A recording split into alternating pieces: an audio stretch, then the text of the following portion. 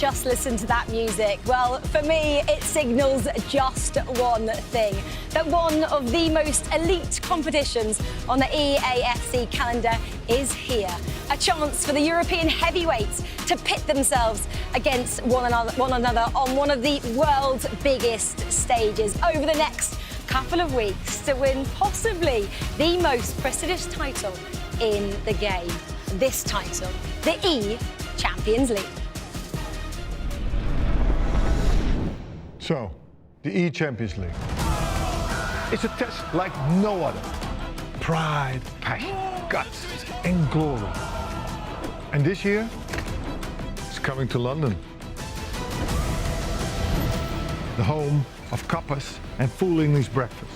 Black caps, red sauce, and blue teams. But most importantly, the home of football. We've seen what the Champions League does to this iconic city, but these stars play a whole new ballgame. Every match is a final, and everything is on the line. There's an all-new look, but some icons are always there. Experience the action like never before. Welcome to the eChampions League. Welcome to London as well. Well, the players you're watching here, they touched down in the capital just a few days ago now. You got Tex and his teammate there, Matthias Bonanno, and obviously Tex, he won, didn't he, back in 2020. Online, he'll be hoping to win in LAN. Then you saw the defending Champions League champion there as well, and a world champion to boot. The who's who of the players are here, ready to go into battle. The heavyweights, I like to call them. And talking of heavyweights, look who is next to me. We've got Ryan Pessoa and Brandon Smith back for the 6th year of the eChampions League, guys. I mean, where has time gone? For me, though, this is the best competition. It just feels like it's elevated every time we come back, doesn't it, Ryan? Yeah, I'm with you, Rach. I think it's a huge competition. The names at disposal in this competition as well just elevates it to that next level.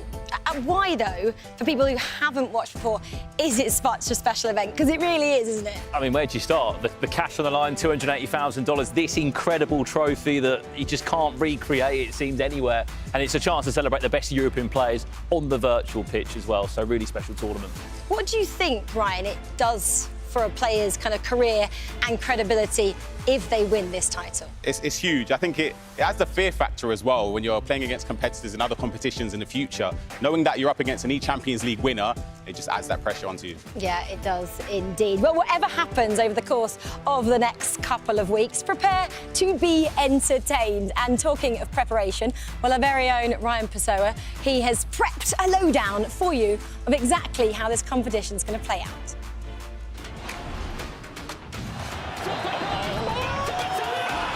Welcome to the eChampions League. The top talent from across Europe have qualified through their domestic league success, and now they're ready to light up the stage. Here's the lowdown. The tournament unfolds over 3 major events in London: the group stage, the knockout stage, and the eChampions League final. Oh, it's so clever! Now let's talk groups. It's split into 8, which feature a single round robin, meaning each pair competes against all others in their respective group. Finish in the top 3 and you're off to knockouts. Finish top of your group and you skip the round of 32 and fast track through to the round of 16. It's a golden ticket. So lock in, because the road to becoming the next champion starts right here, right now. Let's go.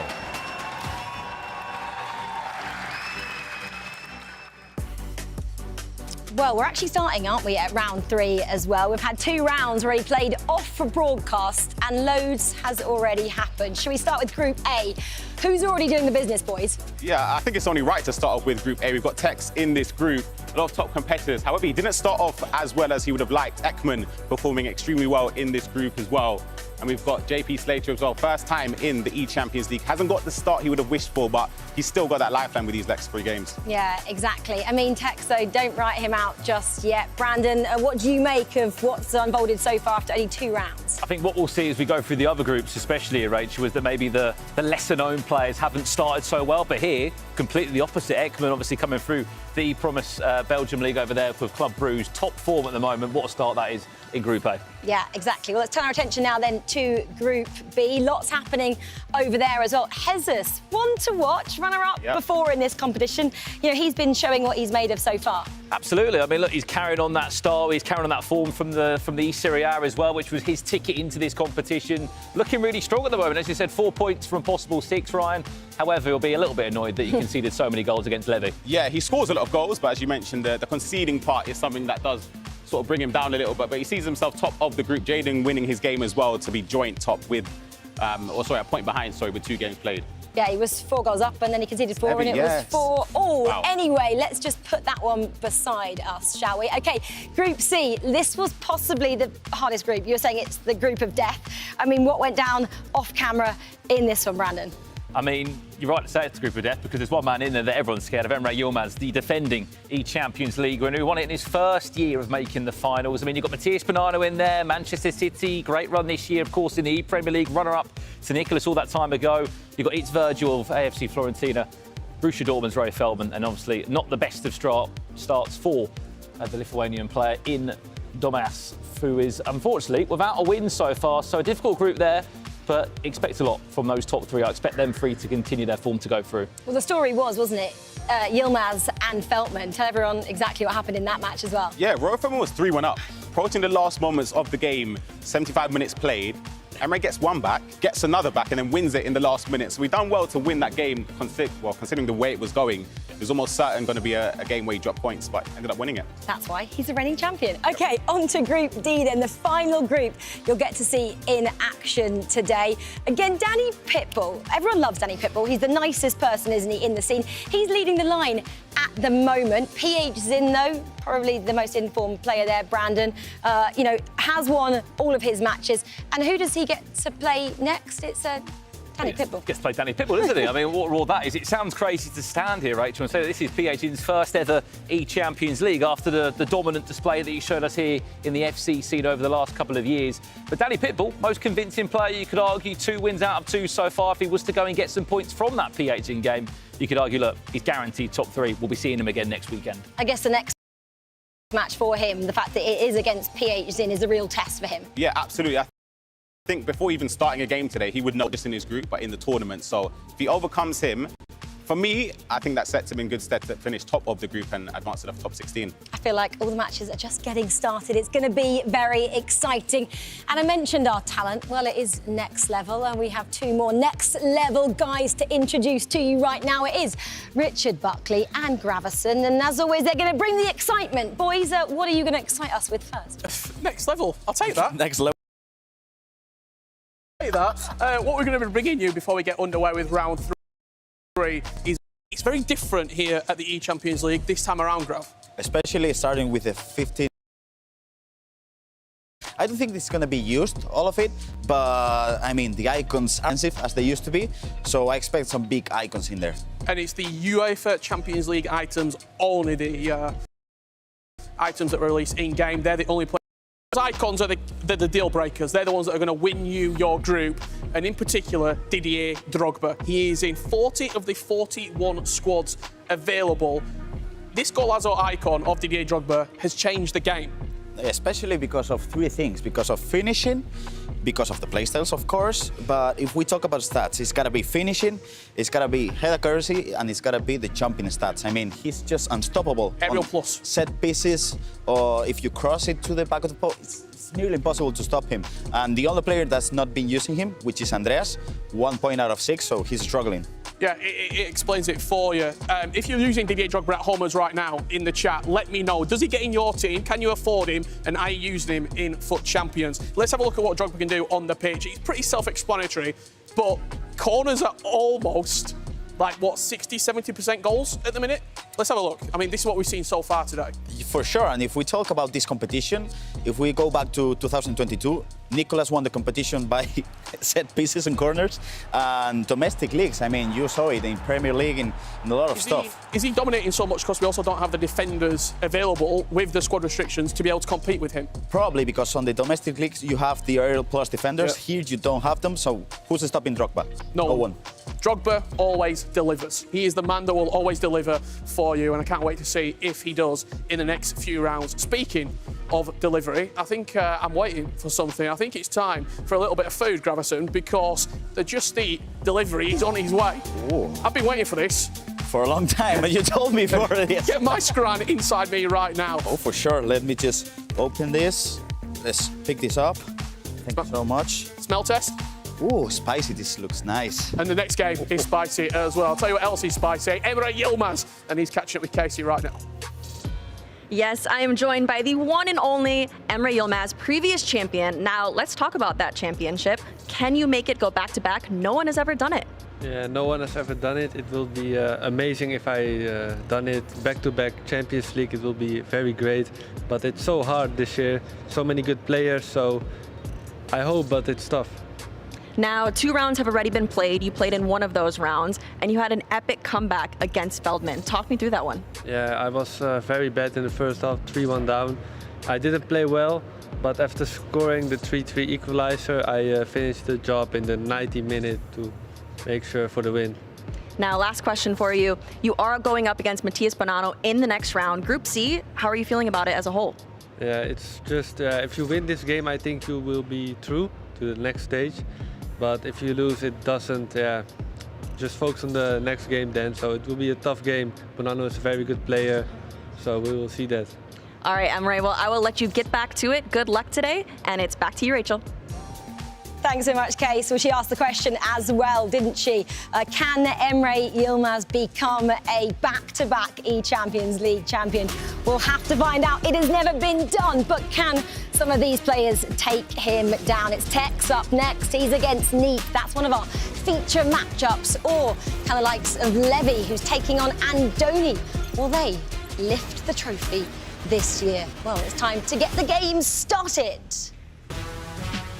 Thank you very much, Rachel. Yes, eChampions League has arrived in home soil for a change. We're here in London for the next 3 weeks. As we said, it's group stages this weekend. Next weekend, it is Knockout FC24. And then the 29th of May is the big one when you guys at home can come here as well, Ryan. This is the start of the journey, isn't it? Yep, it really is. And what a game we have between Neat and Tex. It's a perfect way to start off the stream today. They, of course, played 2 games, or 1 game for Tex's part anyway, previously losing against Ekman. So we need to get points on the board, especially if he wants to try and finish top of the group. But to do that, he has to overcome one of the best players, not just in Europe, but in the world, in Neat. He performed fantastically well, Brendan. You were there in Spain seeing him perform, getting this spot in the eChampions League, and he's a formidable force on his day. He certainly was. What form for the last couple of weeks, you could argue. Great performances, obviously in San Sebastian in the Liga FC Pro Cup, where he made a grand final, and then just, you can argue, 2 weeks ago, he was in the Liga FC Pro top 4. We're not hanging about here. We're jumping straight into the gameplay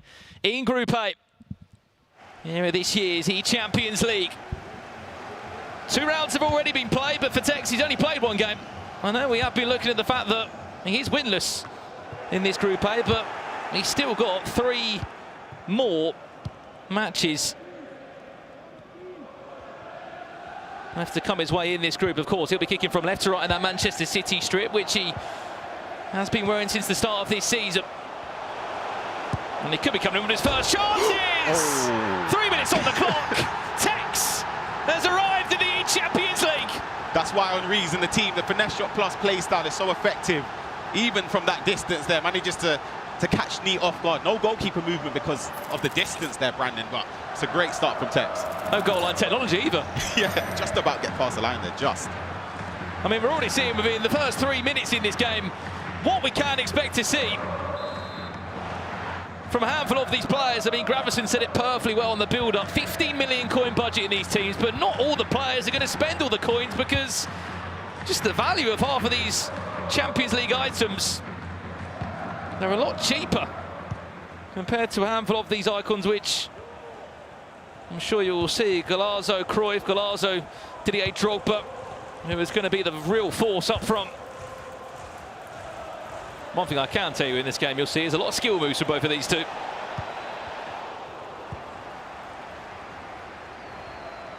I think Tex knows more than anyone, Ryan, how important it was just to get that first win on the board. Remember, you need to be in the top 3 in your group to go through. If you do top the group, you go into the round of 16, so you basically miss a round in the knockouts. If you finish 2nd or 3rd, you go into a sort of playoff round, which will be next weekend here in London. Same place, same time. Marino finds Mbappe, takes for 2! It's 2 in 10 minutes!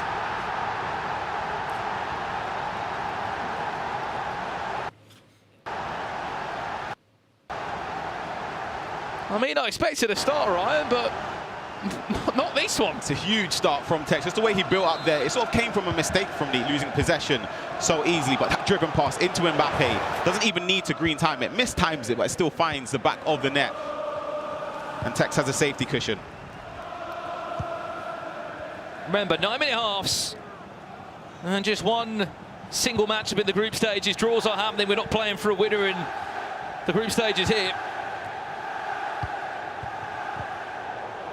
And more importantly, we can see you at home as well. Get involved in the conversation across this weekend. You're allowed 3 icons in these restrictions.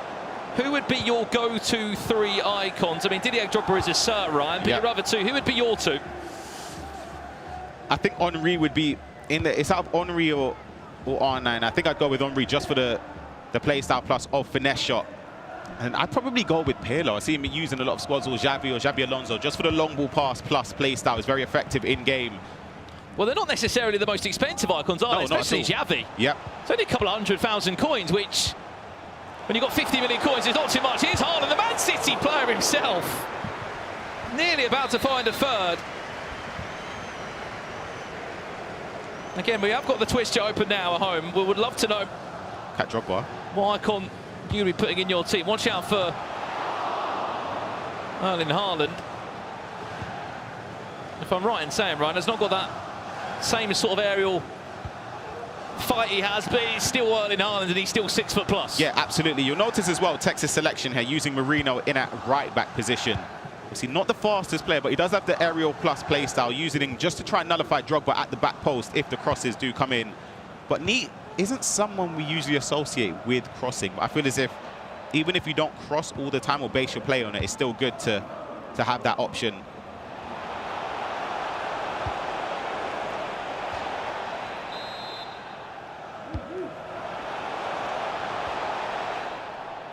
We had someone in the chat saying Dan Burn from Crossness. I don't think Dan Burn's going to get in the team, but he's 6 foot plus. He could come in handy for a corner. Here's Cancelo, whipped it all the way to Drogba. Wow. That's what he's going to do again and again and again across these next 3 weeks in the eChampions League. Who is going to stop him at the back? Because I don't think it's going to be anyone. Yeah, I stand corrected. I said Neat's someone you don't really associate with crossing the ball in, and he just whipped one in from deep there with the triggered run from Company as a decoy run into the box there. But Drogba, as we said, Richard spoke about earlier, being in all but one of the squads, proves his effectiveness in game. It's not even a million coins either, is it? It's just one of your only real options is going to give you an aerial plus play style, which if you have not been following the FC Pro scene this year, it seems like whatever virtual league we've been in or any competition, there's always been that play towards the current meta, which involves finding anyone with an aerial plus play style. And this isn't the only game that's underway here with the eChampions League. You've also got Levi David against Sampdoria. That's Ajax against Atletico Madrid. 41 different players involved in the group stages here. I'll be in for an equaliser. Toni Kroos. Offside is Musiala. And across those 41 players, Ryan, 34 different football clubs being represented in this year's eChampions League, which just goes to show how many of the best European clubs we do have on offer. There's that little ding. There's Drogba on the other side. Just didn't really have the angle, Ryan, there, did he? Yeah, couldn't get the power behind the header there, but just an attack to keep Neat occupied and having to focus a lot there, almost gifting possession to Tex.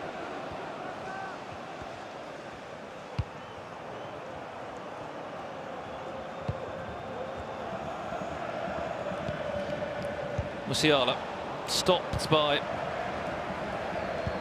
Vardiol of Manchester City. I mean, that's also going to be a talking point this weekend, Ryan, as well. Your centre-backs choices.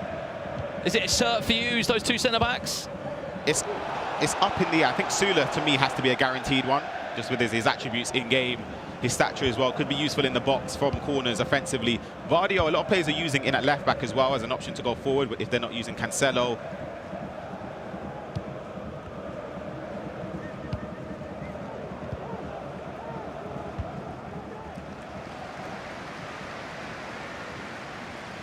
Speaking of Cancelo, we'll happily switch it from left to right as we see Mikel Merino.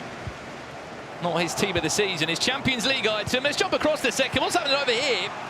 It looks like there has been a goal in the game, and it's Andoni, who is needing points at the moment for Atletico Madrid. Up by a goal to 0 against Ajax. And Levy David. That one coming from Group B. Yep, slow start again from Levy.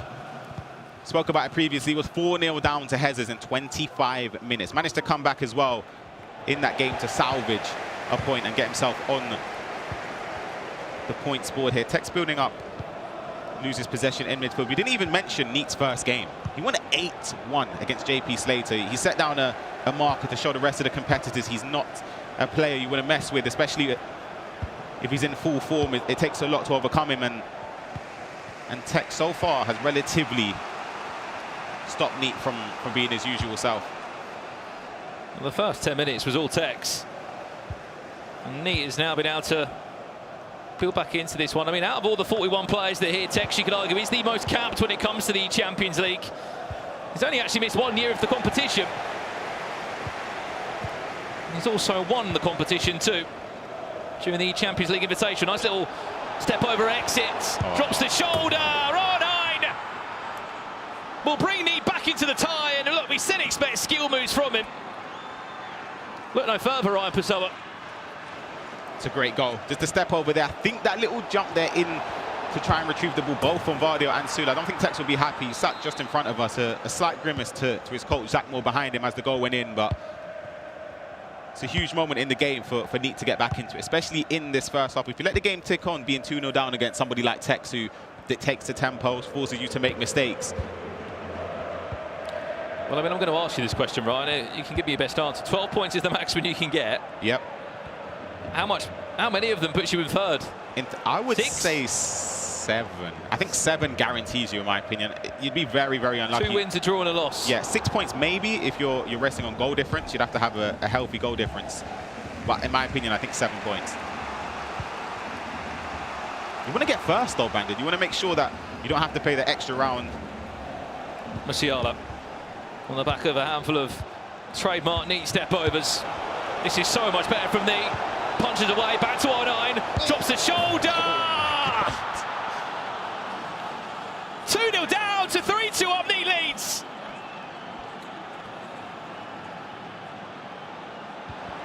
Sensational build-up. Just here, cancels it, stops with an L1 stop, and then last goal. You could argue Tex is very unlucky for the defender not to block the ball there, but the build-up play was sensational from Neat, just to get into the area.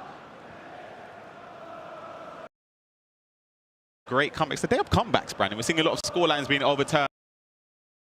So in 9-minute halves, when you go 2 or 3-0 up early on, it's not a safe place to be. Just isn't. Group A, B, C and D in action today. 20 of the 41 players in action tomorrow. You will see the remaining half of the competition take to the stage. Those names include Nicholas in there, of course, former world champion of it. Fuma, Manu Bashir. One dinked in towards Haaland, dives into the tackle, going to loft it back in again to Mbappe. You have to ask if that was Didier Drogba. It might have been a slightly different outcome.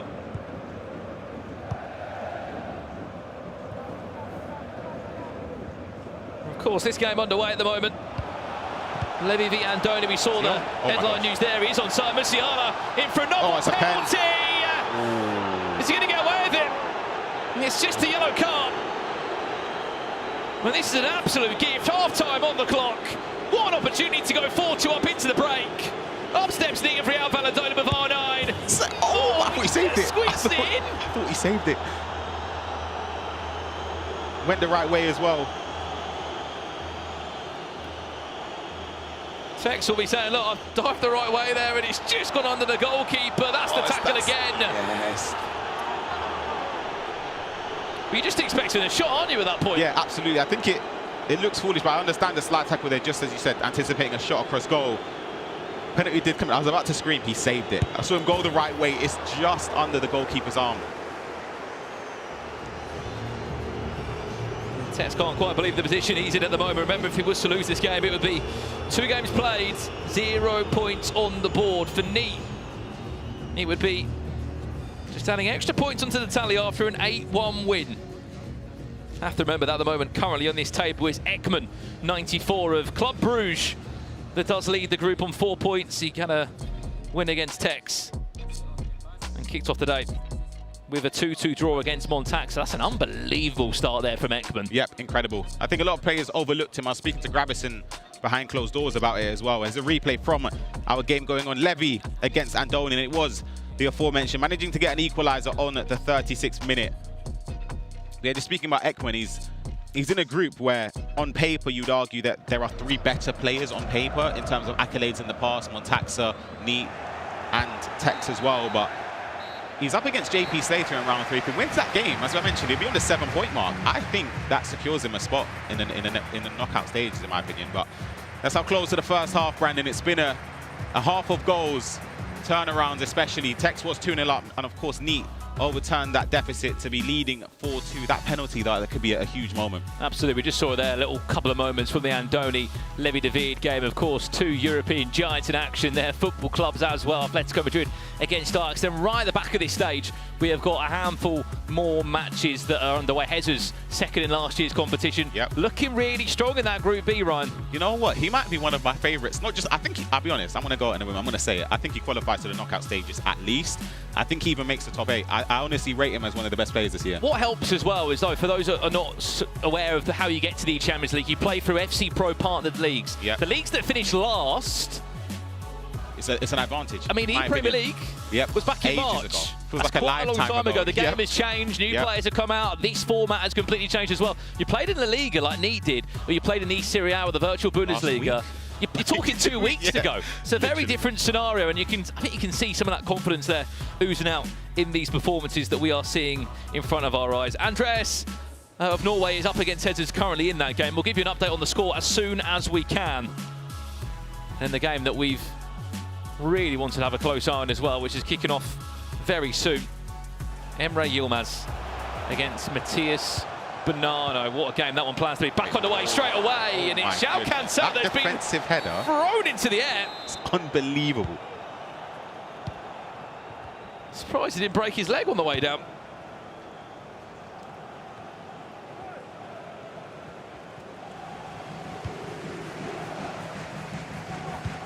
(4-2).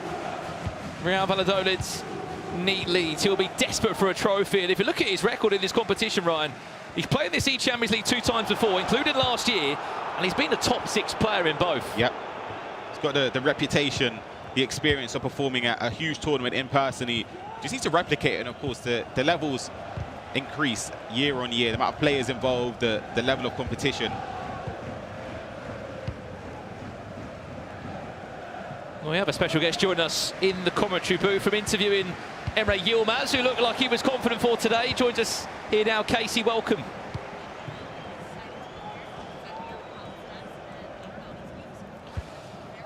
What do you make of this start? Tex 2-0 up in 8 minutes, and now we're at half-time, and he's 4-2 down.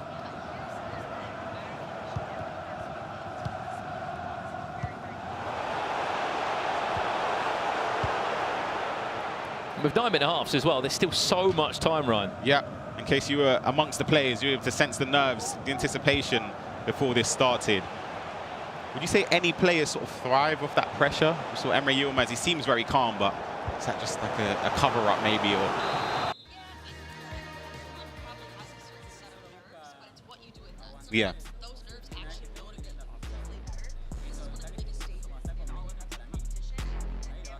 Player is going to be feeling that, being under the lights, playing in this tournament, because there's a lot of online, and they're looking at that trophy, which is literally within eye distance as they're playing. And I don't know, I think that there are some players that are more comfortable with that pressure, others not so much. Depends how you use it as well, as you're right to say. Some people say nerves, just excitement. Yep. Who would you say was the most excited player that seemed the most positive? Hezzers, maybe? He's always happy. Maybe Hezzers. Yeah, he's definitely a happy guy. He's always I mean, you would be if you just won the Serie A and you got all that cash as well that comes alongside. Anyone else? I think it's everyone's coming off of such a good competition within their regions, and so they're on top of the world. Yeah. A lot of them have already lifted a trophy this season. Exactly, and the previous round makes a huge impact on your emotion too. Tex has a corner here. Can he get one goal back into it? We've seen in previous competitions how effective he can be from corners. I was about to say, this is our first chance to see a set piece and to see the involvement of Drogba. He did have a chance there. It's a chance to actually counter-attack now from Musiala, who won the penalty for Nice.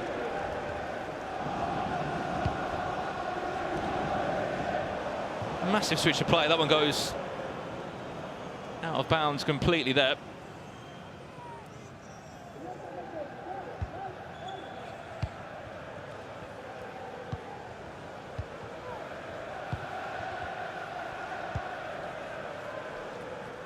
Where does Haaland actually fit in this team, Ryan? To be honest, I'm actually quite surprised Is he Tex like is starting him. Like another midfielder or something? Yeah, I think he's playing as a left centre mid in a 4-3-2-1. I'm almost certain. Because when I think Tex is one of the very few players that are actually starting Haaland in the team.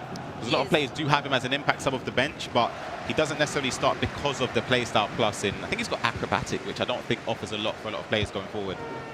Yeah, he originally had him in that left back position, but he switches him in game to Marino. He goes left back, and he stays that left center mid as well, which I was surprised to see. It's like it's a Haaland that you could argue has been sort of stripped down of half of the play styles that you want from him. Yeah, I think that in previous competitions, everyone is trying to figure out a way to defend against that Haaland with the aerial plus, but now that is Drogba stepping into that position. Yeah. Omri, this is brilliant from Tex. Just pulls out a defender completely there. Can he find the gap in between? Company just about gets back. I mean, you are allowed unlimited heroes also in this Champions League format, but the problem with half of them, Ryan, is you could argue they're just maybe not up to the power curve. Yeah, I think Vincent Kompany's probably the only one. I know a lot of, well, not a lot, a few players have selected Dudek in goal instead of Donnarumma or Nick Pope, but I feel like Kompany would be the only one that would set into most of the squads. Unless you're Tex, you'll have John Arisa as well. And as a left back on his team. Here's Neat. Looking for a 3-goal cushion, which would certainly send him potentially to the top of this group table.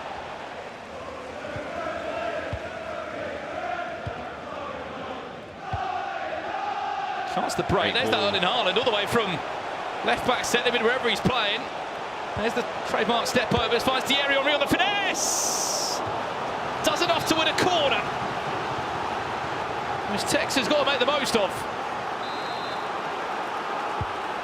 Plays into that Drogba again. There he is. Yep. Can't stop him, won't stop him. I think bringing the keeper there is so risky, Casey, because you know the pace that some corners are whipped in, especially from Tex and Zach Moore. They work a lot on set pieces. The keeper's never going to get there. Yeah, and there's also not many opportunities to defend against Drogba in that situation. And so you're kind of just hoping and praying that you'll somehow get a touch on it. But again, Tex has practiced that so many times with Zach Moore, and he knows exactly what he's doing. A lot of these players have practiced corners over and over and over, and it definitely shows. Well, they've sort of become the penalty now, haven't they? Corners, you've got to maximise the opportunity there. It was risky from Neat to come out flying with the goalkeeper. He wanted to stop Drogba, and instead he's made this game become ever so more tightly contested for the last 20 in-game minutes. Toni Kroos, of course, on his way to another Champions League final in real life, will get the bump up on his in-game item, which actually makes him one of the most expensive roads to the knockout in-game items left on the game.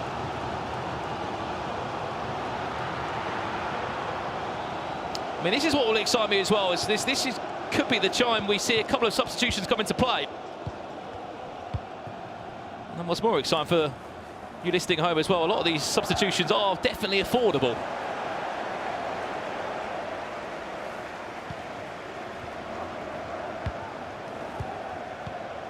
Neat. Turning up the pace, step over, exit into on. That's that 2-goal cushion. Reinstated again.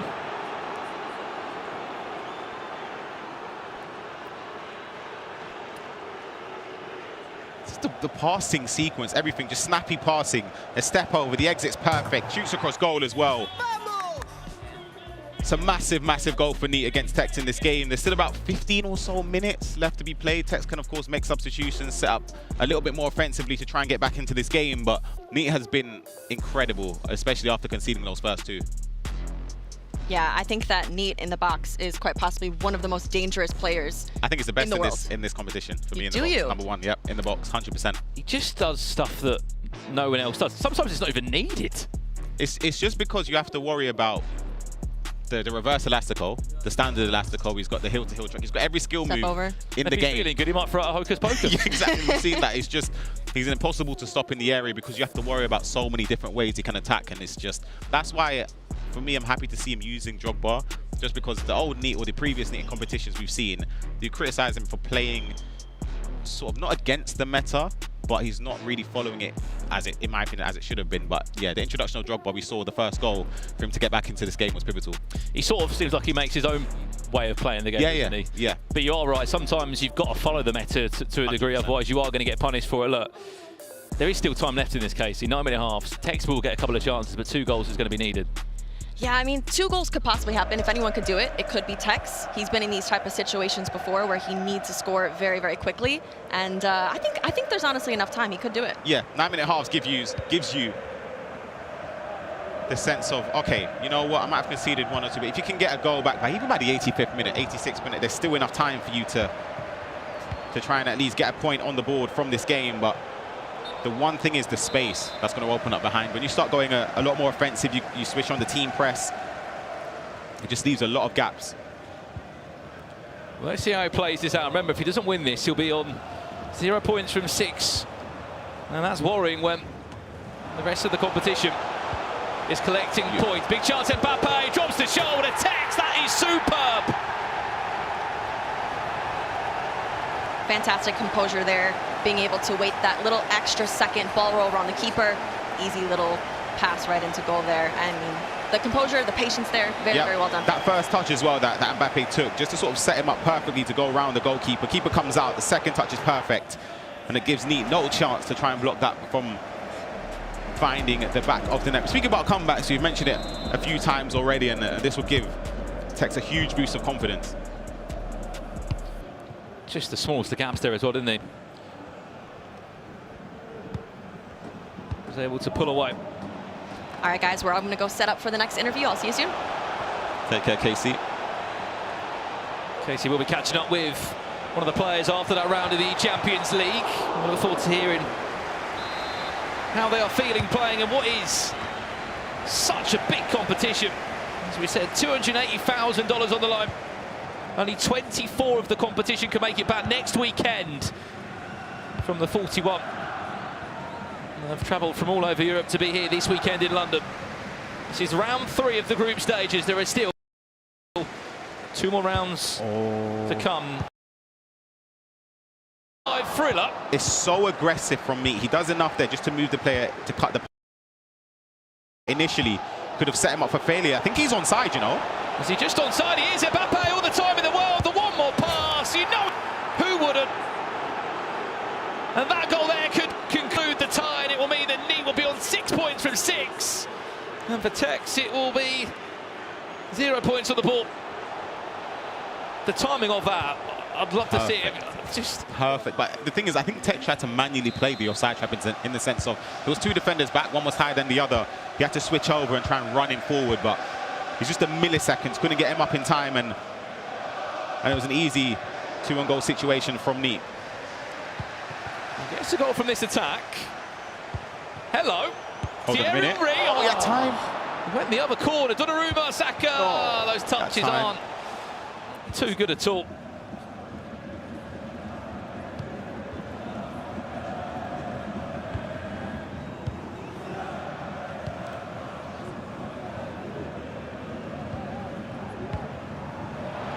Look at the space now.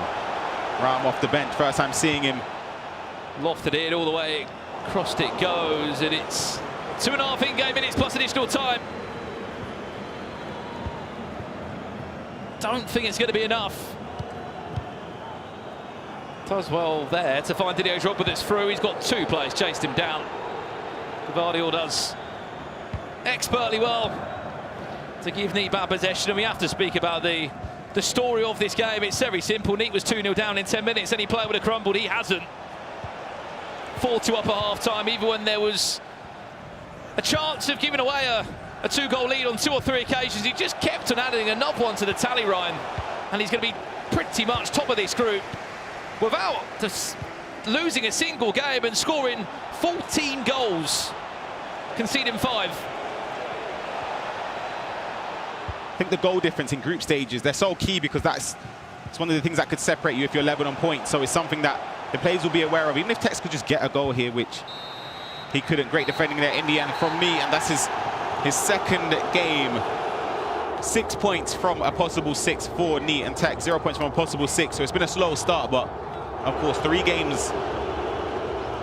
Is it 3 games left? I think he's had his bye already, so he's got 3 games left in this group stage, just to try and make sure he can get some points on the board and get into that top 3. Yeah, I mean, both have got 3 games left. We were speaking about in the commentary, Ryan. 7 points could be enough to send you into a top 3. We're going to jump to another game, I believe, now. Potentially Levy versus Andoni, where Andoni was 1-0 up in this game, and Levy has come back flying, Ryan Purcell. 3-1 he leads, 10 minutes left on the clock. Yeah, this is a huge result for Levy. If he manages to see this out, he'll see himself on 4 points in Group B. Of course, already playing one of the favourites in this group in Hezzers.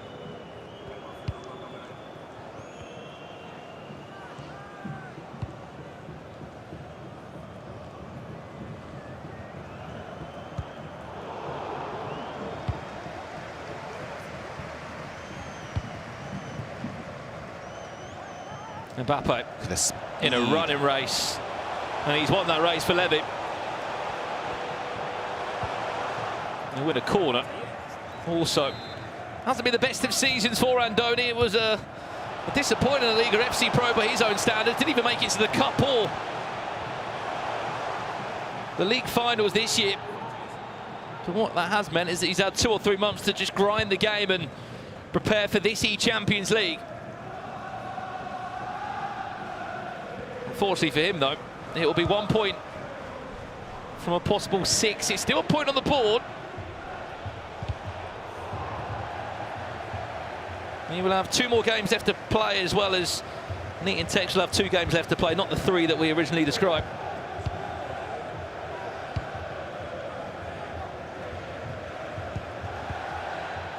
Levy finding his first win here. That would continue to shake up this Group B a little bit more. It put pressure on Hezzers. Yep.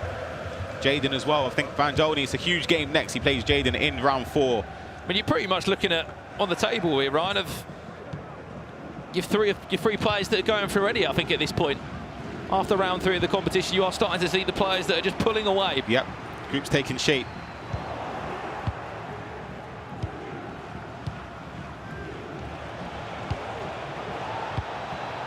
Cafe one, Marie Drogba. One more pass. Didn't want to find it. Mbappe went on his own.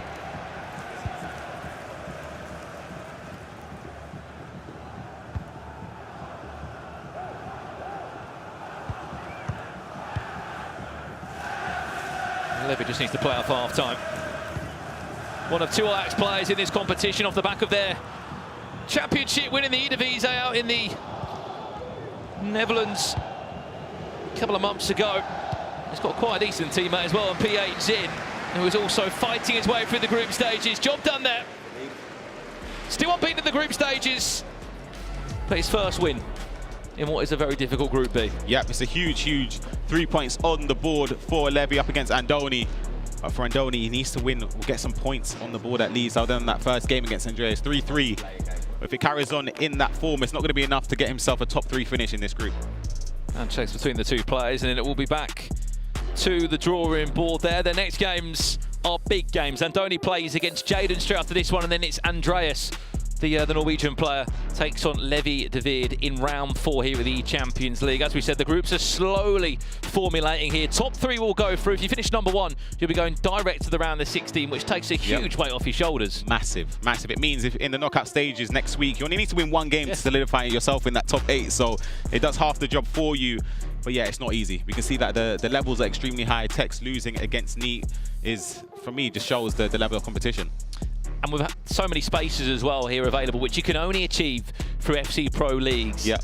You're right in saying everyone that's here has achieved something this year. You're looking at the best players from each individual country or each individual league from around Europe. The quality of the eChampionsLeague is very strong. So for those players that may have not have had other tournaments to play, maybe like the FC Pro Open earlier on this year, they might struggle. Yeah, I think the experience helps as well. Just playing at a LAN event in person, tournaments this year, you're able to just play on the stage opposite your opponent. I think it makes a big difference. Yeah, absolutely. Well, Casey was here with us not so long ago. I believe she's somewhere else now speaking to, I believe, one of the winners from our eChampionsLeague group stage games. Yes, I am here with Neat, who just had a fantastic victory over Tex. Now, Neat, you were down 2-0 in 10 minutes. How did you make that comeback? Ibas perdiendo 2-0. En 10 minutos, ¿cómo le has dado la vuelta al resultado? Nada, simplemente manteniendo la cabeza, igual. No pasaba nada por ese 2-0. Al final es uno de los mejores jugadores y tienes que dar tu 100% para ganar. Creo que he dado mi 100%, por eso me he podido llevar la victoria. I was just keeping my mind cold. It's just 2-0 is nothing. You know he's one of the best players, and you need to try and make the most of it. Just try and win him, and just like that's what happened. Well, that was a fantastic victory, but let's look forward. Your next game is against Montaxer. Tell me about how you're feeling about that one. Tu siguiente partido es contra Montaxer. ¿Cómo te sientes? Nada, súper contento por esas 2 victorias seguidas y nada, igual, todavía queda mucho para pasar de fase de grupos. Estos torneos son muy difíciles, así que a mantener el 100%, a mantener la cabeza y si sigo jugando igual, seguro que logro pasar como primero de grupo. Same. I'm really happy that I won. I got these 2 games already on my side. But you're keeping my mind cold and just like try and win. It's a very difficult knockout, but I hope I can make it to the next round. All right, Neat. Well, you have 2 more rounds. I will let you get ready for those. Back to you guys. Thanks so much, Case. Yeah, a stellar start then, wasn't it, for Neat just there, 6 out of 6. Let's quickly recap what we saw on the other side of the room, though. Levy are taking on Andoni. Levy, at the moment, he loves to go down and then kind of make a resurgence. Is he going to change that round as we progress today, Rich? I mean, he's getting the job done. He is. He's making it hard work, isn't he? Yeah, it might not be his typical dominant performances. And I think a lot of people this year, Grav, have talked about Levy being in that upper echelon, top 6 through 8 players. He would see himself right now at Ajax as a global favourite and an ECL favourite. And I think, look, as long as he's getting points on the board, you've just got to get through this group stage. Yeah, just grinding his way through it. He is doing just that. We do then want to talk about our MasterCard moment of the match. It doesn't come from that match. It comes from the one we were just speaking about, Neat taking on Tex. Boys, what is it? I mean, it was an amazing goal. If we just have a quick look. For me, it's all because of the second man press.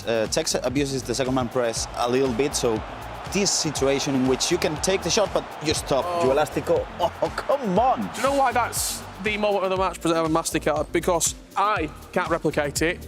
Gravison can't replicate it. Oh, no chance. Neat, probably one of the only people in this building that scores a goal like that against Tex as well. And we were just chatting with Tex like before we literally 20, 30 seconds ago.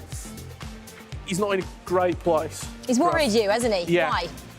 The thing is, and that's the thing he told us, if Montaxer beats Neat, he's out. Yeah. So when you depend on other people, you're not as comfortable as you should be. But, I mean, he has to get the job done, he has to get the 6 points out of 6, and then what happens, happens. He's got Montaxer and JP Slater. Can he get 2 wins? Are you thinking he can from what you've just heard? I think you can get 6 points, yes, but 6 points might not be enough if Montaxer beats Neat. It's going to be a real tough ride, but he's put himself in that position. Like, it's 3 out of 5 go through a group. If you're not getting through the group, you've only got one person to blame, and that's yourself. You can't sort of make excuses saying that the format was bad or I were unlucky in the groups. All the groups are seeded, all the groups are ranked correctly, and if you're not getting 3 out of 5 or 3 out of 6 in one case, you're the person to blame. Well, I'm being positive about one of our own because Neat is 2 from 2, so let's hope he gets the win. No offence, Montaxer. Anyway, guys, if you are watching at home, well, we have so much for you to enjoy as well during these group stages. So watch along and link your EA account to be eligible to receive rewards. For the group stage, you're eligible to receive a loan team of the season player for 30 games, a jumbo premium gold pack and a rare Electrum player pack as well. Complete all to claim a jumbo rare player pack. And as I mentioned, in order to receive these rewards, you need to link your Twitch account to your EA ID. And as well, the eChampions League takes place throughout the month of May. And we end, don't we, on the 29th of May with our eChampions League final. And you can come and watch that as well. And you can see some of the greatest FC players in the world compete for the ultimate European prize. It is going to be amazing. Come and visit us and visit fcpro.com to get those tickets as well for your chance to witness all the action. And there's usually a couple of notable players as well from the real pitch. They come down, so you never know who you're going to meet if you come down and watch us all live on the 29th of May. But for now, we are going to have a little break here, but come back and join us on the other side because we get to see the Group of Death, Group C in action, and Group D as well. It's going to be epic.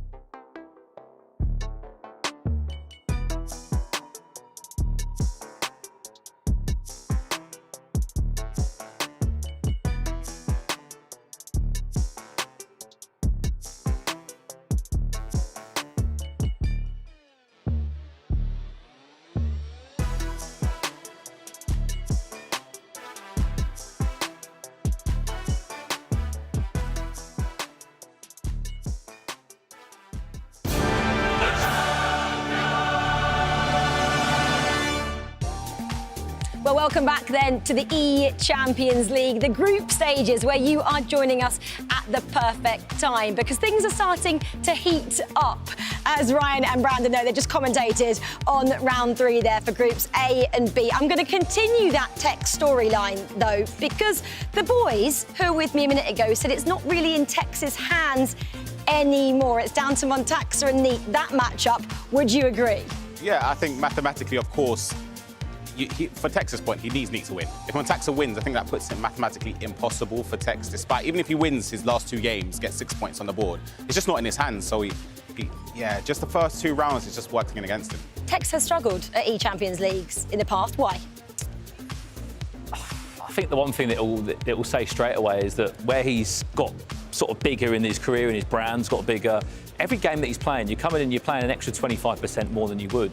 So everyone's playing a cup final against him in every match. And I think that's very difficult. And even someone like JP Slater right now hasn't won a game yet, but Tex has not won a game either. So he's thinking, this could be a chance for me to beat him and maybe send him bottom of the group. Yeah, you never know, anything can happen. Well, we are talking now about Group C and D as well. Let's park A and B. Group C, Group of Death. Who is everyone going to get to see, guys?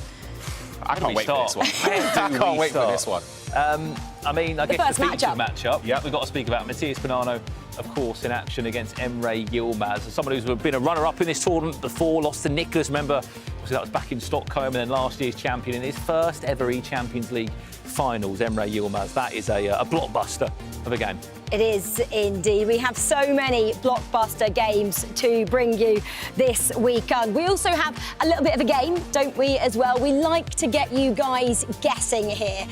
We know it's become a bit of a thing, isn't it, in the chat. That's because we have this Easter egg to guess for the eChampions League group stages. And the challenge is, OK, to score a finesse shot with a player from a certain league. It could be La Liga, it could be the Premier League, or even Serie A. And we'll be dropping in some hints along the way to help you guys guess. It's a mystery, of course. So let the guessing begin. Guys, do you like to play this game as well? Yeah, we do, but we don't like to give the answer, obviously, away to the chat. So we just sort of give you a few hints. So, yeah.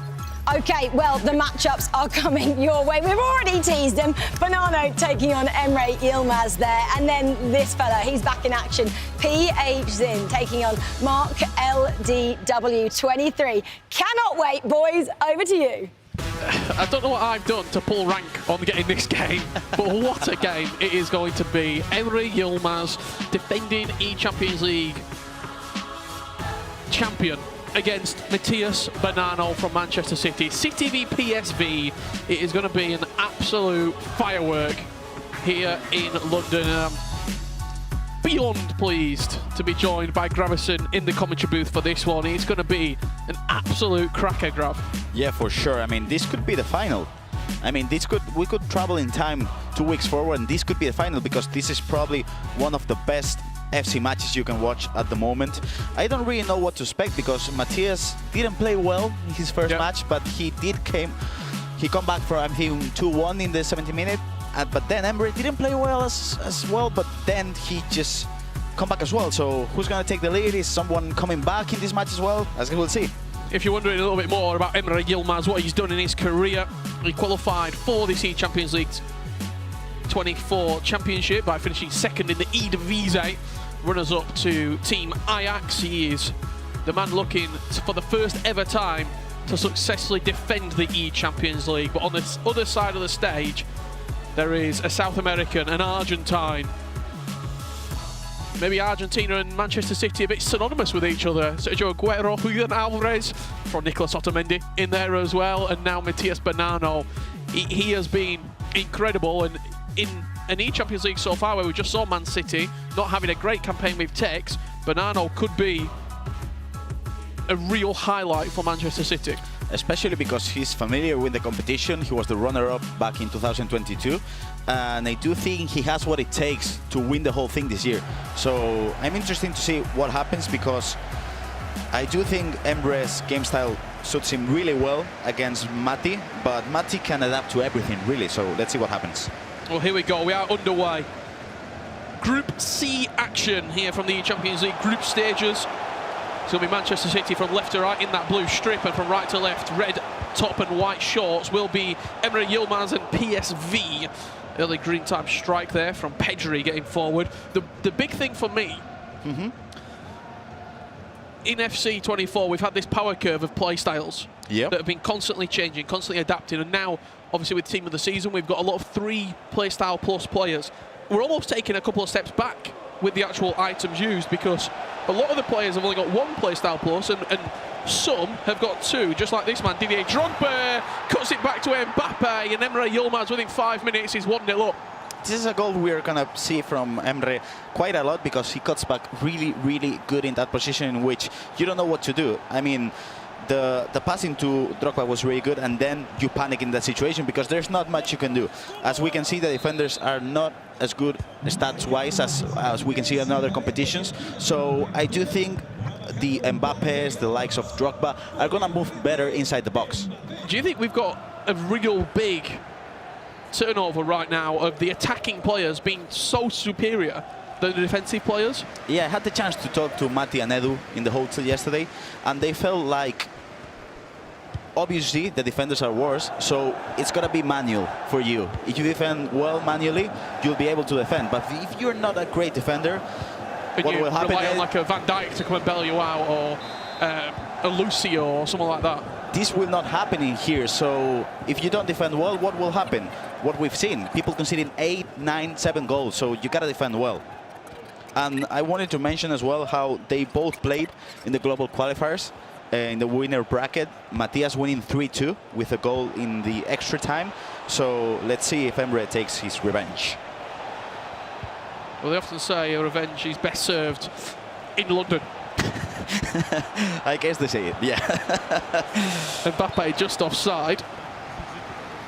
The secondary match that we are going to keep you up to date with is the Eredivisie champion in PSV and Team Ajax up against Leverkusen, Mark LDW, who qualified through the virtual Bundesliga. Nice pass. Mbappe cuts it back to R9. Oh, what a save from Donnarumma. Amazing. That is unbelievable. It looked like a guaranteed goal. That's got to be safe of the tournament, and we're just in the round number 4. Come on. Well, it'll be live 45 minutes. Wow. Nice That is ball. incredible. Let's see what Pedri does with the ball in here. Player locked into Mbappe, cuts it back to R9. Red times.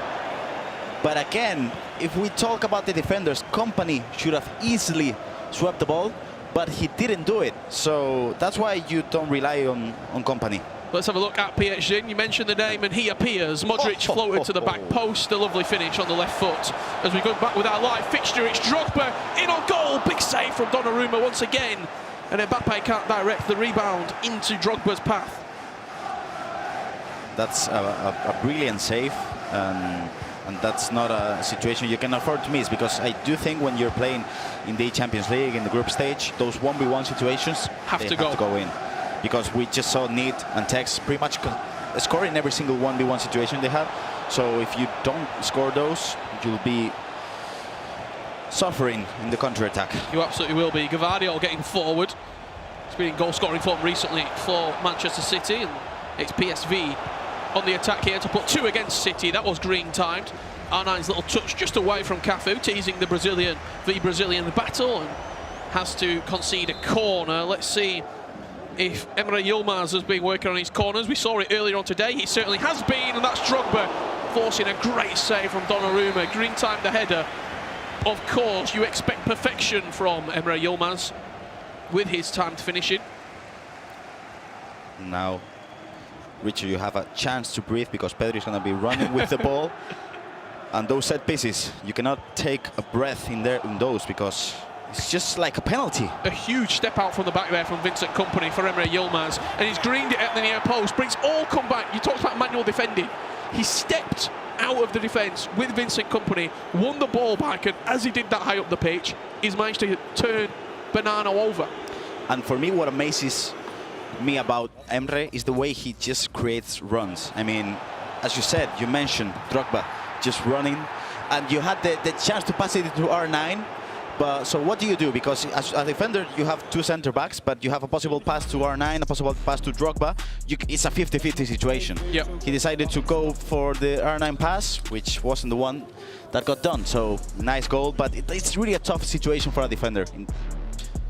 It's a lovely green time finish as well. It is. Say, at the near post, took the keeper completely out of the equation, and a pause I think we're just currently in right now, as we're going to get this game back underway very shortly indeed. 2 goals early in 20 minutes give Emre Yilmaz a lead against Matias Bonano. I can hear the celebration from the crowd, which means we're back underway.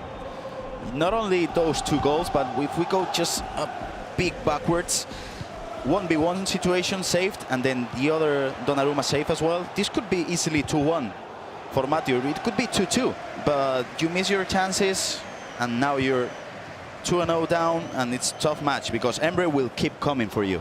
He'll keep creating chances, and if you don't defend well, he'll keep scoring goals, pretty much. We're seeing Emre Yilmaz winning, we're seeing PH Jin winning, and we just saw Levy pick up a victory. The Eredivisie, whatever they're feeding them over in the Netherlands is certainly working, and what a division as well, the Eredivisie turning out to be. Mbappe just looking to recycle on the edge of the box. Toni Kroos picks over. Nice defense. That's a nice ball over the top. Didier Drogba up against Nicolas Soule. Don't know if I'd be saying that back when we started the campaign. Here is Drogba, a couple of step overs, and Soule just forces it behind for a corner. We saw a couple of corners for Emre Yilmaz. It's early, he's whipped into the near post. It's probably a little bit too much for Drogba to try and bend that neck and angle his header goalwards. But he does get another chance, does Matias Bonanno. You see the pace in which he's taking this corner as well. I want your opinion on that. Why is he taking these corners so fast for people at home? Because you cannot move the keeper and you cannot defend it manually. So a goal comes in, as you mentioned. 2-1, it's pretty much unstoppable when it's that quick. And it's the pace of which you're not dilly-dallying on the corner. You're putting the ball down, you know exactly where you want to aim it already. And then that header as well, green time from Didier Drogba, just a glancing header. I'm going to ask you maybe a $75,000 question. Okay. Because it could help a lot of our players here. Okay. Is there any way to defend a corner like that? Have you found anything this season? For me, the thing that works the most is not moving the keeper. Because if you move the keeper, it's going to be too quick. So you're going to be put in a tough position in which the keeper won't be able to catch a ball, but he won't be able to save it. But there's not much you can do, really, because first corner wasn't good, second one wasn't good, but then the third one, there's not much you can do, really. Pedri getting forward, sliding in Didier Drogba. He's the man on town right now. But this is what we'll see from Emre, cutting back every single chance he has, because, I mean, when he finds, this is a mistake, no. Because when he finds those spaces, it's really difficult to defend with the likes of Soule, with the likes of Company. I'm going to ask you that. You've almost read my mind. You're our three icons. Are you surprised no one's gone with maybe a Laurent Blanc at centre-back or a better defender and take it? Because we see Cafu used in a few of the teams. The thing is, Cafu, you're attacking with a right-back which... Can Cancelo not do that job, though, when someone like Blanc is so much better than Nicolas Soule? For me, no, because... I think we've just got an issue there. Yeah. Looked like his controller just became disconnected very quickly, but he's back underway. Yeah. But because Cafu has the whip cross, which Cancelo has as well, but if you compare stats, Cafu's just much better. And you got to attack with a fullback. At least one. Yeah, Gvardiol, he does a job for you. He gets forward, and that's came. Oh, beautiful play. It came from Gvardiol into R9, and then that little pass extra around the corner. For me, everything happened because of the player lock. Yep. I mean, the player lock was kind of... Talk me through it. As we can see, the player lock's activated. It just takes Mbappe in an angle in which the pass can go to the other striker. And there's not much you can do because inside the box, Emre will be just so methodical in a way. Precise. Yeah, precise as well. And really, it's just quick and precise. I don't know if you're going to get the camera on Bonanno right here, because him more than any other player, I think, the communication that he has with Edu. They're constantly talking. If you almost in an open conversation the entire game.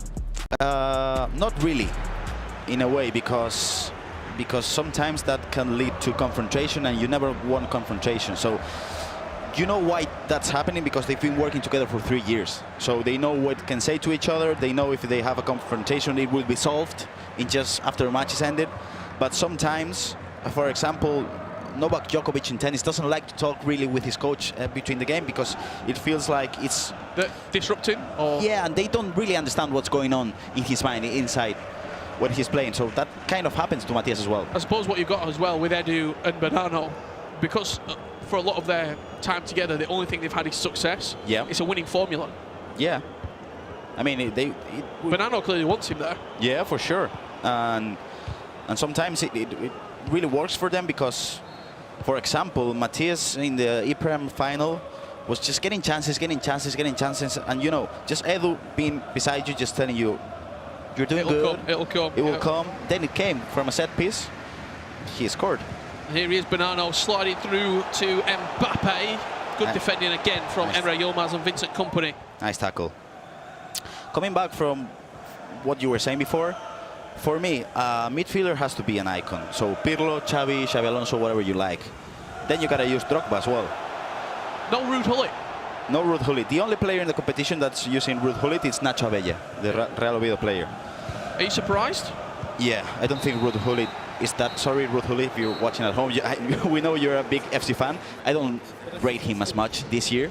But not necessarily do you not rate him as much, but do you not think that with only 3 icons, one of those icons probably has to be Drogba because of the aerial plus, because of that get out of jail free card that he gives you as an item. A second one, you're probably thinking an attacking player, R9 or Henry, and then that third player, that midfielder. Could Gullit be in that position instead of R9? No, not really. In my opinion, no, because R9, I think it's just when you are in those situations in which you're, I don't know, just you gotta score a goal in the last minute. I prefer R9 to be on the pitch rather than Gullit because, I don't know, because of the 5 stars weak foot. Carlos thinking that the Mystery League's from the Spanish 2nd Division. I can tell you, Carlos, you are incorrect, unfortunately, my friend. No. It is not. That's one to cancel off. You can cut that one out now. Let me know as well at home. You've got 3 icons to choose from in these specific requirements. Which 3 icons are you taking? And which positions as well? Yeah, absolutely. So, who are you taking? And give us a little explanation as well. If you give us a good explanation on why you're going to take it, I'll have a word with production and I'll get you down there, okay? I'll get you on the screen.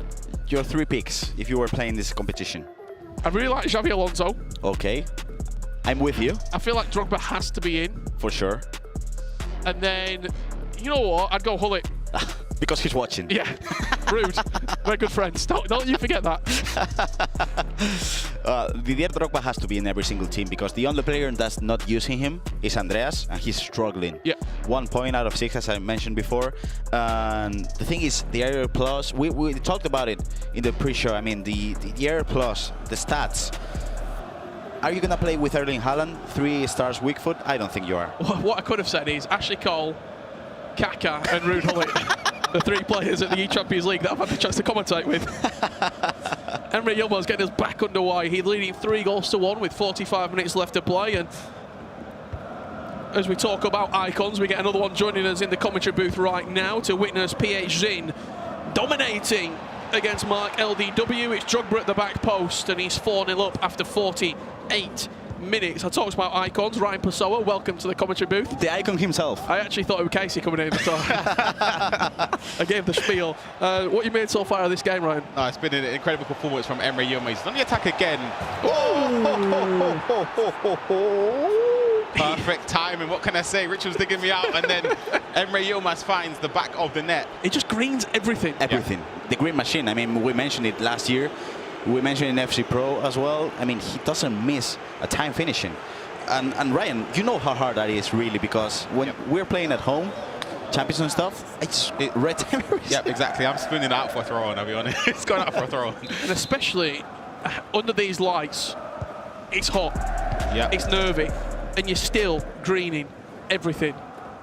The composure that he shows and the winning mentality. A lot of people, when they talk about who they think is going to win the Champions League, not only from the groups who's going to progress, but the actual winner, Emre wasn't in a lot of conversations. Yeah. We were looking at PH, we were looking at Nicholas and maybe Tex or even Banan or PH.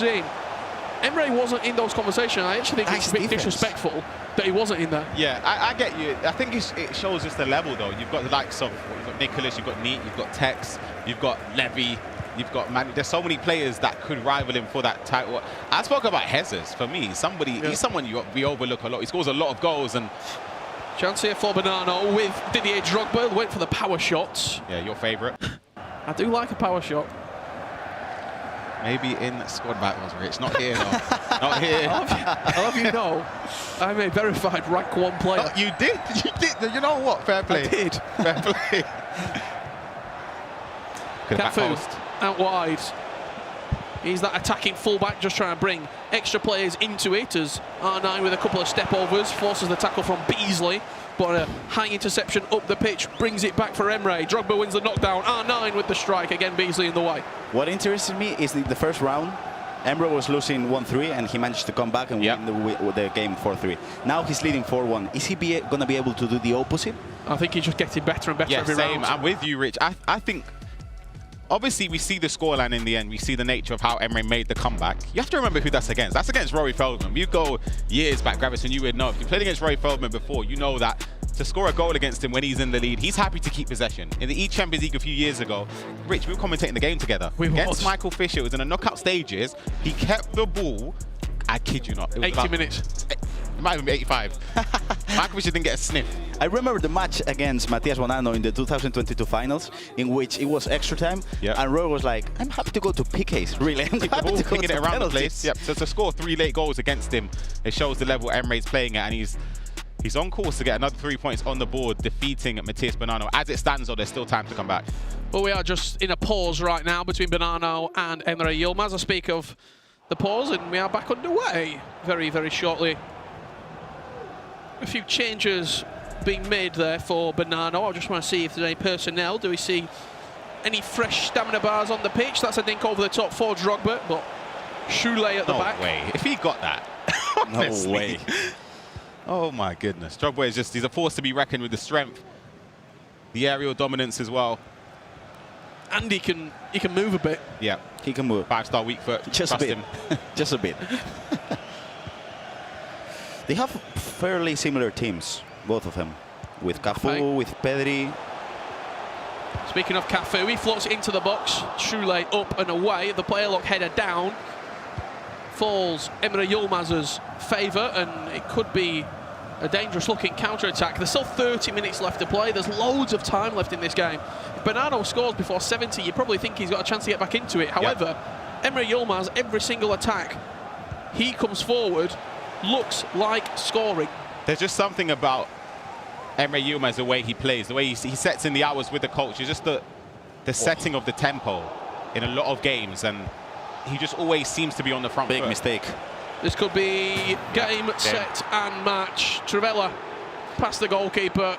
Beautiful finish. Emre Yilmaz 5-1 up. Not even a flinch. It was the tackle. It was the company tackle. I do think he had time, but look at that tackle. It was out of position, and then the Trivella is an easy finish. But yeah, if you make those mistakes against the best players in the world, in which in this case is the defending champ, get punished. You'll get punished for sure. That's a convincing result against Matias Bonanno, 5-1. Well, could be 5-2. Company again, good piece of defending.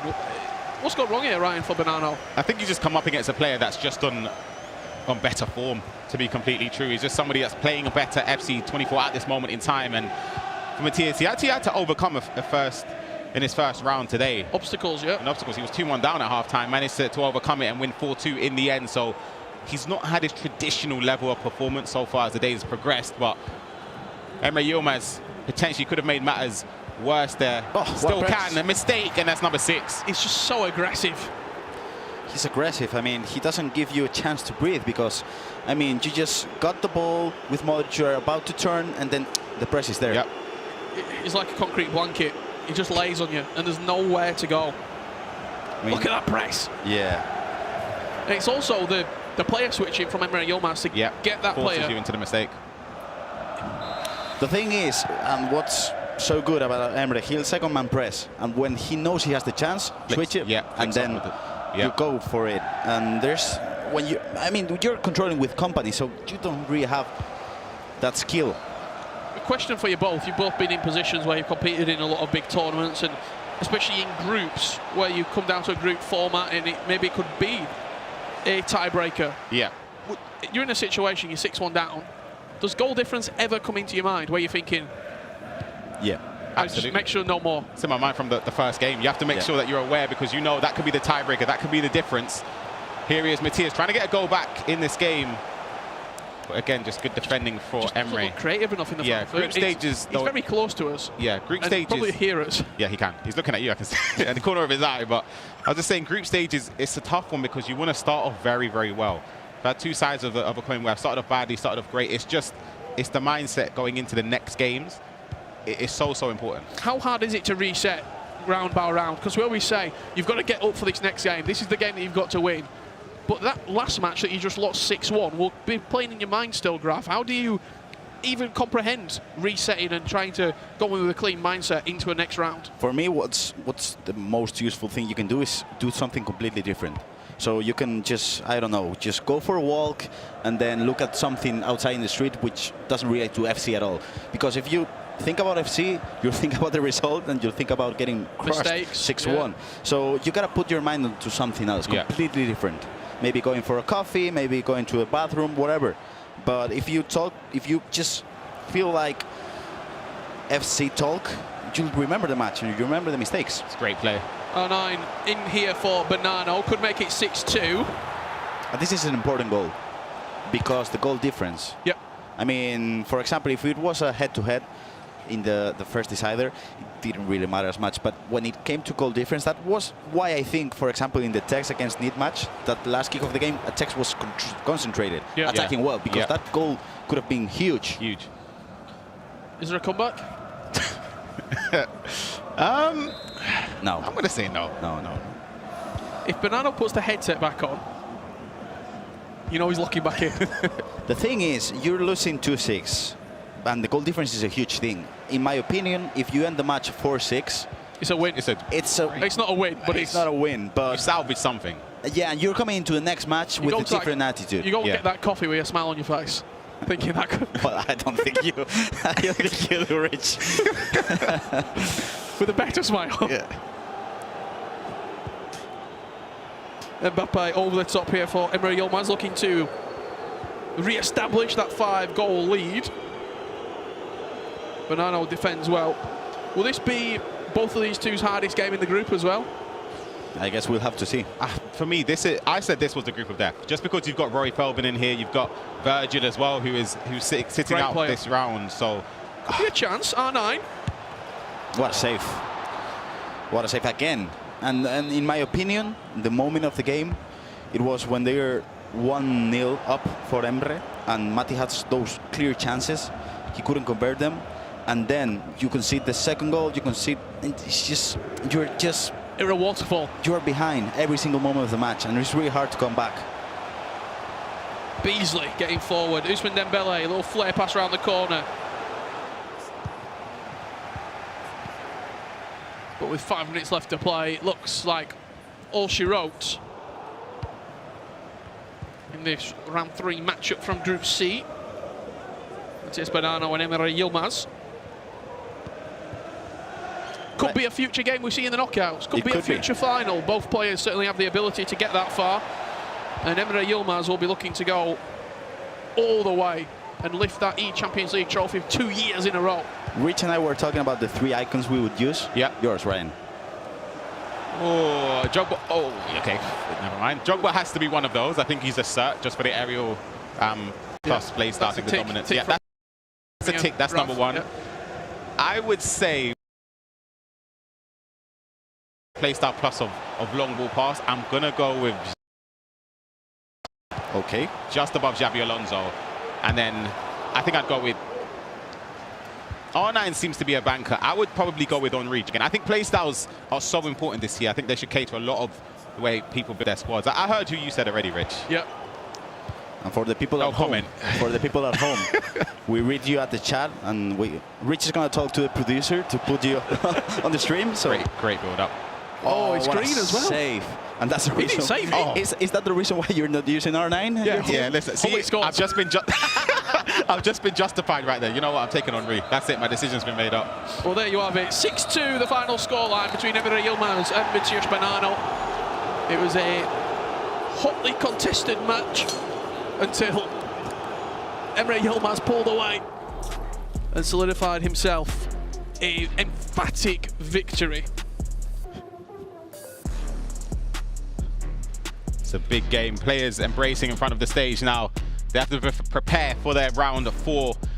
Of course, Matías Bonanno will be up against Virgil. It's going to be a massive game. Huge. Massive game, Richard. Must win. For both of the players as well, if they want to finish top 3 in that group. Okay, I didn't know if the mic worked. I don't know. Emre seems so happy to, be in a position in which in the first game he was potentially with 0 points, and then you go before waiting time, 3 hours later, 6 out of 6 points in a comfortable position to go through. And for him, obviously, Emre, he's gotta be looking at top in the group. Because only top. Only top. And that's the only thing you gotta look forward to, because You skip around. Yeah. and it's Literally skip a knockout stage. and you know how huge that is as a competitor. Well, you can see Emre Yilmaz making his way to the stage. We're going to be hearing from him very shortly indeed. Does he look like a group winner, Emre Yilmaz? For me, yeah. For me, yeah. I agree. Group of death, topping it, probably Emre Yilmaz. Well, you've got our opinion on it. Let's hear from the man himself. Emre Yilmaz joined with Rachel and Brandon. Thank you so much, Rit. Yes, Emre Yilmaz is here with us now. Congratulations. Thank you. 6-2 over Matías Bonanno. That's some statement, isn't it? Yeah, it was. We played last time. He won the game, so I knew if I play my game, I win. But it was just I played very good. Every shot went in. He had 2 very big chances that didn't go in, so I was lucky in that situation. Yeah, we can see a couple of these moments as well that did really give you the edge in that match. Just talk us through some of these as well, Emre. Yeah, here just went for the shot, not for the pass. I think every time I went just for the shot. This one was quick play. Who do you think is the most important player for you in that team? Is it Didier Drogba? I don't know. I think he's good in the air, but He's not very good with his feet. No, I don't like him with feet, but in the air he's the best. Can you remember a lot of those key moments? Because some of the greatest sports stars, they can remember every single thing which happened when they're out there performing. Can you remember all those defining moments in that game? No, not yet. Not yet. When you go and have a look at it and then replay it back. But it looks as well like you possibly are going to top the table. You've beaten, in my opinion, the 2 best other players in that group. Would you agree with me there? Yeah, you can say that. Yeah, you can say that. What's it like coming into this tournament, knowing that you are the champion from last year? Yeah, it feels like you have to defend the trophy, and I think it's very hard to do it. But if you go back to back, it will be amazing. But It's never happened before, has it? no. Does it feel different when you walk in here? Do you feel like you're able to puff your chest out a little bit more and say, you know what, I took that home with me last year? I don't do that. It's just for me a new tournament, so like for everyone else, it's a new tournament, very good players. So this is the first stage, and every stage will be harder. Tell me about who you've still got left to play. You've got Domas, and then you've got Virgil as well. Domas as last game, I think. And then you've got Virgil as well. In terms of those 2, do any of their play styles worry you a little bit? Virgil's, he beat me last year in a qualifier. I know he's very attacking, so that's always scary to play. And the other guy won the league, but I never played him, so... You don't want to expect, do you? No. Is that one thing as well? A lot of these players that are here obviously have come from different European FC Pro partner leagues, but you haven't necessarily played them before. Do they bring a sort of surprise? Because you can't really prepare for a game like that. It can, because when I first had my international tournament, then you play also against Brazilians, Argentinians you don't know, and they are very good. So maybe with some people, they can bring something new. Well, you say other people are scary to play against. I think you are scary to play against. You are now topping the Group of Death, Group C. Congratulations, Emre Yilmaz. Good luck for the rest of the competition. Well, that does now round up the Group 3 of fixtures. After the break, we get to progress a little bit further in the tournament as round 4 is coming your way. See you in a few.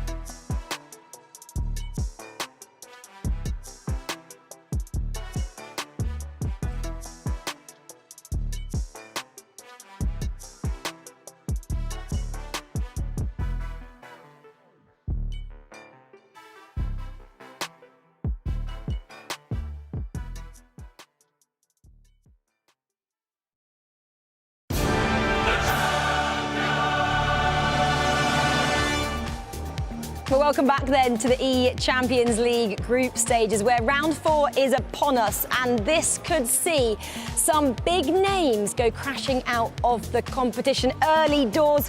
One of them, I really hate to say this, Richard Buckley, could be our very own Tex. Yeah, it certainly could be.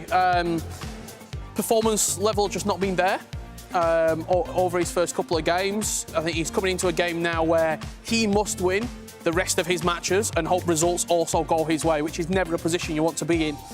I think the one thing about Tex, which over the last sort of 5-6 years I've seen, is the self-realisation of maybe I know I'm not playing well and I know that I need to improve and I know I need to get better, but you can see the groups from Group A. Ekman's going to be sitting this one out. He finds himself pretty nice at the top of the table. He's got Slater next, as we just saw there. Both of these two players haven't won yet. For Slater, this is his last match. He just wants to go out with a win, with a bang, doesn't he? Yeah, getting any points from your eChampions League campaign. Which is going to make it even harder for Tex. Yes, absolutely, because this is Slater's grand final. He knows he's not going to go through. He'll come out thinking, well, not to lose. Let's just go and get something. It could lead to a really entertaining game. Do you think Slater has enough in his locker, in his arsenal, to beat Tex? Just see if you can hear me. No. Don't be mean. No, I don't think he does. Well, he's not shown me enough. All is to play for. I can't believe we are actually possibly saying this, that somebody who has won this event, albeit online, is possibly going to be struggling in this competition and might even go out. So my name is Tex and I am playing for Manchester City esports. I qualified for eChampions League through ePremier League, and it was a very tense final, I would say. I won 1-0 the first leg, and then Matty, who's also in the tournament, played the most stressful game I think I ever watched, the second leg, but he won it in extra time, so yeah, that's how I got here. I want to win the group, but if you offer me 3rd out of 5th right now, would I take it? I don't know, maybe, but I just want to get through, and hopefully that means coming first. In my group, I got 0 rivalries. In fact, I like Neat. I'm a Neat fanboy. So, yeah, if I was like me playing Neat, I'm a Neat fan. The actual ECL, I've never technically won. So, yeah, I want to be the first person to win every tournament ever. So, yeah, hopefully the ECL, I can win that.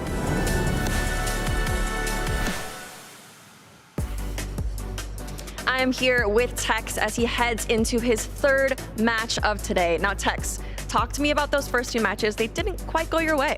No, I'm not happy, man. It's not going well, but we're still alive, so there's still a chance. I just got to win my last 2, and hopefully Neat does me a favour. So I'm not out of it yet, but I might be if I lose this game. Now, talk to me about your next opponent, which is JP Slater. Have you played him before? What are your thoughts going into that? Nah, never. I think I might have made a mistake. I recently started wearing glasses and I didn't bring them today because I thought maybe it makes me a bit worse at FIFA, but maybe I should have bought them. I got 0 points out of 6. All right, well, maybe next time we bring the glasses, but you do have 2 more rounds to go, so I wish you the best of luck. I'll let you get back to it, and it's back to you, Graf. So thank you so much, Casey. Thank you so much, Tex, as well, for your words. I mean, he's in a tough position because he's not playing well, and he's not playing well for a reason, which we're gonna analyze in just an instant. So as we can see, right now, in this moment, we just have Neat as well over here. So Neat contento.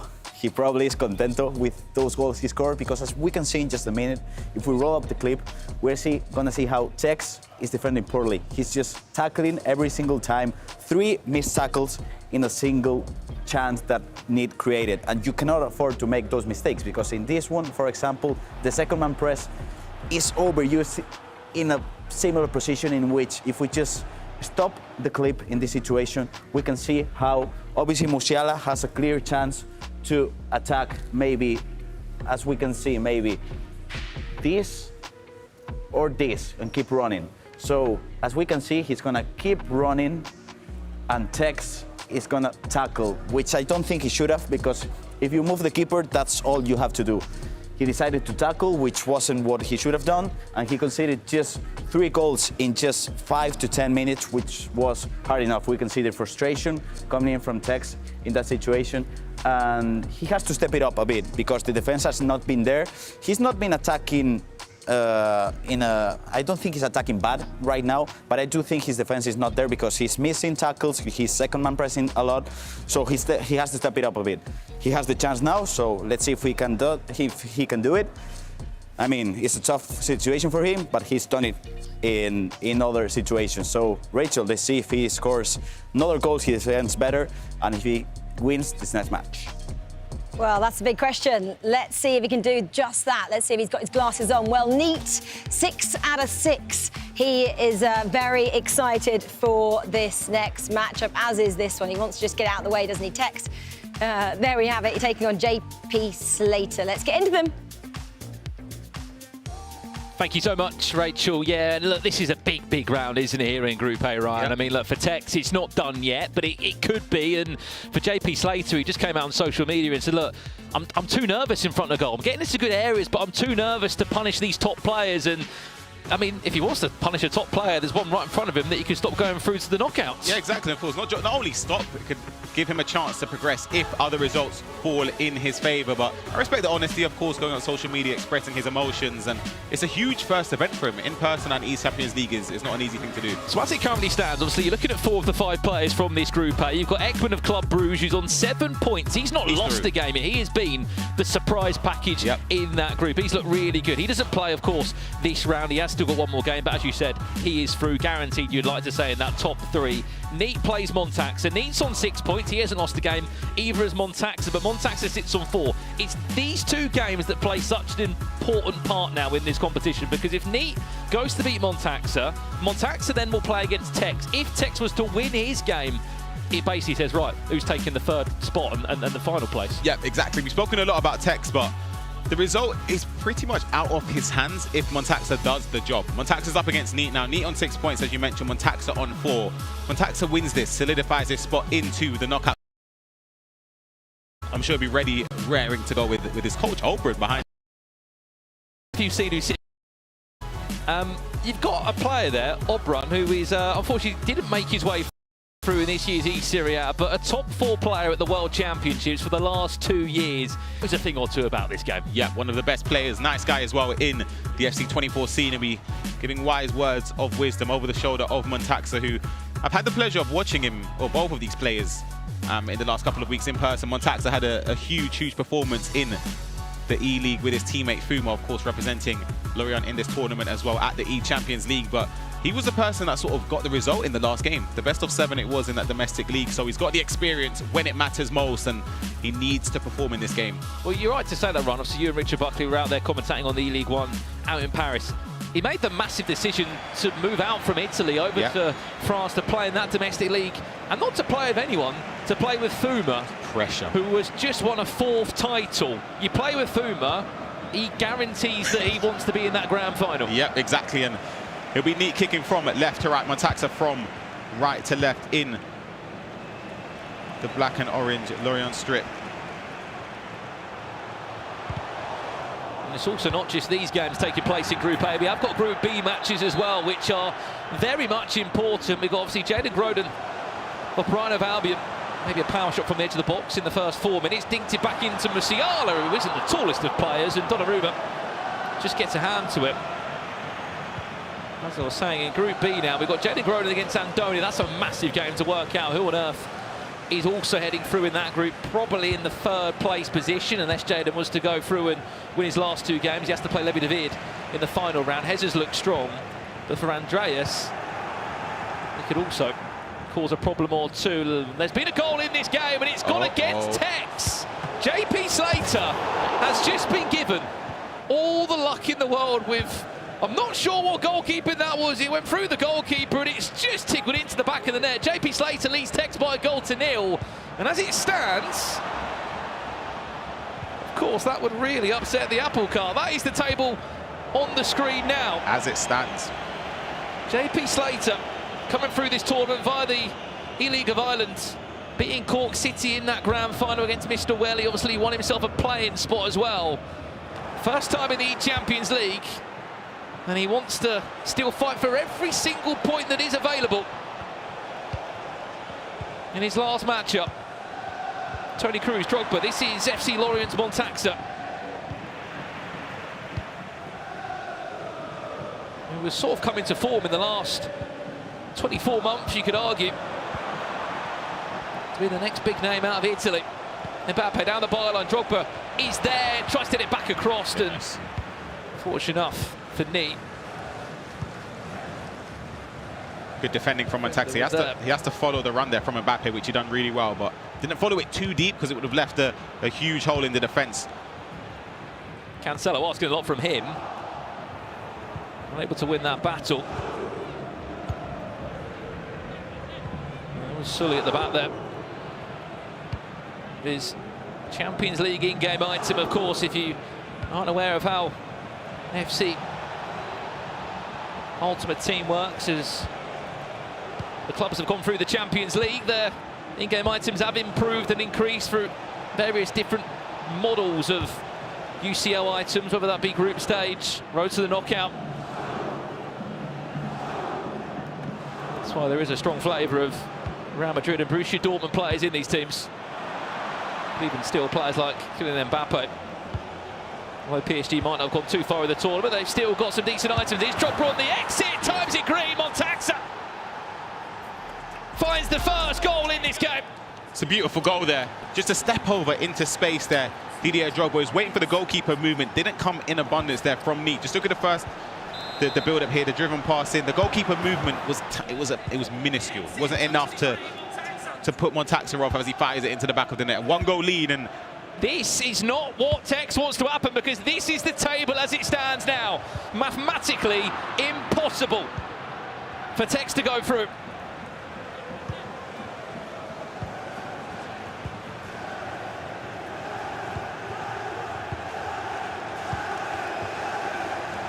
Montaxa looking to find a second. Cafu finds Mbappe, who's down the byline, nearly tucks it in. That's twice now. I think Montaxa's getting put off by there being no goalkeeper movement from Neat. It's making him second guess his chances. Drogba is going to win it. Donnarumma being pulled all over the place. Another corner played short. Another corner again. That one played short. Is he trying to find any sort of other variation from these set pieces? No, it goes to the edge of the box instead this time. It's a waste. It's a waste of a corner, in my opinion. As we said, both games in very early stages right now. JP Slater does lead Tex by a goal to nil. Montaxa in front over in this game. Ekman, top of the table, not playing this round from Club Bruges. Top three do go through to the knockout stages next week. Whoever finishes top of the group goes straight through to the round of 16.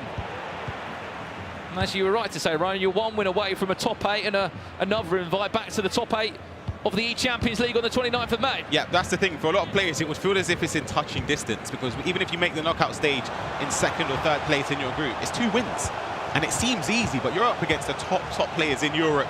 And here's one of them, Neat on the build-up here. Joao Cancelo is so compact there defensively from Montaxa. Manages to try and find space in the box.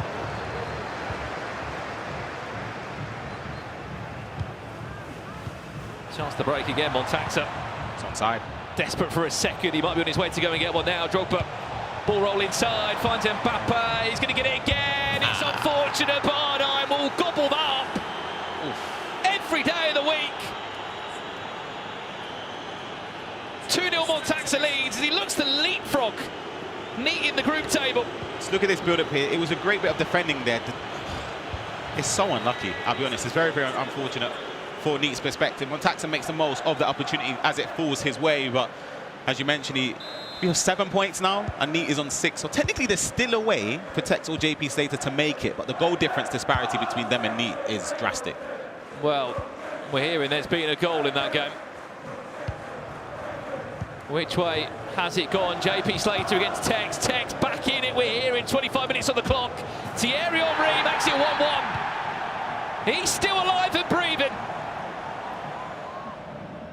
Goalkeeper movement there, making his mind up for Tex. Doesn't really need to think about anything. The goal is gaping. JP Slater was a bit aggressive there. And here's the table as it stands. Neat on 6. Tex, if he wins this game, depending on the goal difference, he still will be substantially below Neat. Has to win the round, doesn't he? A draw is not good enough. Oh no, a draw's over. It's done. As it stands, if Montaxa wins this game. It's not like to try and go direct into the box, Montaxa. It's been 3 or 4 times now instead. Goes the other route of trying to work it in and around the box. There's Golazo Cafu, one of the other big icons in this team. You know, 3 of them in the build-up. Mbappe so patient is Montaxa. Toni Kroos will still just about get it, and it's another corner again. He's going to play it short. We know, we've seen it before. Playing it short, Toni Kroos. Can he find a way to get into the box, though? He needs to... Goes back to the edge, maybe back to Kroos. Or the triggered run. Why do you think he's not going direct into Drogba? I don't Because no one can really stop him by the sounds of things. It's something that both of these players do. They play their corners short. I remember criticising Neat about that in the La Liga FC Pro Cup and the Grand Finals. Here we go, Drogba. Well, that time... He gets the ball in the box. But he's just gone for it. He's back the aerial plus of Didier Drogba. 3-0 Montaxa leads. And again, this is a Neat that has won 8-1 and 6-4 in his last 2 games. But it's also the same Neat that went 2-0 down against Tex and came back and won that. I have a slight feeling this game might be a bit different, though. 3-0 in 34 minutes. Neat's not been able to do anything in this game as it stands. Just on that as well, in terms of JP Slater results, an 8-1 defeat, a 3-1 defeat and a 7-1 defeat.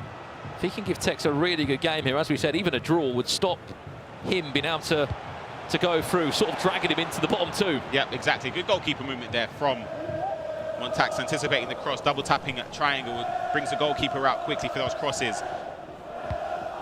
But I just think the goal difference for me is huge. JP Slater, I think it was a -14 and Tex is on -5 or so. Whereas Neat right now is, what, +6? It's just, the difference is too much. You'd have to hope for your final game to swing in your favour by not only the result, but by a substantial margin. I don't see it, I'll be honest. Montaxa on his way for goal number 4. Oh, couldn't get the feet on Pedri. So much space on this left-hand side. Musiala could be through. Company pulled out of position. That UCL hero. There's a gift of a chance for Arna, and he goes back into the hole, though. Yeah, I think he was expecting Montaxa to play a switch to Company and move across, but he left it to the defensive AI to cover that block. Goes all the way back around. Toni Kroos, ball rolling inside. Back to Didier Drogba. Oh, the extra cancel! Neat finding his feet just before half-time. And by God, it was needed. Just a shot, the power shot cancel there. You can see Montaxa anticipated it coming. He was fooled. He'd switched to Sula, trying to run to block the shot, moves the defender out of position, plays it to Drogba. It's even more composure from Neat there. He gets to go back into this game. A perfect time just before half-time as well. You can see out this first half, 3-1 down. The dynamics of the game and the way it's been so far, I'm pretty certain he'd be happy with that, because it could have been a lot more than a 2-goal deficit.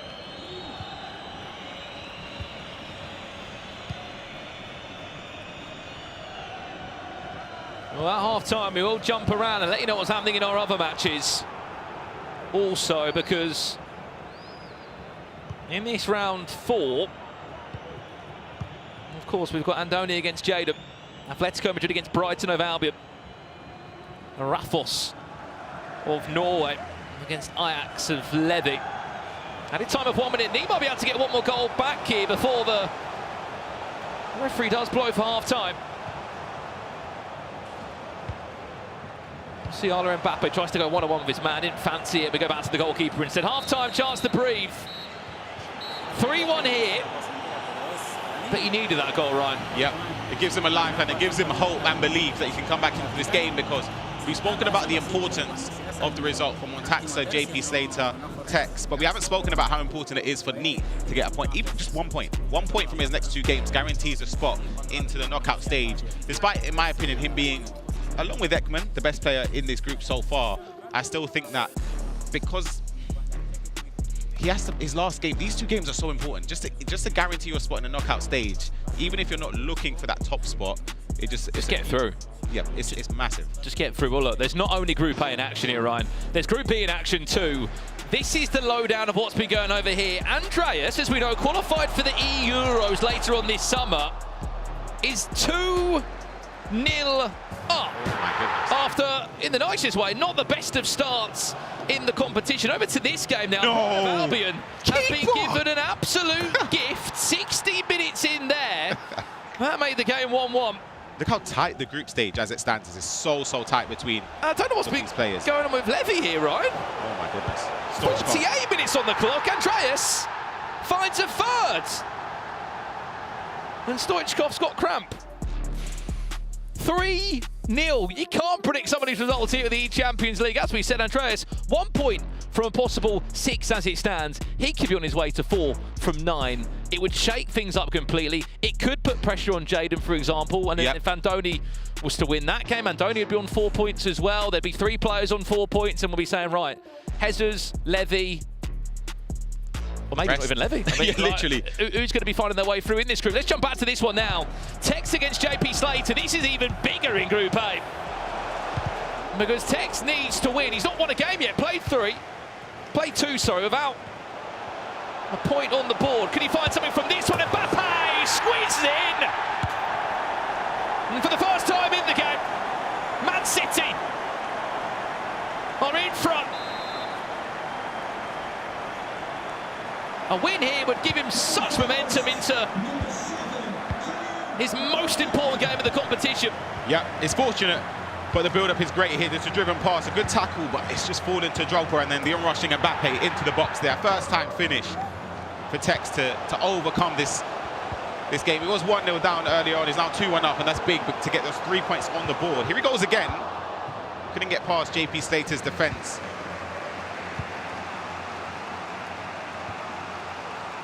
Again, if we can give you an as it stands as soon as we can. This is it now. This is what the table looks like. With one more round to be played after this. Neat will play against Ekman. And Montaxa will play against Tex. From this round, all Tex wants is to win his own game, and Montaxa, ideally, to lose against Need, but it's not been the case at all. JP Slater, do not count this young Irish player out, representing UCD Dublin. He's obviously got himself one of those FC Pro playing spots as well earlier on this year. Can he create something here? Nice step over. Finds Drogba, lofted in towards that back post, and if it wasn't... Great header, Marino. I think that's why Texas has him in the team, the aerial plus play style. If it wasn't for Marino, that could have been a 2-2. Let's see this corner come in first, and then we'll leave the game. Saka is the kick taker, whipped in, I guess, towards Drogba. It's fallen back to Pirlo. Player lock's been teased there. You know what he's looking for, the flick on. He's won the ball with Drogba, but hasn't really gained that much of an advantage from it. And let's jump away from this game as there is a pause. Back to Montaxa now, 3-1. He leads against Neat.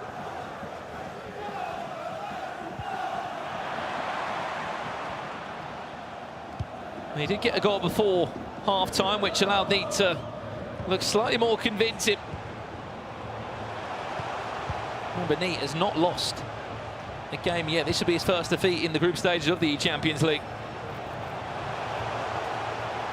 Cancelo whips it in. There's Drogba in the air, defended well.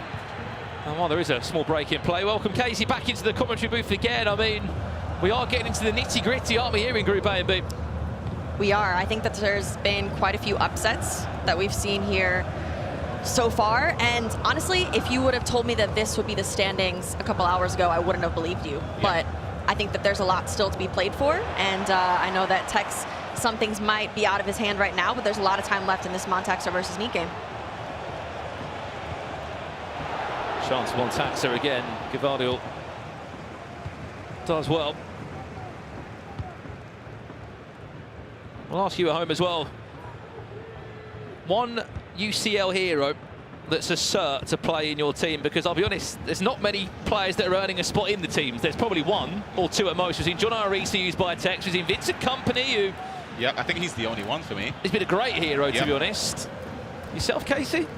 Yeah, I think I would have to go with Kompany as a Man City fan as well. Gotta love him. Also, he's just stellar at center back.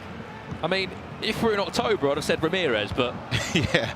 Someone so much. was using Ramirez earlier. I think Ramirez was used at right back. It might have been off the bench. It might have been JP Slater, actually. I'm pretty certain. It might have been starting him in at right back. Well, I'm looking at the chat now as this chance comes in from Montax. A power shot deflected wide. That's no a hero.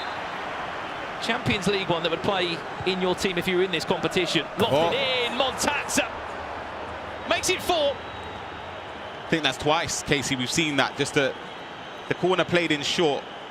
Whipped in at the near post. Drogba, we know how dominant he is in the air, showcasing his talents again with the aerial plus play style. Montaxa restores his 3-goal lead, 4-1 up in this game.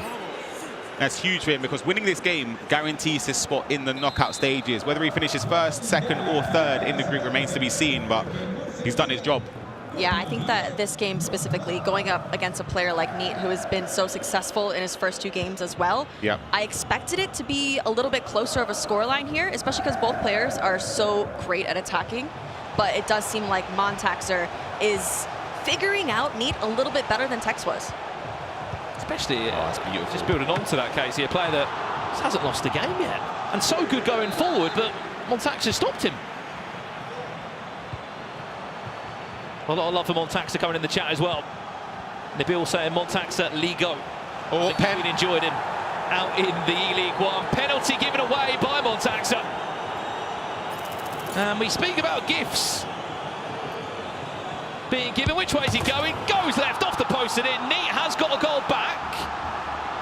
And with this being 9 minute halves, it's a lot of time. There's so much time left to be played in this match here with only 2-goal deficit. I think that Neat definitely has what it takes. We know he has the skills in the box to get there, but we'll see if that happens. Yeah, exactly. It was a mistimed tackle in the box from Montaxa. The technical dribbling there, or the technical plus play style with the controlled sprint dribbling in the box there with Xavi, just showcases how important it can be just to make that difference when dribbling in the box.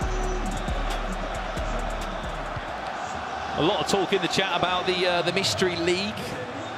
I know Richard said someone said the Spanish second division. Yeah, not that one. Can confirm it's not that. Someone said the Polish league. It's not the Polish league either.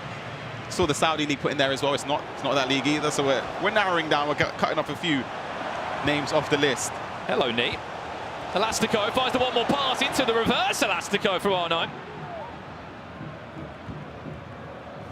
A goal like that, Casey, you can see already the confidence just changes, doesn't it? Yeah, momentum is a massive thing in this game. It always has been. But we might have an opportunity here. Finds Drogba. I'm surprised he didn't play it to Pedri there, running in the box. Maybe he didn't trust him to take the ball in his stride and threaten the keeper.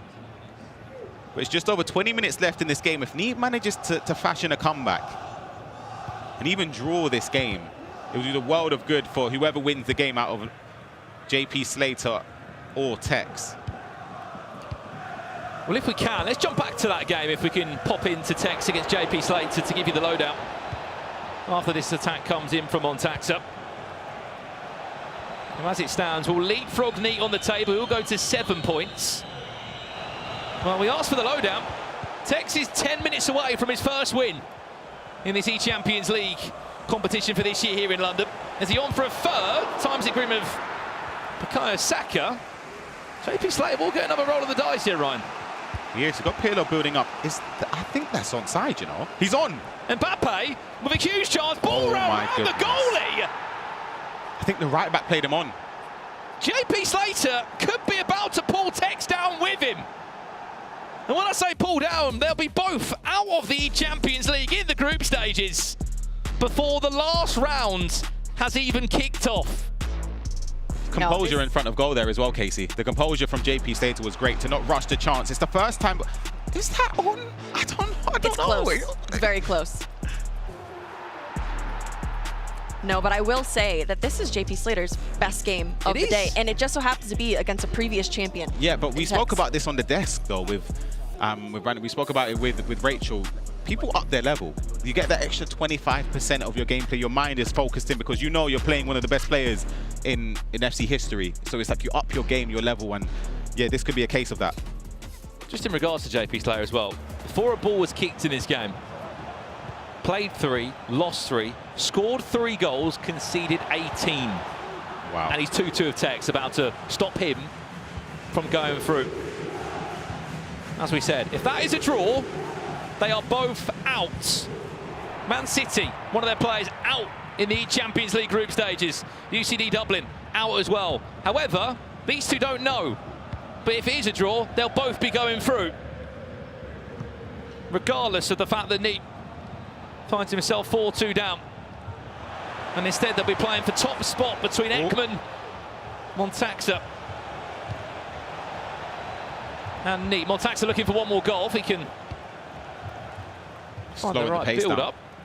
Slowing the pace down. He's had a few opportunities to maybe play a risky pass over the top or a first-time pass into a midfielder. He's opted to recycle possession, and I've just completely jinxed him.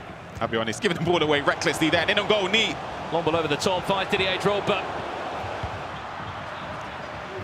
All right, guys, I will let you watch the rest of this match. I'll get ready for the next interview. Thank you. Thank you, Casey. She'll be catching up with potentially someone who's going out or going through. Let's go to Tex now. We've got to stay with this one for the last 4 minutes. As we said, Tex has to win this game. They both do. They both have to go forward. Oh, my goodness. Oh, if you played it over the top, he was in. Tex gets possession back. Has to score this because keeper movement. Good keeper movement from JP Slater. Corner. They both have to win the game, but also for Tex, because Tex could still go through. JP Slater, it's his last game of the competition. Let's look at Drogba. Corner comes in. Donnarumma, 2 hands on it. 3 minutes for Tex to keep his eChampions League tournament alive. Oh no, what are you doing? What are you doing? The press is aggressive now.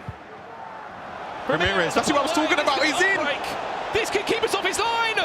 Is he going to take the shot? What's going on? One more pass inside. Get down the tackle it. We've got 2 minutes. Last roll of the dice for Tex.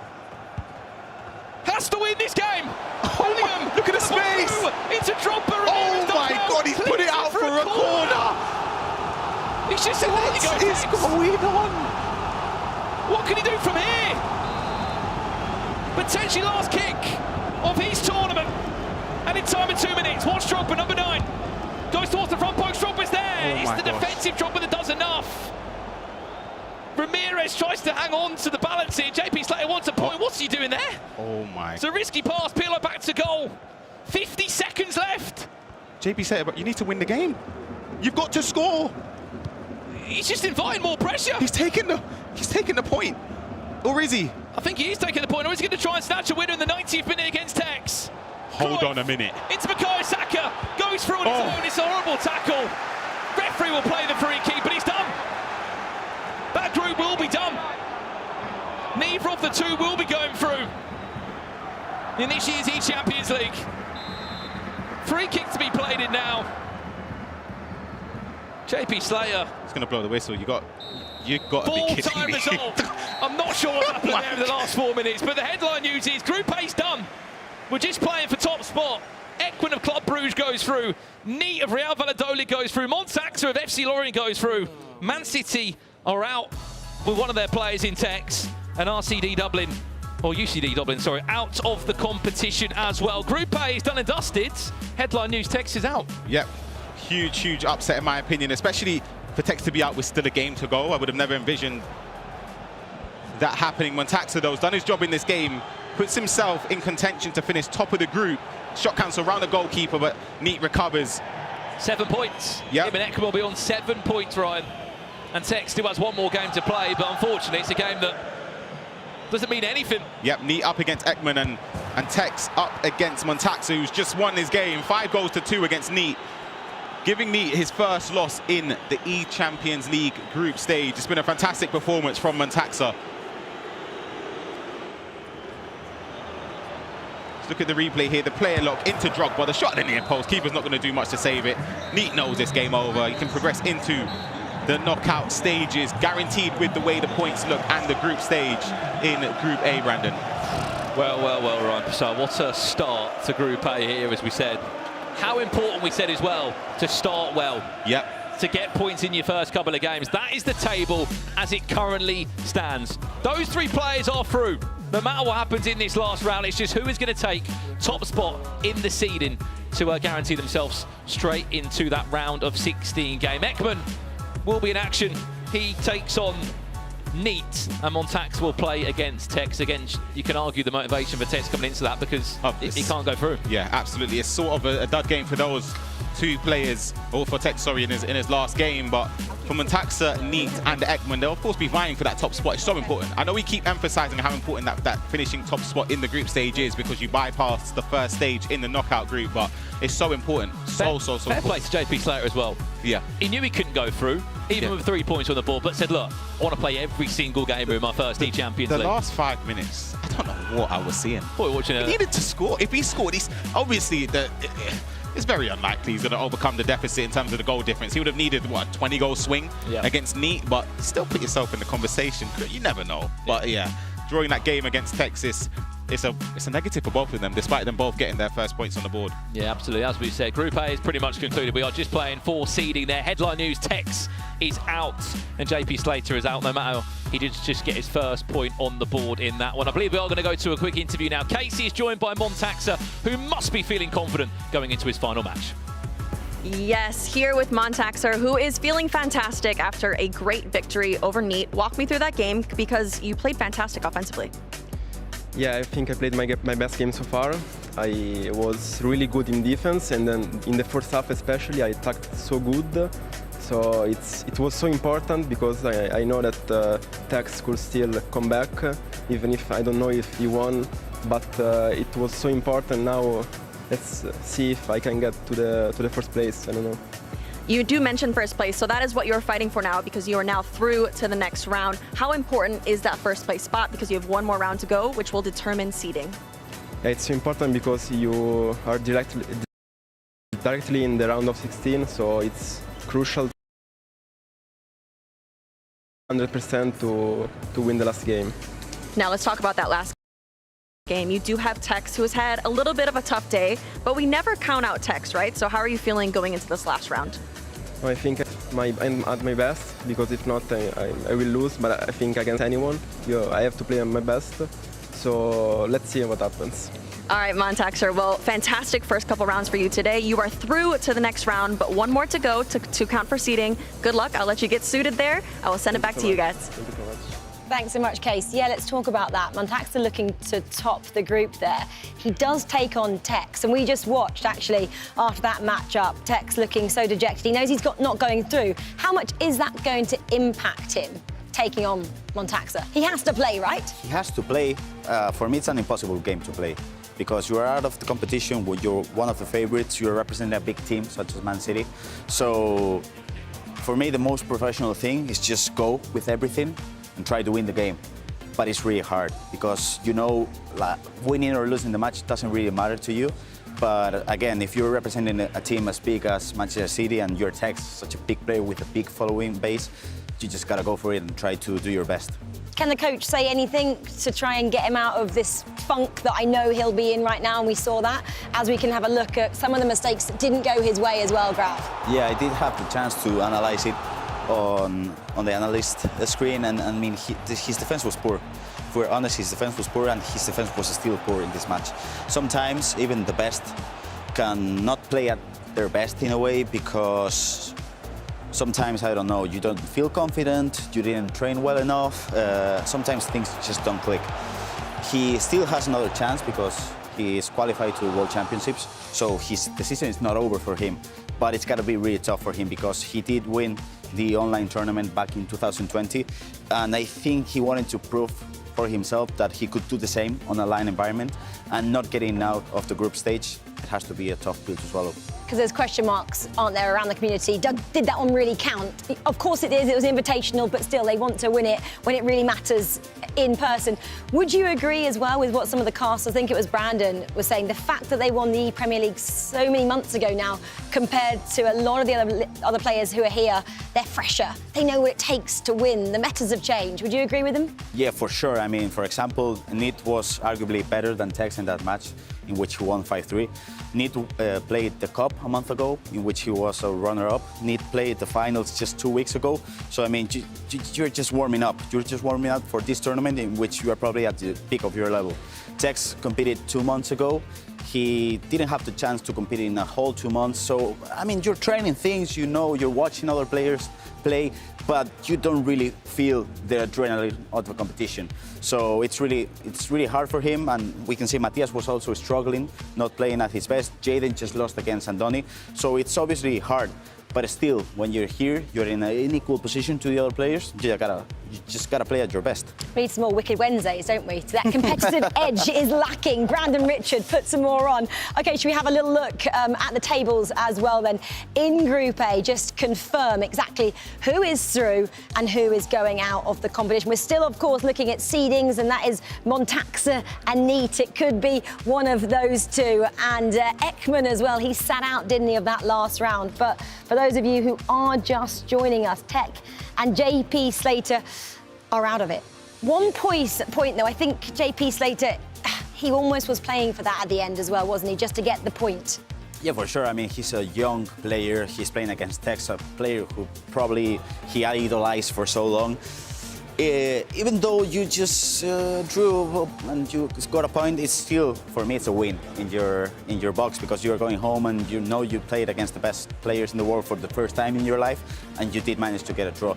But in my opinion, the matches we have right now, Montaxa against Tex, in which Montaxa has to win to top the group. We have to remind people at home, if you're top in the group, you're going a round forward, which is huge. And then that Neat against Ekman, wow, that has to be fireworks, because they are both attacking players. And I think we're going to see a lot of goals. And let's see who can top the group, because anything can happen, really. Neat, Ekman, Neat had a stumbling block there. Can he come back and find something against this one? I think he has the chance, yeah, but Ekman, I mean, if Neat just starts the game and he's not really feeling it, he could be losing 2 or 3 goals in just the first 15 minutes. So it's got to be like he has to go for it, because if he just plays, I don't know, without 100% level, he's going to get crumbled. Well, anything can happen. The eChampions League has already had the shock factor this year, that's for sure. Well, come back and join us in a short while as we see eChampions League champion Emre Yilmaz and the current EAFC Pro champion PH Zin. They're in action.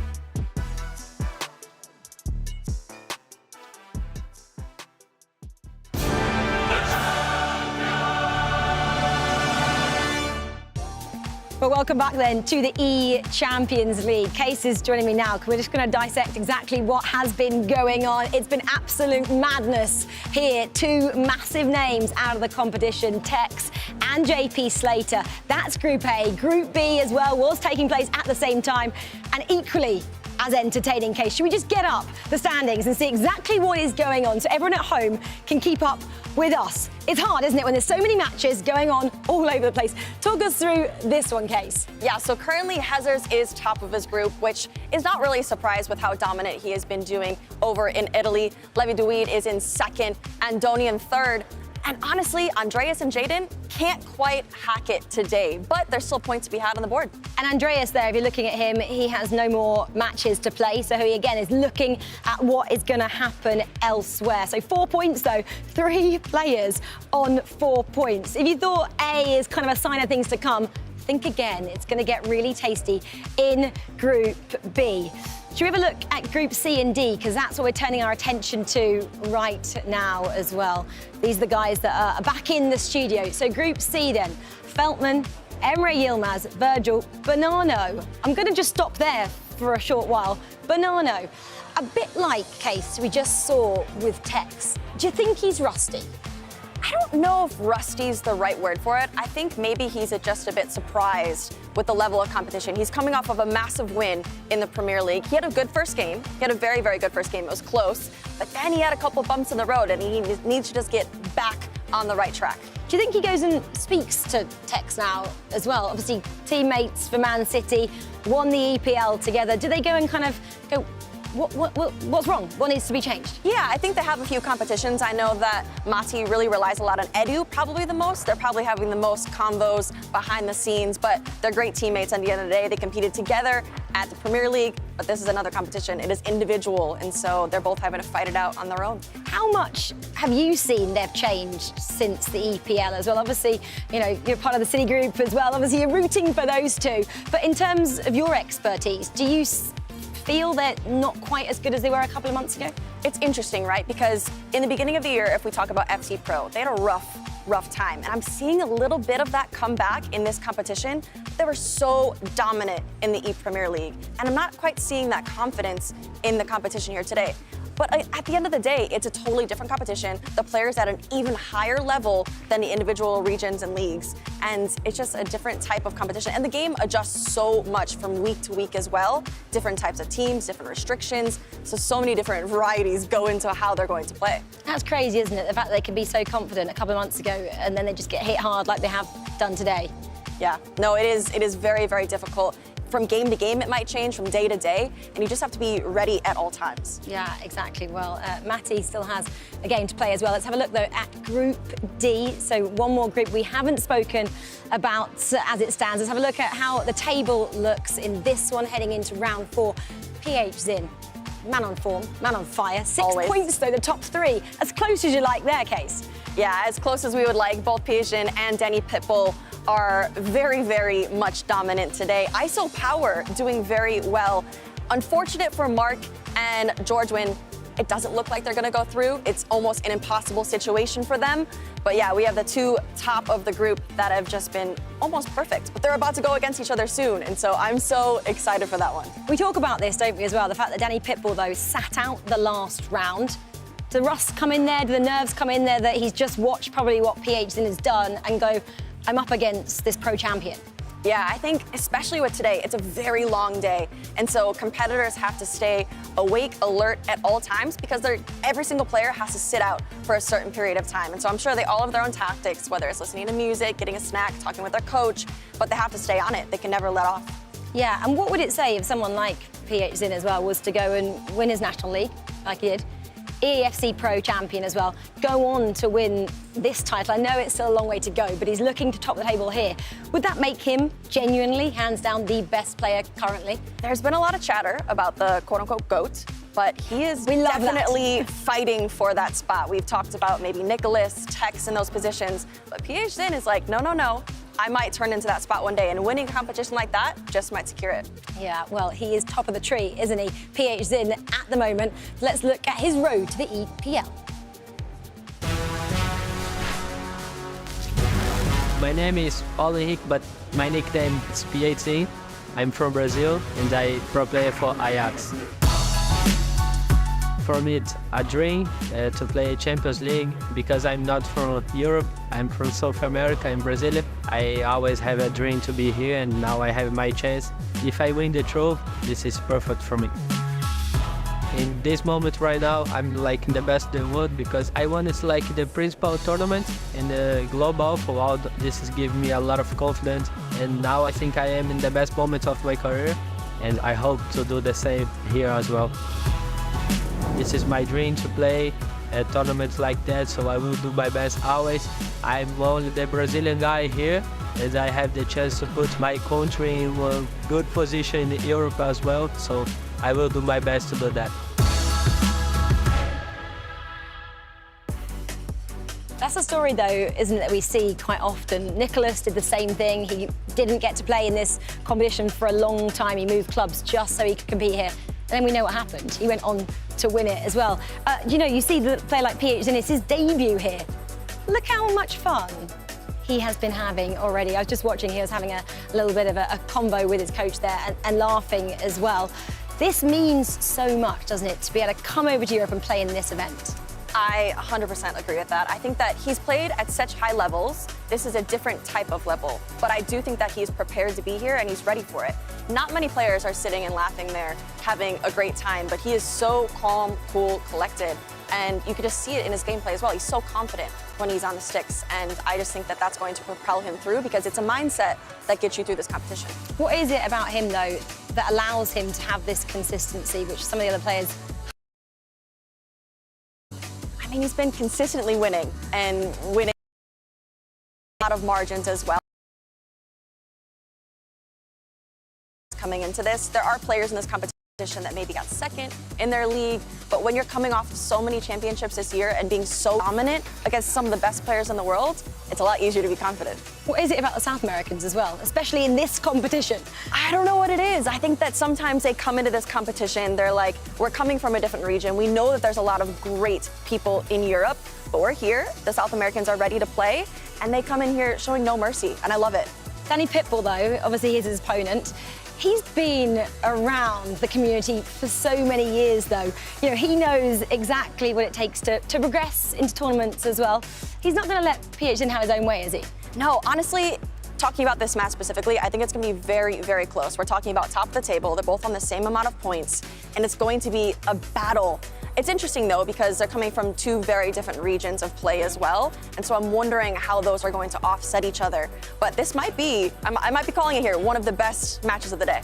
Well, guys at home, eyes peeled, because this is one of our feature matchups as well. PH Zin, is he the GOAT? That's the question we're all asking. He's up against Danny Pitbull. You are going to enjoy that one there. I love that, Danny Pitbull. The nicest guy as well in the community, I'm going to say. And then this is your next matchup coming up here. I'm looking at Matty. He's nodding his head in the orange. He's sitting in 4th place at the moment. Can he get himself the win? Can he get himself the win? He needs to get the win, Rachel, if Matthias Bonanno, Man City, want any representation in the eChampions League knockouts, whether our featured game. It's going to be an absolute cracker. PH Zin. A lot of people say the best player on the planet right now, taking on Juventus's own Danny Pitbull. Yep. What a player Danny Pitbull is. I love watching him play. Same. Huge, huge players in this matchup in their group. 6 points apiece, so you could argue that even a draw puts them both through. But of course, they'll be vying for that top spot to skip out of the first stage of the knockout format in a week's time as they kick off. Danny Pitbull kicking from left to right, PH Zin from right to left in the Ajax strip. Both games that we're seeing right now on our featured stations, an Italian against a South American. Yep. And both, all four, need to win for such different reasons. Danny Pitbull getting us underway through Andrea Pirlo, trying to link up on the edge of the box. Whoever wins this game probably tops your group. Yep, exactly. On the other side of the stage, Virgil and Matthias Bonanno, 2 players on 3 points. Need to win. I would go as far to say, I think the loser's out. Yeah, I agree with you. PH dicked into the back post. Henry with the header down to Mbappe. We've seen a lot of action today, and from here on out, we will try and keep on the pulse, on the permutations. What goals do? You saw that as it stands table, constantly updated throughout the round 4 of Groups A and B. We will do the same for you in Groups C and D. Juventus, Italian giant. Ajax, one of the best clubs to ever compete in the Eredivisie. We will wait and see what has got to give.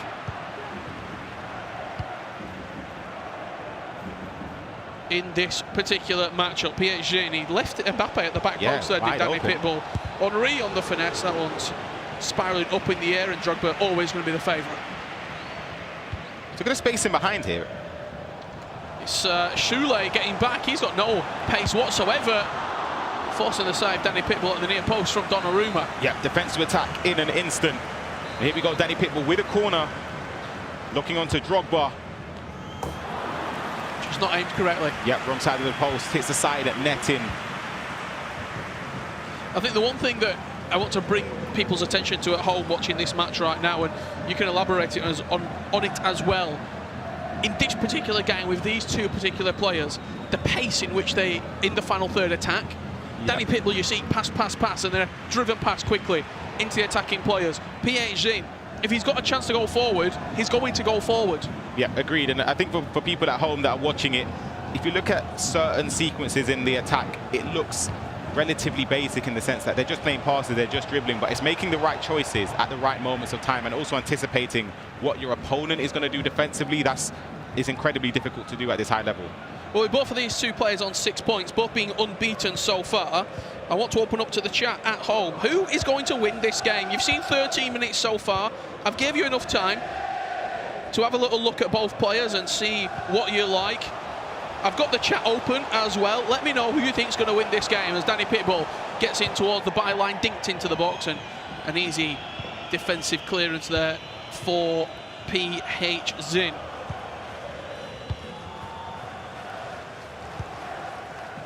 One thing I love about the way PSG attacks is just that both fullbacks triggered up. They contribute a lot offensively as well as defensively. They have to get back into position extremely quickly with the way he builds up, but it just leads to just a lot of chances, and that's why I just love watching PSG. We saw him in the FC Pro Open, winning that, of course, that huge last-minute goal against Anders.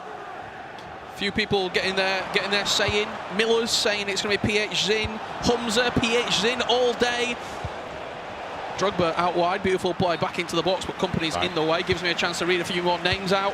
Lord Pascal, PSG, you can tell by the pressing and the team he is making, he has got Danny choking already. That's a harsh prediction, but I like it. Let us know plenty more at home as well. Don't take your eyes off this one because it could burst into life at any given moment. Kroos with that lovely switch of play, just opening up the pitch from right to left and letting Danny Pitbull have another potential lane to attack in. Gavardio, not the fullback that you want in those areas.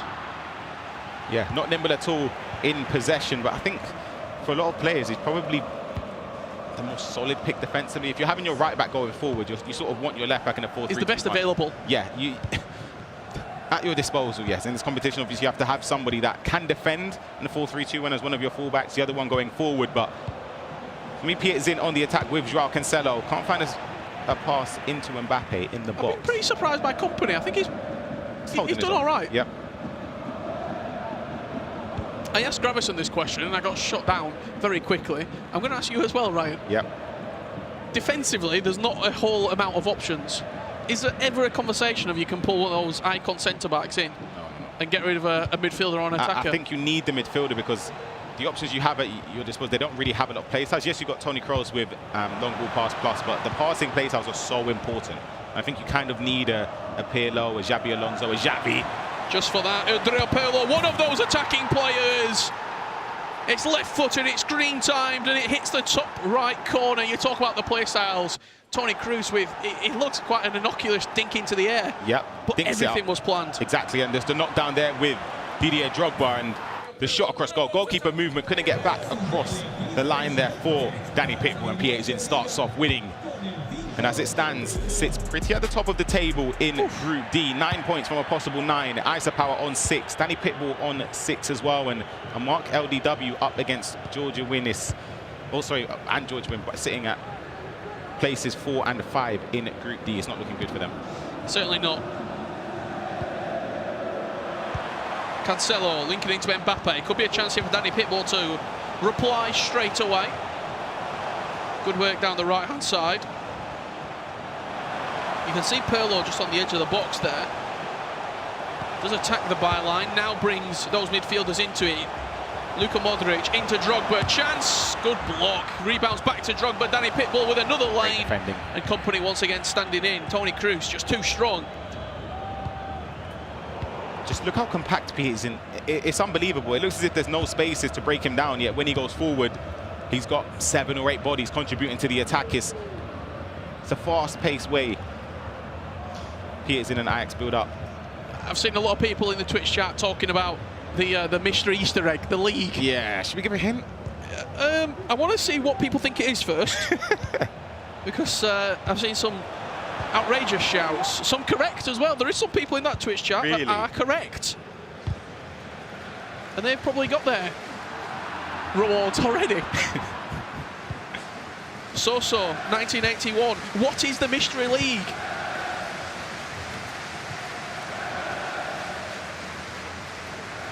Still 0-0 in the other matchup between Virgil and Matias Bonanno. Massive game. Nothing to separate those two as of yet. I'm really impressed when I watched Virgil at the Serie A. Yep. Oh, it's a rash bit of defending there. Could have been played over the top there from Pietzin.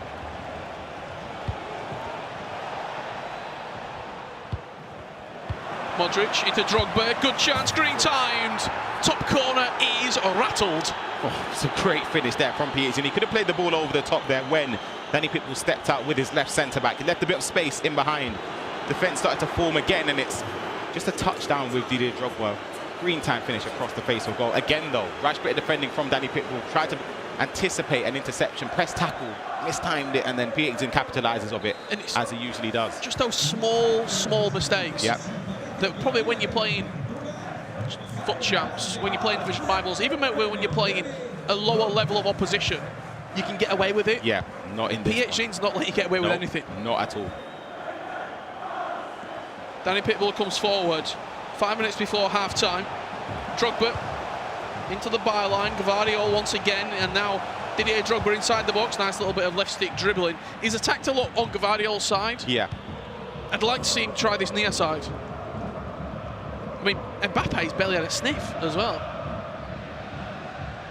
The power of Drogba.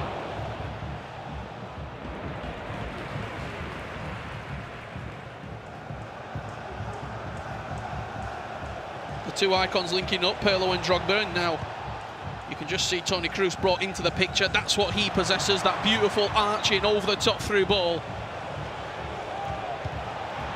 Mbappe, beautiful on green timed. Bounces out for a corner. Goal kick. For a corner. On linesman duty again today. You are. Where was that? I think it was in the French league. That was in the E-League.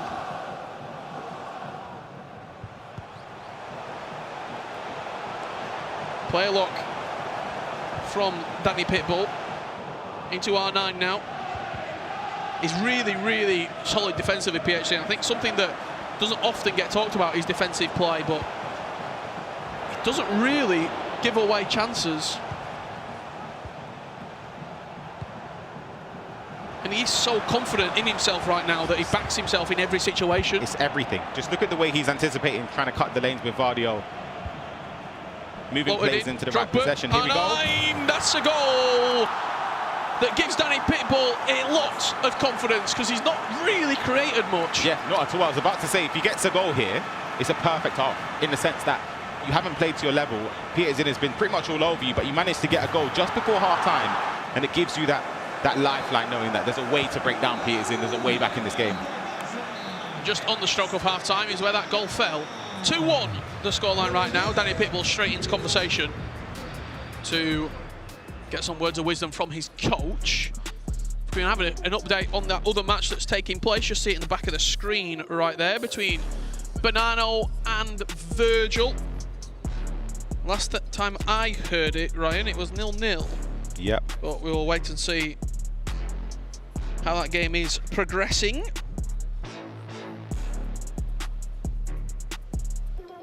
Talk to me about PH then. I think you mentioned about how his defensive style gets overlooked. I'll be honest, I overlook it as well, because we always get sort of engulfed in the way he attacks and presses. It's unbelievable. Lemma26 speaking about what the mystery league is. Lemma or Lima? No comment. I just read it with the letters, you know. Lima, fine, no problem. What about that one? Someone said, Slasher Meds 420 says Mystery Nation is the Chinese league. Slasher, I can tell you, you're wrong. You are incorrect. You're wrong. Corny, Buckley's probably forgotten himself. What? You probably have. No, I know exactly what it is. Do you? I know what it is. Okay. I know what it is. I can say there's a few players or people in the chat, sorry, that have got it wrong. As you mentioned, a few that have got it right, but yeah, the Turkish league, again, incorrect. Yeah, it's not the Turkish league, unfortunately. Well, if you keep your eyes peeled, have been saying it. They've been in that chat. We are underway. This is the secondary featured match. There's a lot riding on it between Matthias Bonanno and Virgil from Fiorentina. Let's wait and see which game could be pivotal, really. Like the little Italian twang you tried on there, didn't it? I know you're a big fan of Matthias Bonanno, and rightly so. He's been incredible in previous years. Even in the Champions League as well, he's performed. But it's just not been the greatest day for him so far. He just needs to pick up his performance, and he has to do it in this game. Let's have a look at that as it stands table in Group C. Emre Yilmaz, top 9 points. Feldman on 6. Voice crack, glasses steaming up. What next, Richard? Virgil and Bonanno both on 4. And Damasis on 0. Is that it? I thought I might give a red card for that. It's a pleasure to be joined in the commentary booth as well with Brighton and Hove Albion's Jaden. How are you? I'm very well. How are you? That's the bigger question. Stressed, definitely stressed. We've played 3 games. We've won 1, 3-0 against Andreas. We lost 2 against Jesus 4-3 and Andoni 4-3. And it's all to play for in the last game against Levy. Yeah, I mean, it's a massive game because we both need to win. Yeah. So, yeah. Have you been surprised at all with what you've seen? Yeah, there's been... Not surprised by that, no, I can tell you. No, not at all. Corners are better than penalties these days. So. What have you made so far of your particular group?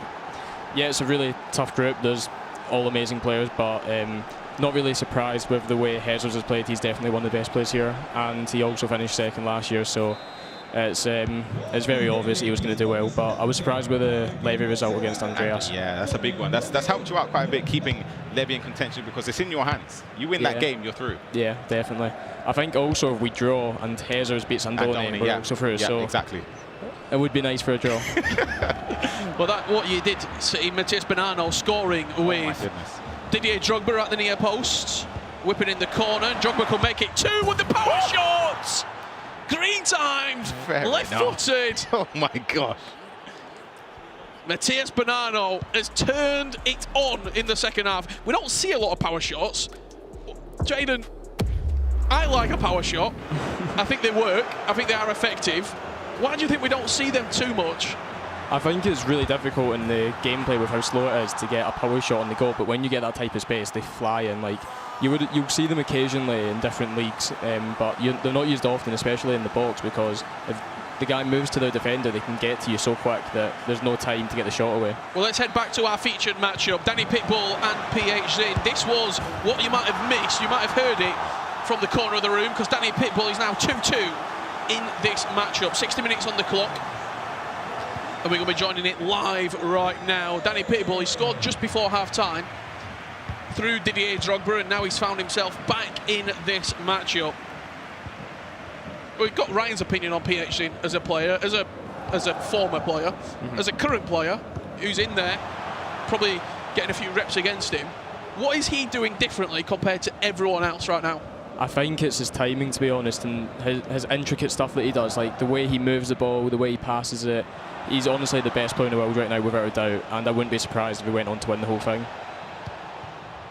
He's on an attack here through Andre Pirlo, just switching that play out wide. Cancelo getting a little bit of space.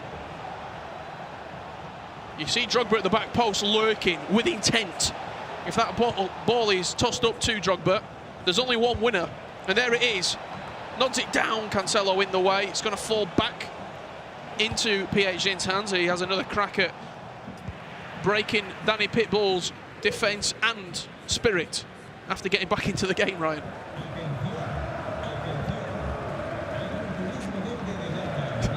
Ryan? Sorry, anything? I think it's another goal here from Matias. We're seeing a highlight. The keeper's come out, completely missed it. Red time. Is that what you were looking at? Yeah, that's what I was looking at. Red time finished, the smile on the face of Matias. What you might have seen is PHZ's 3-2 up. Yep. Goals everywhere. Goals everywhere. It looked like Mbappe going away in celebration. I don't know if we can see that again. The goal from PHZ that's put him 3-2 up in this matchup. Thank you very much. 65 minutes on the clock. It was a nice touch around the keeper. Yeah. Two pretty similar goals in both games, to be honest. One was red time, which got a laugh, and one got a let's go. Yep, exactly. It's an important goal as well, important moment in this game between Peterson and Danny Pitbull, of course. Peterson was up 2 goals to the good. Went into half-time, conceding just before it. And the mindset going into it, especially if you're 2-0 up and a scoreline's retrieved, it's very easy to let your head get in the way of it. You start to perform, you start to be a bit more rash, and then your opponent takes the lead. But Peterson's done well. He's been mature and he takes the lead again. I was stood behind you, Jaden, when you were in round 1. I think it was the game versus Hezers. Yeah. And you're quite vocal with your coach, sort of saying like, should our team press now? Should we go now? Should we go now? Is that something that you like, sort of having that open conversation? You're probably one of the more vocal players here as well. When the game, you're not finding your way in it, everyone knows about it. Chance here, Drogba on the edge of the box. For Danny Pitbull, that's unbelievable. Offside.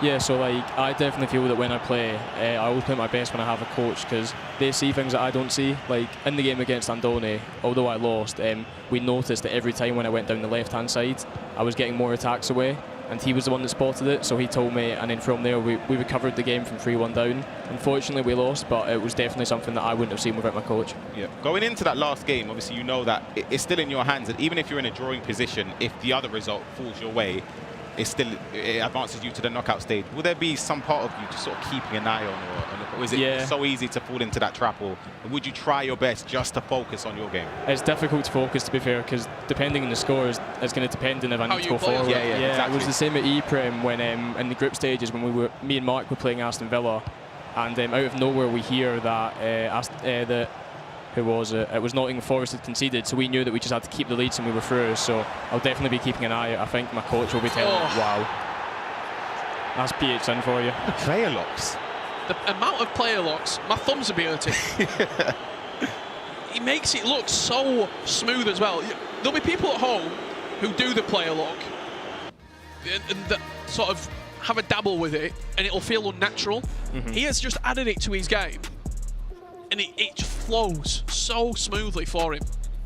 It was the timing of the pass to Mbappe, because if he does it earlier, he doesn't get that touch away and he's through and goal. So it's all about the timing, I feel like, in this game, and PHN's the best in the world at it. You play lock a lot. We saw it at ePrem as well.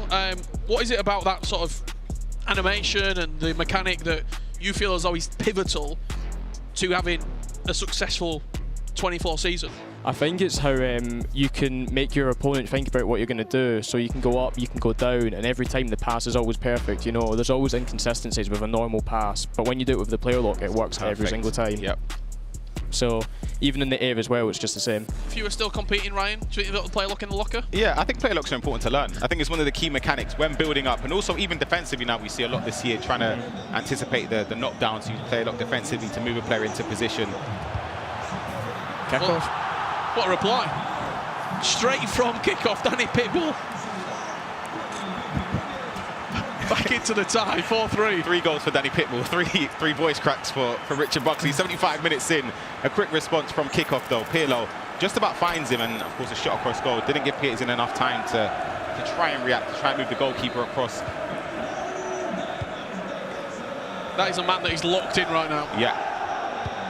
There's one player in this tournament, Jaden, that doesn't have Didier Drogba in their team. It's in your group, I believe. It was Andreas. Yeah, Andreas, in your group. What's your thought process on that? Because I would personally say, I think Drogba, even if you don't, your playstyle isn't solely based around crossing. It's good just to have him in there, just to give your opponent something to think about. Yeah, so I actually spoke to him after we played, and he was like, Drogba's way too stiff for him. Yeah. And like when he's a player that likes to play in the box and move about and do step overs, and he said that he just can't use him.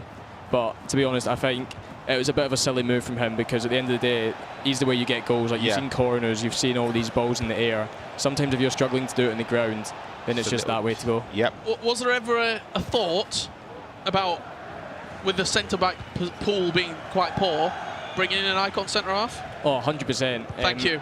I've been saying that for the last 3 hours and everyone's laughed at me. Maybe if there were 4 icons, 3, I don't know. I mean, if you saw Tex was using Marino at right back, because he had the aerial plus, and he was actually quite fast considering he made 78 pace. But could be a chance here for Danny Pitbull to get 4-4. And what? Anything about Ruud Gullit considered? Is anyone using him? No. Really? Yeah. I think it's because his 94 is so much better than his 91. Yeah.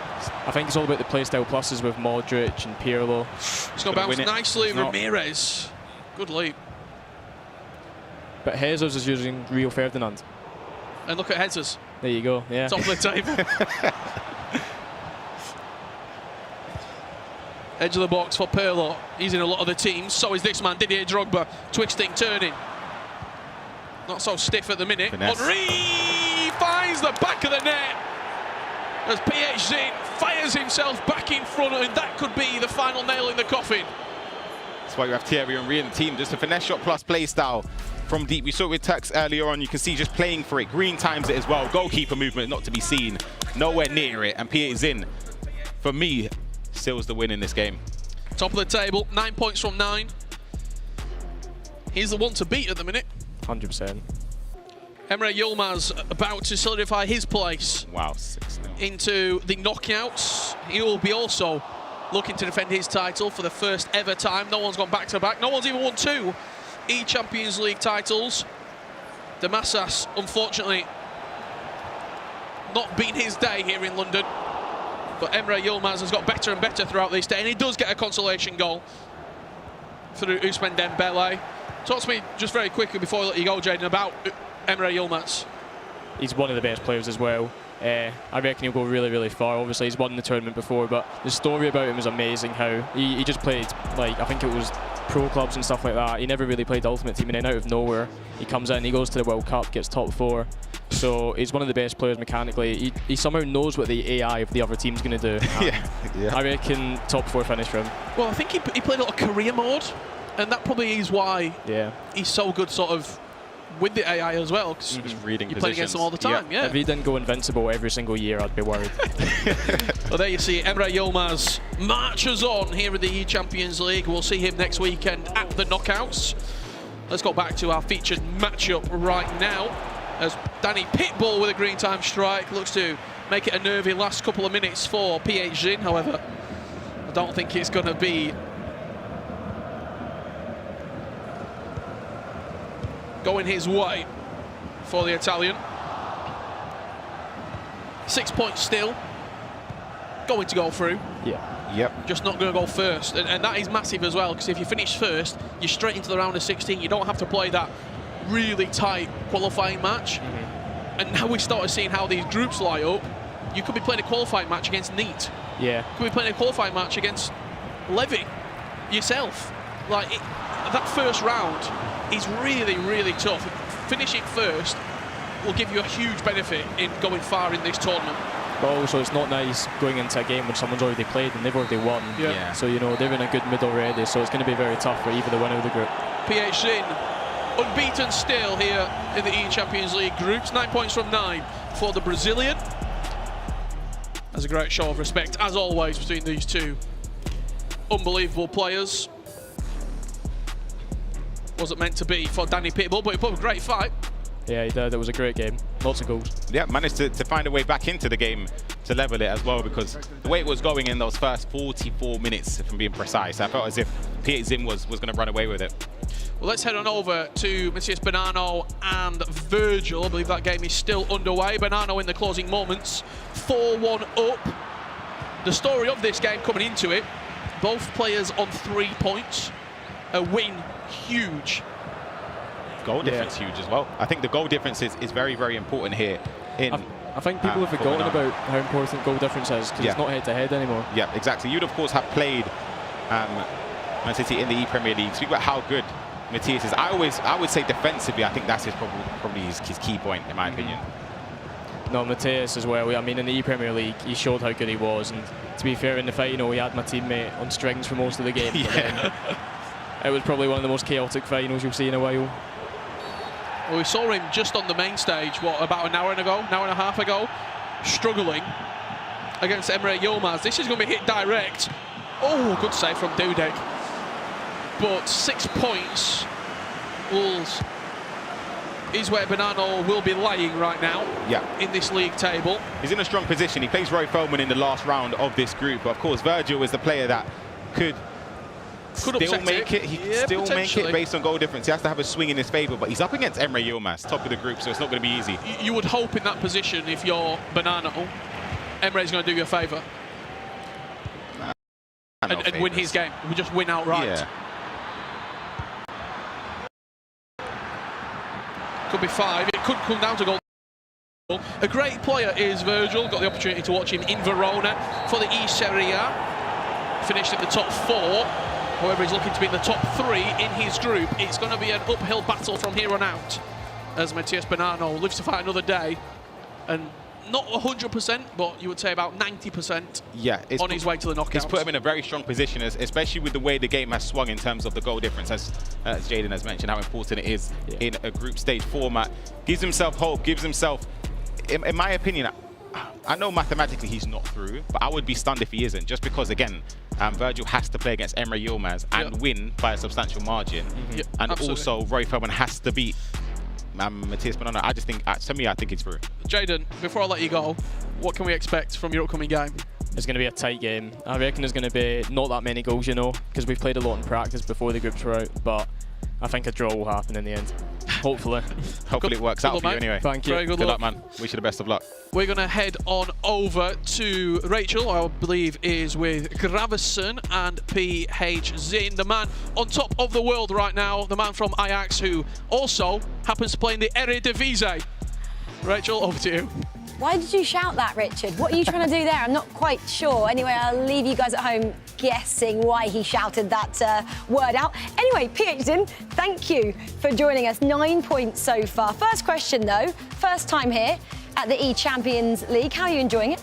Yeah, of course I enjoy it a lot. It's a dream for me to be here, because I'm from another continent, so it's almost impossible to play Champions League.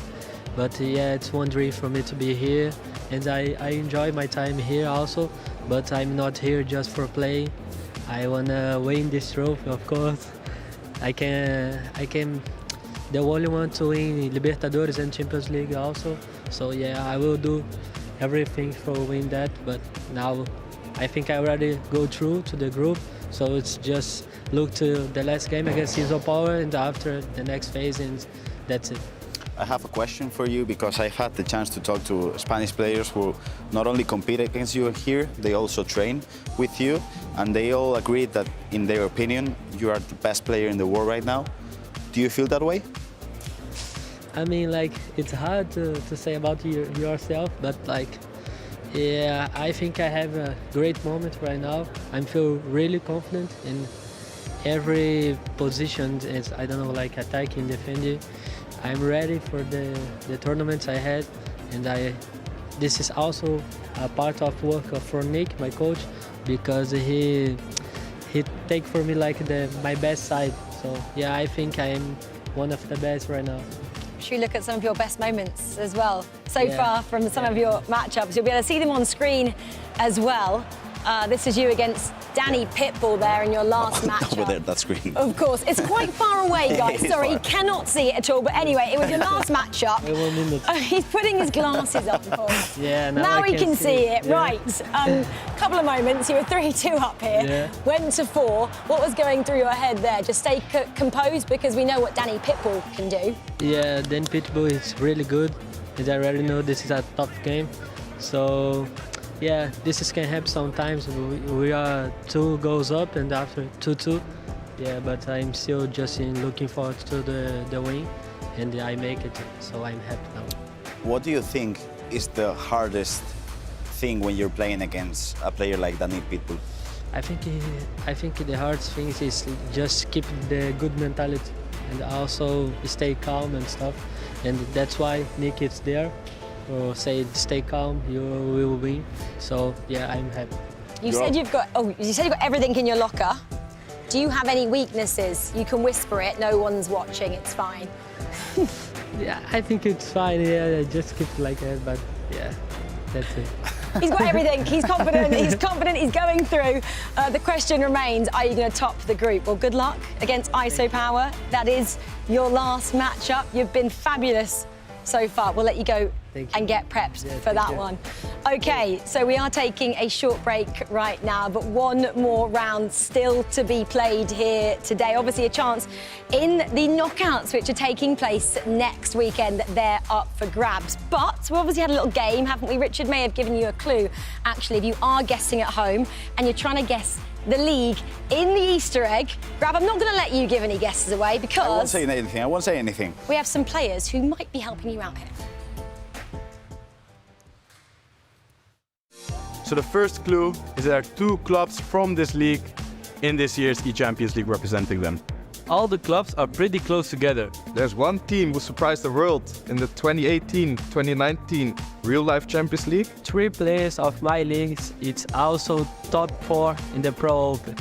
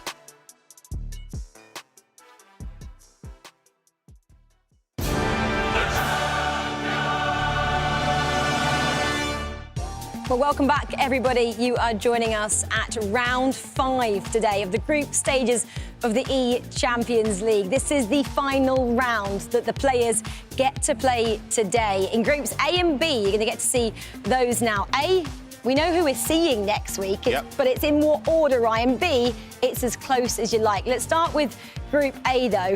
Did you expect those 3 players to be the people we were talking about we'll see next week? If I'm being brutally honest, no. I expected Tex to be amongst the top 3, of course. It hasn't been a great day for him. Only 1 point on the board. He still has his last game, really just for pride, of course. Ekman, Montaxa and Neat, they're vying for that top spot in that group. Yeah, Neat taking on Ekman now. That's a close affair, isn't it? Yeah, that's a close affair, and it's a big game. Ekman's been phenomenal today. He sort of guaranteed his spot in the knockout stages before anyone else did in this group, so he'll have a lot of confidence. Maybe could be a bit cold, though, because he hasn't played in the previous round. JP Slater doesn't play any more games. Tex, though, he could cause an upset if he wanted to against Montaxa. Watch that space. Right, let's talk about Group B as well, because it's a completely different story in that one. 3 players on 4 points. That's exactly what we love to see in the eChampions League, isn't it, right? Yeah, there's so many permutations in this group. It could go anyway. The top spot is still technically up for grabs if Jesus loses. Andoni, Levy, Jaden, they're all fighting for the top 3. As we take a look at the group, Jesus on 7, Levy, Andoni and Andreas on 3. Andreas has played his 4 games already, so he's out of this based on goal difference. Jaden, however, if he wins this game or draws it, if the other game goes in his favour, can still advance into the top 3, into the knockouts next week. Jaden has impressed me so much in terms of his presence. He just came and casted with you guys. That's how relaxed he is about this whole thing, even though he's up now against Levy. What did you make of the fact that he said yes to coming and chatting with you? Yeah, I respect it. Of course, it's good just to sort of get out your emotions. I always found it very helpful to speak to other people about the games that you play as well, and I think that's key for Jaden. But he's up against one of the best players in the world in Levy, not just this season, but in previous years beforehand. And you could argue he's playing against a Levy that's off form. He was 4-0 down against Jesus. I know he came back, but you never know, you could catch him off guard. Maybe he just wanted to take his mind off things and get into a different game, because he is playing a big matchup next. He's taking on Levy in his final matchup, and Casey is chatting to Levy right now. Yes, I'm here with Levy, who has had quite the emotional roller coaster of a day. Talk me through some of those emotions, because your record is currently 1-1-1. Yeah, I started off against Hazers, currently top of the group. I went 4-0 down in half an hour, came back to draw that 4-4, so that was like in the end a win. If you go 4-0 down and manage to get a draw there, it's a win. Then I played against, help me, Andoni. I think that was quite a good game. Won that 3-1, like dominated that. Then against Andreas, I lost 3-1. I just didn't play on my level. Some things were struggling. He also said like he had some bounces, but that just happened. And now it's a game versus Jaden where still everything can happen. I still can go out, I still can finish first, but the main goal is just going through. Now let's talk about that Group B. Anything could happen. You could still get that top spot, or it could go the wrong way here. What do you need to do in order to hopefully get that top spot? I need to win, that's something I know, and then Andoni needs to win versus Hazers. But on the other side, for example, if I lose or draw and Hazers beats Andoni, I'm also through. So there are a lot of different scenarios which can be positive for me. But I'm just aiming to win this game and just keep on going with a good feeling. Maybe to next week, that's just the main goal. If I finish 3rd or 2nd, it doesn't matter. I just try to win my game, then I see what Hazers and Andoni did, and maybe I finish first. All right, Levy, well, I will let you get to it. Good luck in this last match, and I will send it back to you guys. Thank you. I mean, in Group B, they all need to win, but that's not mathematically possible. There's 4 players there. Only 2 of them, of course, could win, but it's going to make things interesting there. Can you predict this? Levy there coming out on top, even though he's had, like Kay said, a complete roller coaster. I'll give one. I think Levy's going to make it through. That's my prediction. Jaden, can't do it? It depends on the other result.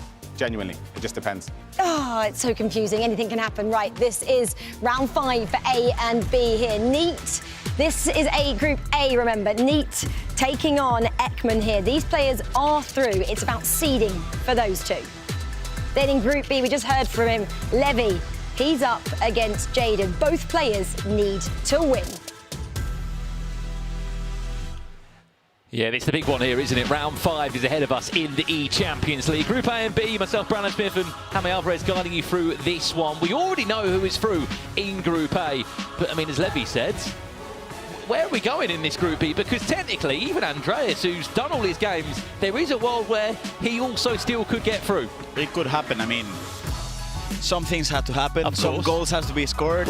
But I mean, it's a tough position for Jaden, in my opinion, because he knows if he draws and then Antoni doesn't win, that's enough for him.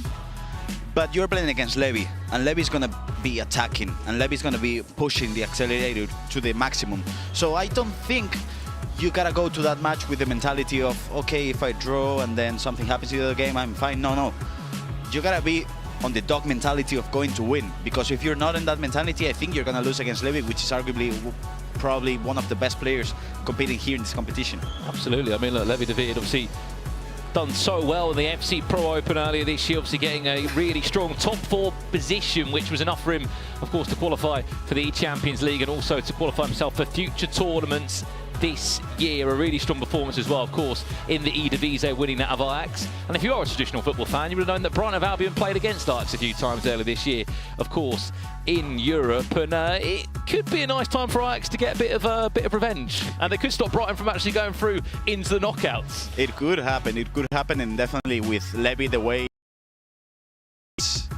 he's concentrated, the way he gave the interview as well with Casey, he feels like he has to win. From you guys at home as well, there is a mystery nation, a mystery league nation. What is it? Because you guys are guessing, but no one seems to be getting it right. I've got the Twitch chat in front of me right now, so I'd love to hear some of those guesses. We are going to jump into that Jaden against Levy game as our featured matchup, which is live now. It is Ajax from left to right, and Jaden, well, Brighton of Albion kicking from right to left here. This table is going to move, it's going to change, it's going to continue to develop as we try and find out who on earth is going through to next week's knockouts. Only 24 players Gravison can be there from the 41, and by the end of play tonight, half of the competition will be confirmed. We already know 3 names confirmed, as we said. Ekman of Real Valladolid is already through, but Group B all to play for. Let's see what happens in this game, because I think Jaden has been playing really good, especially after that ePrem mission. I do feel like in the last couple of years he's been building up himself, he's been grinding, he's been getting the competition, and the result is here. He's playing in the Champions League against the best players in Europe, and now he has a chance to go through. So sometimes you only get these chances once in a lifetime. Let's see if he can make it through. Well, we just had a message in the chat, Gravison, from Oxy saying, I bet no one reads the Twitch chat. We do. We're here. Big chance. Jaden early doors. Ball around the goalkeeper. 7 minutes in. And it's Brighton of Albion that lead in what is such an important game. If Jaden wants to find himself into the knockout stages next week here in London. Lovely over-the-top through ball from Didier Drogba, which we wouldn't expect to make that beautiful pass. Is he? He's everything. I mean, he knocks it down with crosses, he scores power shots, he scores headers, and now he's an assister as well. That was a beautiful goal, and as we can see, I mean, the precision, look at it, Brandon, it's just beautiful. It's perfect. It's a long ball over the top, and as we've said, where there's a 50 million budget on these teams, you only have 3 icons. Defensively, yes, you've got Vincent Kompany in there, you've got Gvardiol of Manchester City in there as well, Sully of Borussia Dortmund. They're good, but they're not brilliant.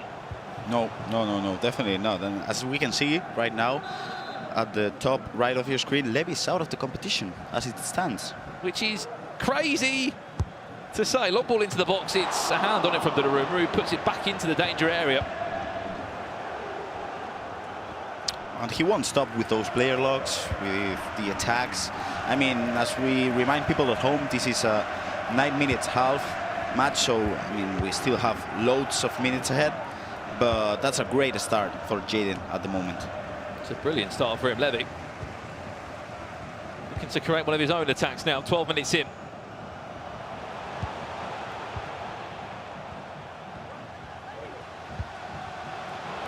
Nice tackle. Oh, this is dangerous. Is it going to be direct? Taking short? With Toni Kroos, it has to be direct. Let's see what we can see from here on the edge of the box. Didier Drogba's over it. He misses it. Toni Kroos might go for the direct shot. He does! Parried away for a corner. And we know where this one could be ending up. Number 11, Didier Drogba. Known for so many special Champions League nights. Can he do it here on the eChampions League stage? 2 hands punched away, back to R9, it will fall, chance still alive, Toni Kroos. Of course, finds himself in another UEFA Champions League grand final in real life, has had the continuous upgrade on his road to the knockout item. Mbappe's not going to do great in the air there, and it's a chance to play away again. I'm really keen as well, as much as we can, to keep an eye on that Jesus-Andoni game, because of course on that one there's also implications there. We know Jesus is already on his way through regardless of what happens. Offside there for Brighton of Albion. And possession changes backhand again for Levy. But as we know, Jesus likes to score a lot of goals. He also concedes a lot of goals. So right now it's a 0-0 situation, but it's not going to be a 0-0 situation. Well, he said he likes to score a lot of goals, Gravison. Jesus is leading 2-1. Andoni has got a goal in that game. And again, it will continue to mix up the table. Remember, there is a world if Andoni loses, and by quite a few goals, and these two were to draw. Look at that. Look at that. That is how you want a round 5 to potentially conclude. Jesus, as we know, already going through, regardless if he wins, draws or loses this game. The thing is, right now, Andoni is through because of goals scored. Because on the head-to-head, he's losing because he lost against Levy 3-1. But he has to. He did score more goals in general in the whole competition, so that's why he's only scored 9, I believe. With that goal going in, Gravison, I think it's only 9 goals that we've actually seen up to this point. Chance around the goalkeeper. That's brilliant composure from Levy de Veer. Ajax back in the tie. I mean, that was a brilliant driven pass into a striker. The way he just ball rolled the keeper without thinking too much, because he had all the time in the world to do pretty much what he wanted to do. He could have went. I mean, let's just look it back. Modric with a beautiful driven pass. The offside trap, the manually was a little bit late, and then he decided to ball roll. He could have maybe shot cancelled the keeper. He could have finessed it as well, but he decided to go for the ball roll, and it worked out. 1-1. We said about goals scored there. Andoni's scored 9 now in total. That's the same as Levy. I mean, he's not been the biggest goal scorer, but it could play a big part for him. Let's have a little look here. Then this is the table as it stands now. Levy then comes back in. Jaden's there as well. Poor defense. The draw, well, that you might not know, might be one of the best results for both of them. Switches all the way across, finds Cafu. There's it lofted in the air, and Donnarumma should get 2 hands on that. For the people at home watching this is not like a random cross that Cafu does. Cafu has the whip cross playstyle plus, and that potential cross into Didier Drogba with the aerial plus can be unstoppable, as we saw in the, for example, in the La Liga with Tuga. Speaking of La Liga FC Pro, Gravison, that was time right. Real Valladolid lead by a goal to nil. Neat there, as we know, already through, but they want to try and top the table. And that's exactly what I was talking about. Joao Cancelo, the USL item, also has the whip cross. That's why the cross is made perfectly into Didier Drogba, and that's why you should rely on the playstyles. Is that a must-have for a fullback? Probably, yeah, because Cafu has it, Cancelo has it. I mean, in my opinion, yeah, it is. Especially when you've got many aerial plus options, maybe not in these teams and restrictions. Composure there from Company, does get the ball back again, and Mbappe will weave around 3 or 4 Brighton shirts, and it's a horrible heavy touch. That's a poor touch, yeah. That's a poor touch, but we have to remind people at home that Neat and Ekman are also playing for the chance to top the group. So a lot of stuff happening at the moment here, the stage. We've also got Tex in action against Montaxa. Again, Tex out of the tournament. He has to play, obviously, his final group game. Montaxa would also love the opportunity to potentially top the group as well. I spoke to Obra, who is coaching Montaxa. Look, we are through, but to win and top the group is so important for us, because if you do, you go straight through to the round of 16 next week. You don't have to play the playoff round, which 8 other players will have to do in the top 24. I also asked O'Brien if he wanted to come and commentate. He told me he had to catch an early flight on Sunday, but next week, he'll be commentating with us, because he'll be catching the flight on a Monday. Nice. Thank you, O'Brien. I like that, Gravison. You're always thinking ahead. You're booking in future people to come and steal our jobs. Yeah, that's me. What a trip it would be for the Italian. He might not be in the Champions League, O'Brien, but regardless of it, he'll be over the moon to see his friend in the top 16. Nice couple of step overs from Jaden. He does go back in again for more.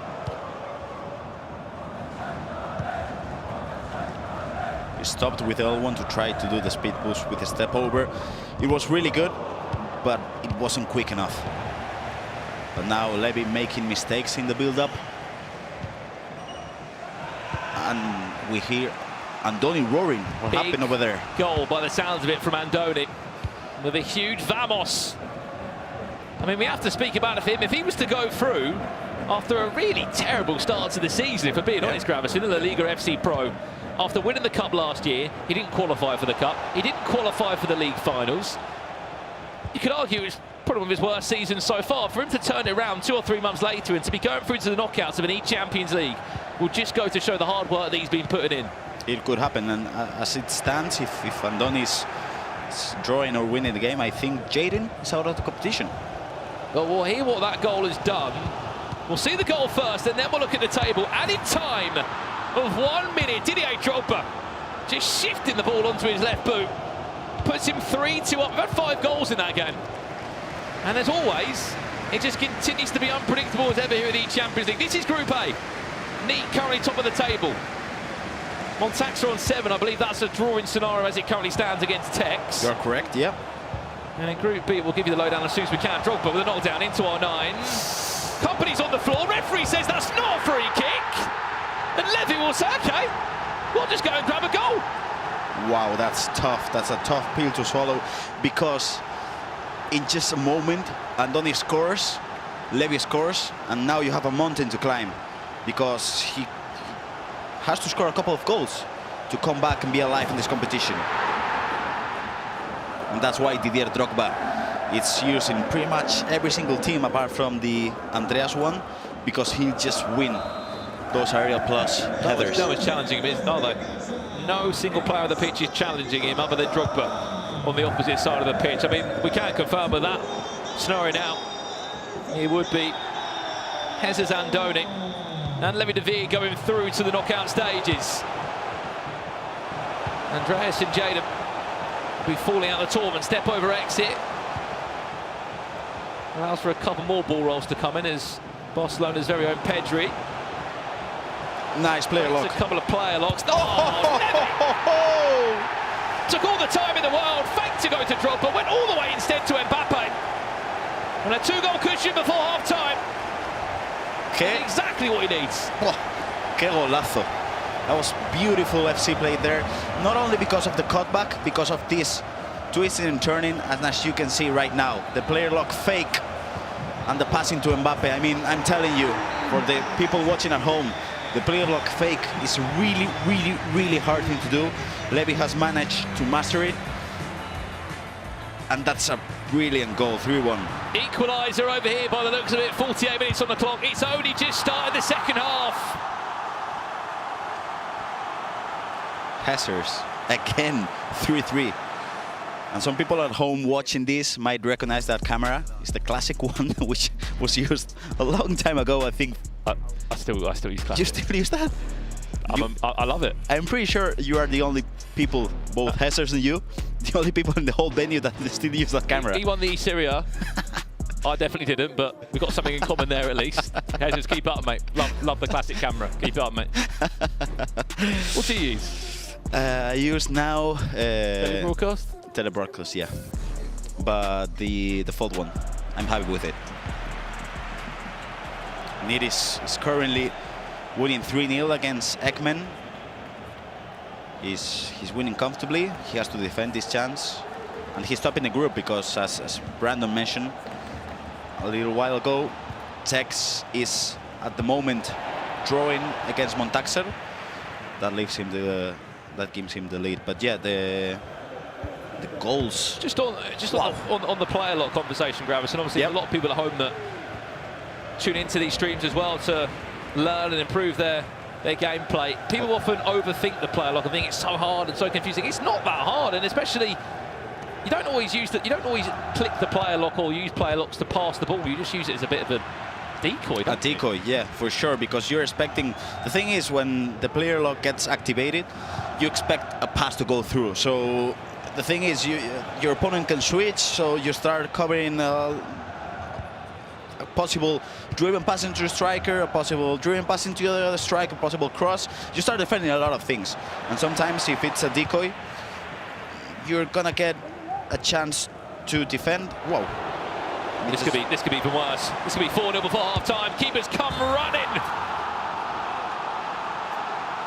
And Donnarumma was left in no man's land there. That was a goal that he didn't need to concede before half-time because it just makes matters so much worse.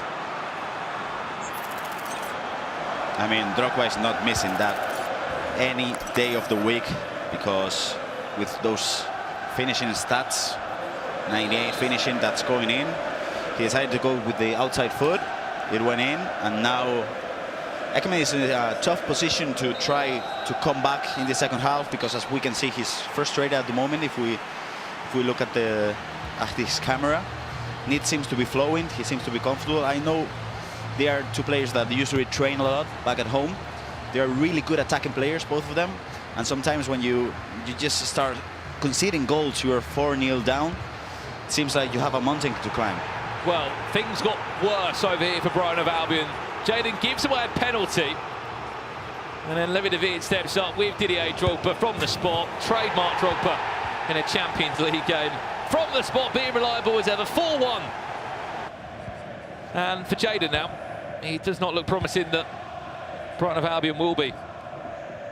For me, the biggest mistake from Jadon was the way he conceded a goal with nearly the end of the first half, and he had the chance to try to build up and try to score a goal. He lost, and that's because it's a tough pill to swallow again. Well, 10 minutes since the restart of the second half, a new voice joins us in the commentary. Welcome back again. I mean, for Brighton of Albion, it looks like it could be the end of the road.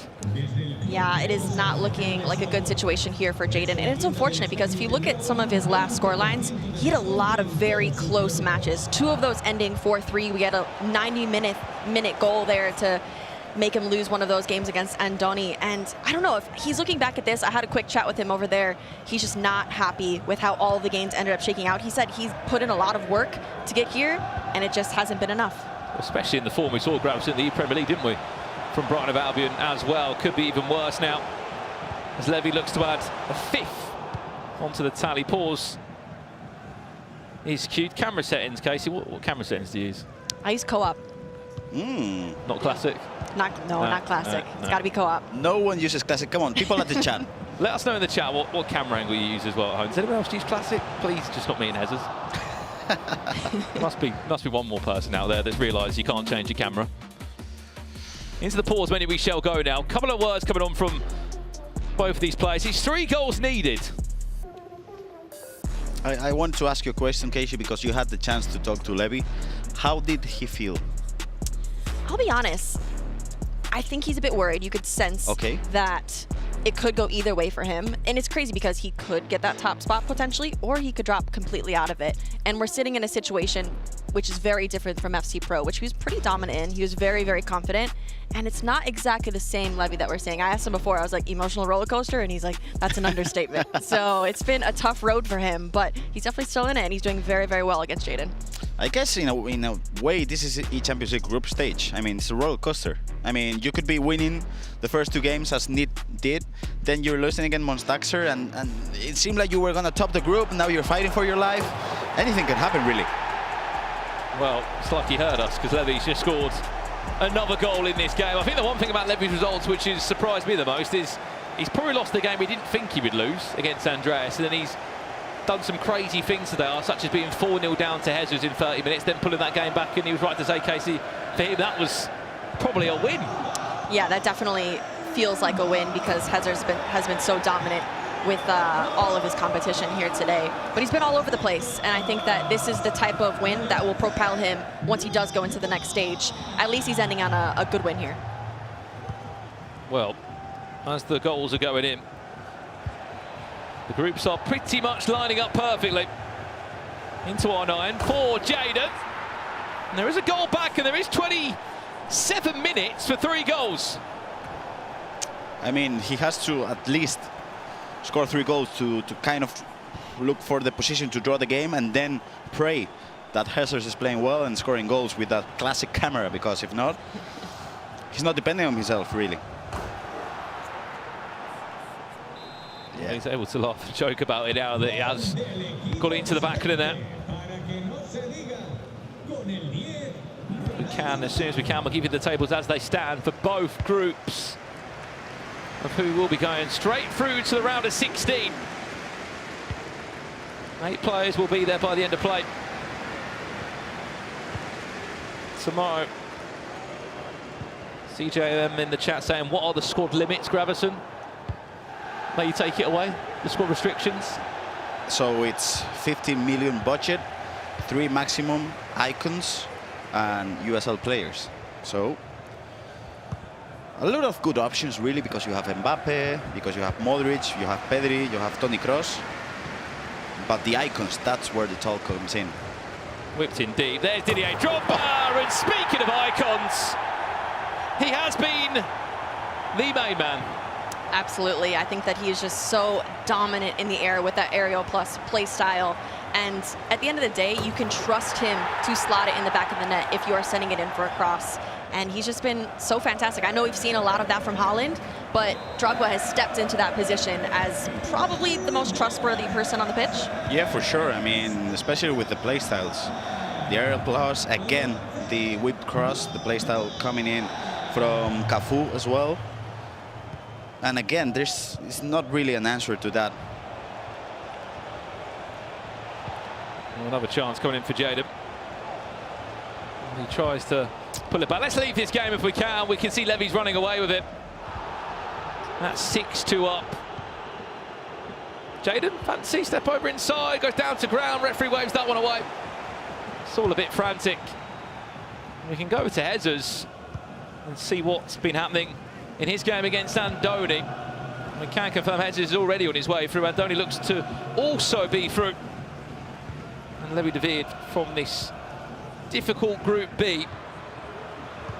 But there has been a goal, and it's Andoni that's finding form late on. 4.5 minutes left in the game. That's not a full-time result yet. As soon as it is, we'll let you know. But Andoni being top of the table. I mean, anything can happen here.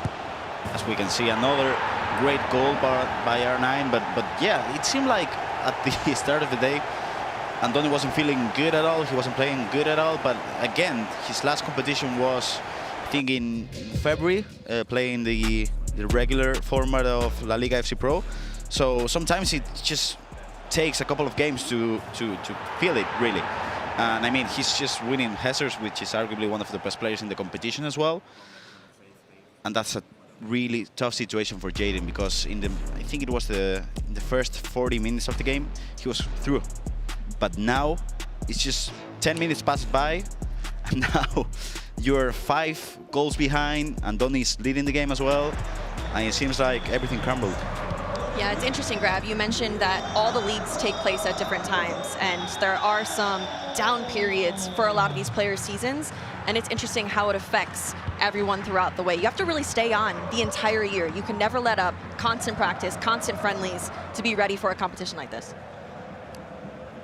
Just to add on to that as well, Levy, from potentially being in that bottom 2 at the start of the game, is now going to be topping the group. He will be on his way for a fast-track ticket to the round of 16, which means he won't have to play in the first round of action next weekend. He will be able to put his feet up and wait to find out who will be joining him through, and that's just come from this performance here.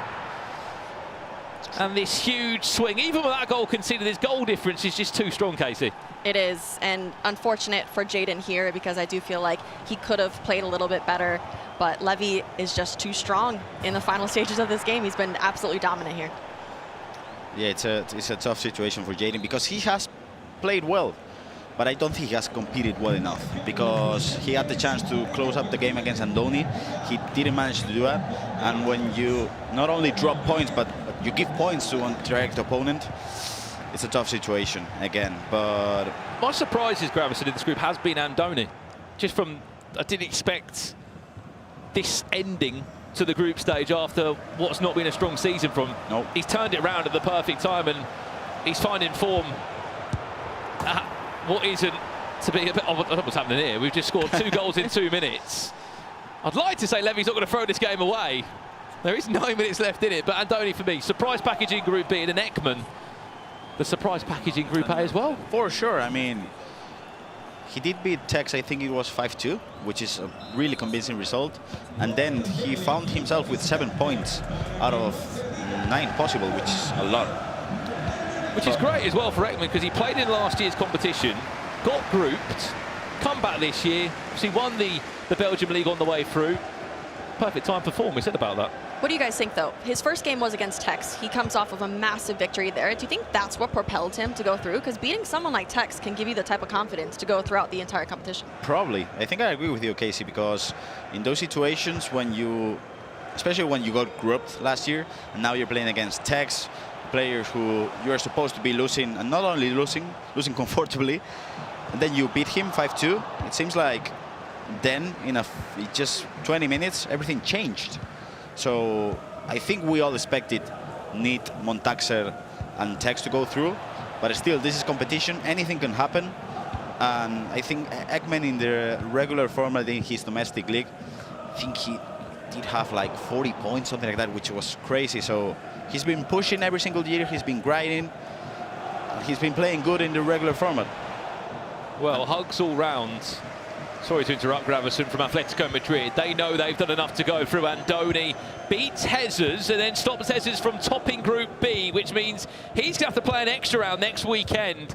Levy David, from sitting in the bottom 2 at the start of this game, because of how results were going in other games, is now going to top this group on goal difference. And he might be on for another. All right, guys, I'll let you finish out this match. See you soon. See you. Thank you, Casey. Last 2 minutes for Levy to conclude a really successful Group B. We'll give you the lowdown on Group A as well.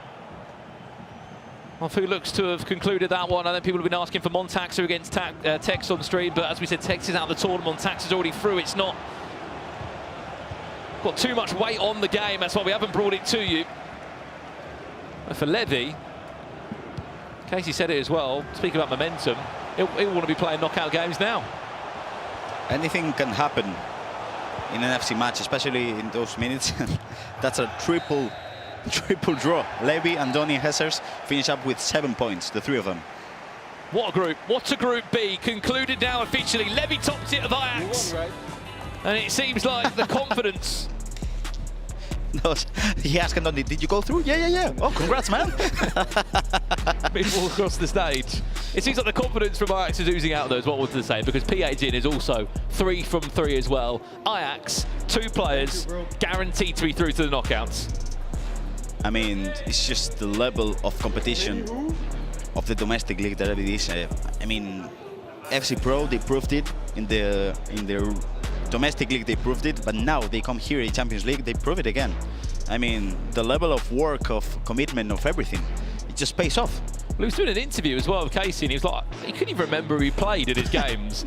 In what was a really mixy-matchy couple of games for him, a win, a draw, a loss, ends the day so strong. As we said, Levy topping the group. Congratulations to him. Let's go and conclude our last game in Group A, and then we'll confirm there who has topped that group as well. It's Ekman against Neat. What's the lowdown here? We know that Neat was running away with the time. Wow. And he really is running away with it. There's been a couple of highlights in the game. Ekman got a goal back there. That made it 7-3, and now this is it live.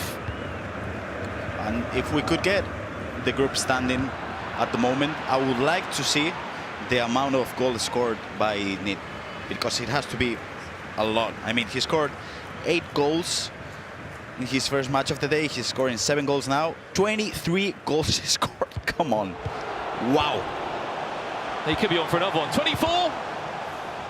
Maybe not. As it stands, Neat is also topping the group. He'll be going through to the round of 16 without playing the extra playoff match. And to add on to your point, Gravison, 8-1 win against JP Slater. A 6-4 win against Tex. And then losing to Montaxer earlier today, coming back flying Here's the Spaniard of Real Valladolid, who feels like he's got a point to prove. It seems like he's so consistent at the eChampions League. The last 2 times he's played it, he's finished in the top 6 of the competition. He might be going one step further if he plays well next weekend. Also, he's going to be in the top 24, guaranteed top 16. Big, big performance from Real Valladolid's name. Yeah, for sure. I mean, he's not playing in the World Championship this year. It's his last tournament, so after 2 consecutive top 6, it feels like it's his year. Yeah, yes, my man. You went through as the top of the table, and Need and Real Valladolid tops the group and goes through to the next round of brackets. In case you missed that off screen, Neat looked at Gravison and was like, am I through? Am I top of the table? Yeah, you're top of the table, and you've scored the most goals I think we've seen from any player. 23 of them he has scored. Congratulations to Neat and Levy. They're already in the round of 16. And again, for our other players, they have to play a playoff round next weekend. 3 go through from each group, and we're moving through the groups. There's 8 groups in total, 2 groups concluded so far. That's a beautiful, beautiful image of Andoni hugging Need, both qualifying to the knockouts. And I mean, Spain wasn't having a great FC year this year, with only Hidalgo playing in FC Pro, and I think we were struggling in the international competition. But now Andoni going through, Need going through as well, but not only going through, but top in the group. Let's see what Nacho does tomorrow, because it seems like Spain is back at top. Great to see as well for Need, because for a period of time he was dominant in the La Liga FC Pro. He won it 2 years in a row, but we always had question marks over him in the international sort of competitions that we saw from him. He looks like this could be the year for him to have a really good run. I mean, the job's not done. The job's not done. So let's see what happens, and let's see what Andoni has to bring to the table, because he's over at the desk, joined by the guys. From Andoni, because heading into that last round, it was all to play for. Lots of players, 3 players were on 4 points there. You were going up against Jesus, who was with 7th. How did you approach that one, knowing it was all to play for? Estabas en una posición muy complicada, 3 jugadores estaban con los mismos puntos. ¿Cómo ibas a jugar contra Jesús? ¿Cómo ha sido? Iba a ir a por la victoria, quería quedar primero de grupo. Sabía que si ganaba de más de 2 goles y además Levy pues no ganaba, iba a quedar yo primero. Pero bueno, Levy ha ganado al final y no ha podido ser el primer puesto, pero la clasificación como segundo, que sale a gloria. So I wanted to win, so I knew that I needed to at least score 2 goals. But I would have preferred to be top of the tier, but I know it's just like being second still very good. It's not been a great year for Spanish FC on the global stage. How important was it for you to get through? And also Neat, I saw you very happy with him, both to go through straight into the knockouts. Ha sido un año no muy bueno para los jugadores españoles en FC. ¿Cómo ha sido para ti saber que tú pasabas y también que pasaba Neat? Pues son muy buenas noticias para la comunidad española. Tenemos muy buenos jugadores, de los mejores, pero por una razón o por otra, es verdad que estos 2 últimos años hemos bajado un poco el nivel internacionalmente, pero bueno, ha llegado este torneo, hemos podido demostrar y ahora queda la fase final. It's true that it's been a little bit just like a rough patch for Spanish players, but we do have very, very good players, and we've managed to finally prove that we're doing very well.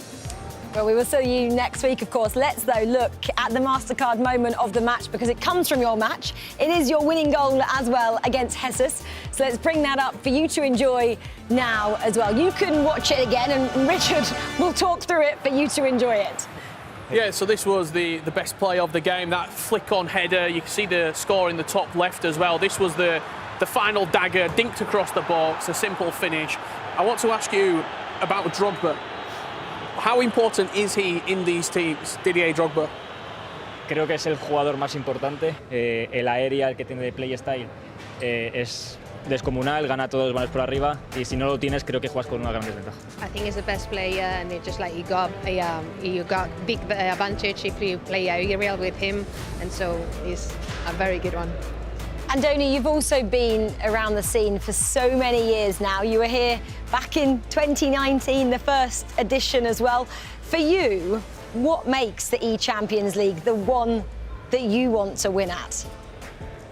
Llevas muchos años en el circuito desde el año 2019. ¿Por qué lo hace tan importante? ¿Por qué quieres ganarlo? porque los últimos torneos presenciales no he estado al nivel, me ha faltado demostrar cómo entrenaba y hoy por fin, después del primer partido que jugaba mal, he podido jugar como yo sé y gracias a eso pues hemos podido clasificar. Lately, I was not proving myself very well. It's been like not very good in my last tournaments in person. But finally, I came here. I could prove that I'm just like I'm going to make it.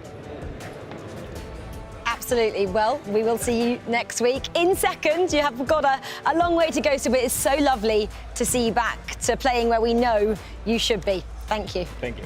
Well, let's look, shall we, at Group B as well, because it did go down to the wire, didn't it, Rich? Just tell everyone. I think they can see. 7-7-7. You couldn't read that. It all came down to that final game. I mean, Andreas was in there, sort of. If results would have gone his way, he had a chance to potentially sneak through. He wasn't playing in that last round. Jaden will be disappointed because it was in his hands, that game between Levy and Jaden. Whoever wins goes through. And I think when you look at that table, it was sort of a toss-up for me. I had a good feeling that Levy and Hezes would go through. And I think the third spot was up for grabs. Would it be Andoni? Would it be Jaden? Andoni just showing that a little bit more, I think LAN experience is a good way of putting it. He's been at a big event before and he's got over the line. And I think that is sort of the clutch factor coming in for him. Because, as he said, he's not had a great season, but he could end it on top with that trophy. Yeah, exactly. Let's have a quick look back at Group A as well. We know which players were going home. They exited, didn't they, after round 4 there, but this is how it ended. So Neat, he secures qualification to not have to play the extra round, doesn't he, next week when we get to the knockouts. And then Montaxa and Ekman, they're your top 3. Really, really impressed with Montaxa and Ekman. I think Montaxa, we knew what to expect after the E-League victory. But Ekman, he's sort of that unknown package coming into this group. And the big shock, if you are just joining us, Tex eliminated. 2 points. A real disappointing day at the office for Manchester City and Tex. Neat flying. He looks a real player at the minute. Had the chance to watch him in Barcelona at the E-Liga FC Pro, and I think he played well, but just couldn't get over the line into that grand final, losing out in the semis.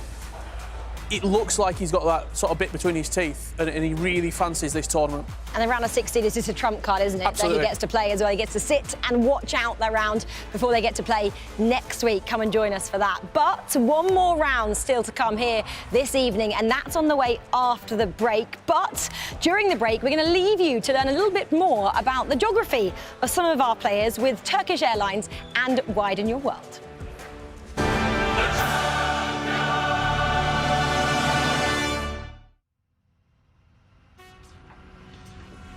It's most of the year like 30 plus degrees or something. You can be on the beach. My city is the same city than Lionel Messi. It is really near to the Baltic Sea. The weather is so good. One of the biggest cities in Italy. Bellissima, piena di sole, mare. Quite busy. We have beer. Si mangia molto bene. Everybody knows everybody. Like when you go to the shop, you always talk to everybody. You know everyone. The people are nice. Food is nice. It's a big city. Soy de un pueblo costero, de unos 35.000 habitantes. Lots of different type of people live there. Lots of country roads. There's a lot of beaches, sands, fish and chip shops, and more fish and chip shops. Es una ciudad muy turística, van muchos turistas, sobre todo en verano. I'm from Tel Aviv, Rosario. I am from Palanga, a small city in Lithuania. I'm born in Amsterdam. Vengo da Napoli. Naples. I'm from Glasgow. I'm from a small town in Norway called Sukindal. Soy de Cambridge. I'm from La Spezia. I'm from Mullingar in Ireland. Yo soy de Málaga. I'm Mechelen in Belgium. I am from Dawlish.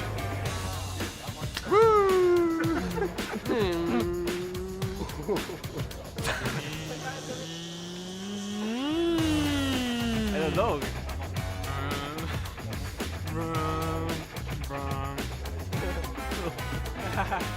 Yeah, there you go.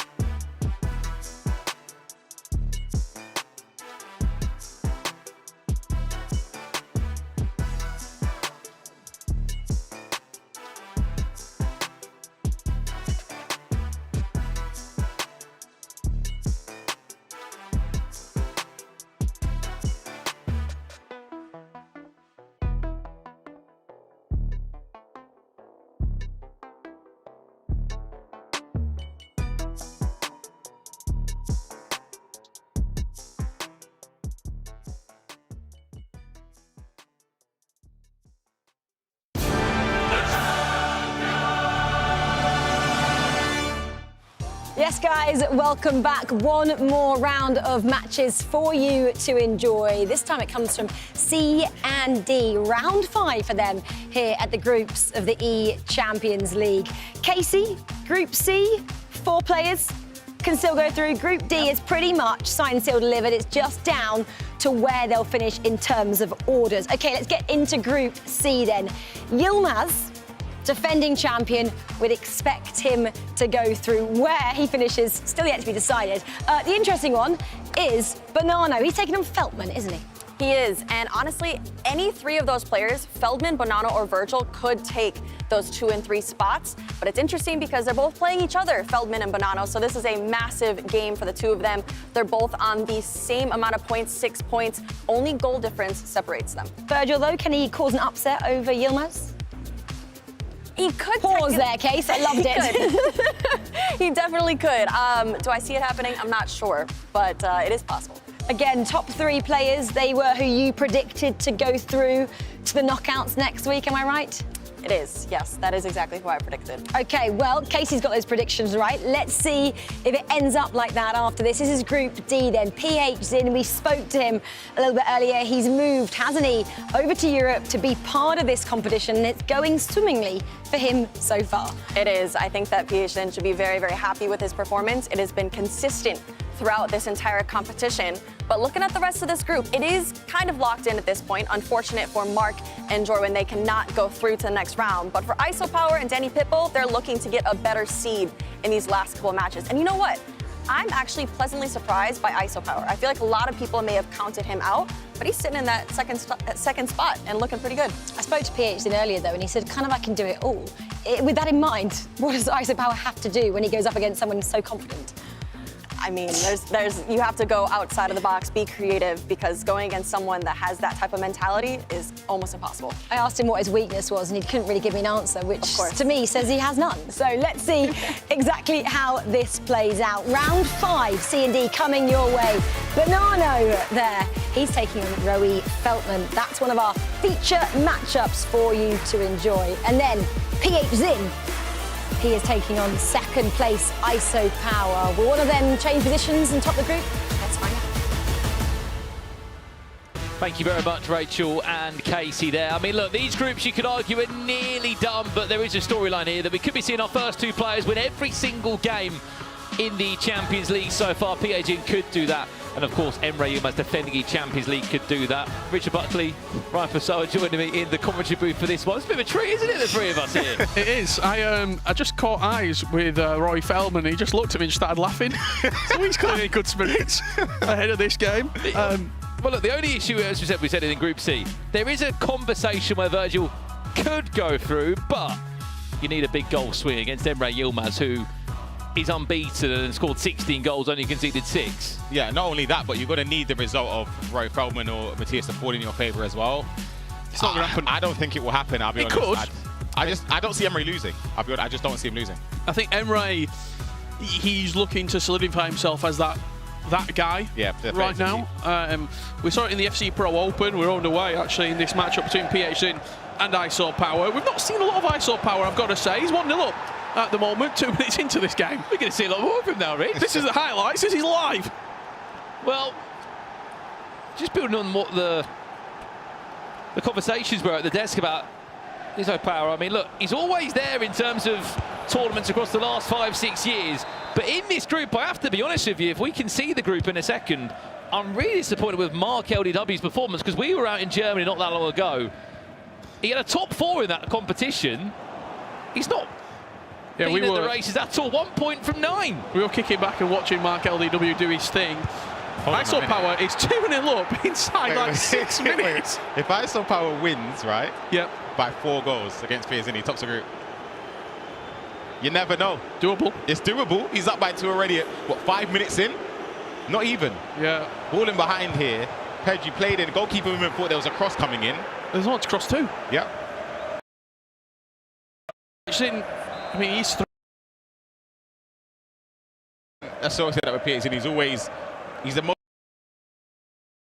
to play is 100% in every game. He's just been caught off guard. You must have played against ISOPower back in the day. No, never played. Different consoles, never played him. Wow. No, he's someone that I've respected over the years, though, and it's good to see him doing well again.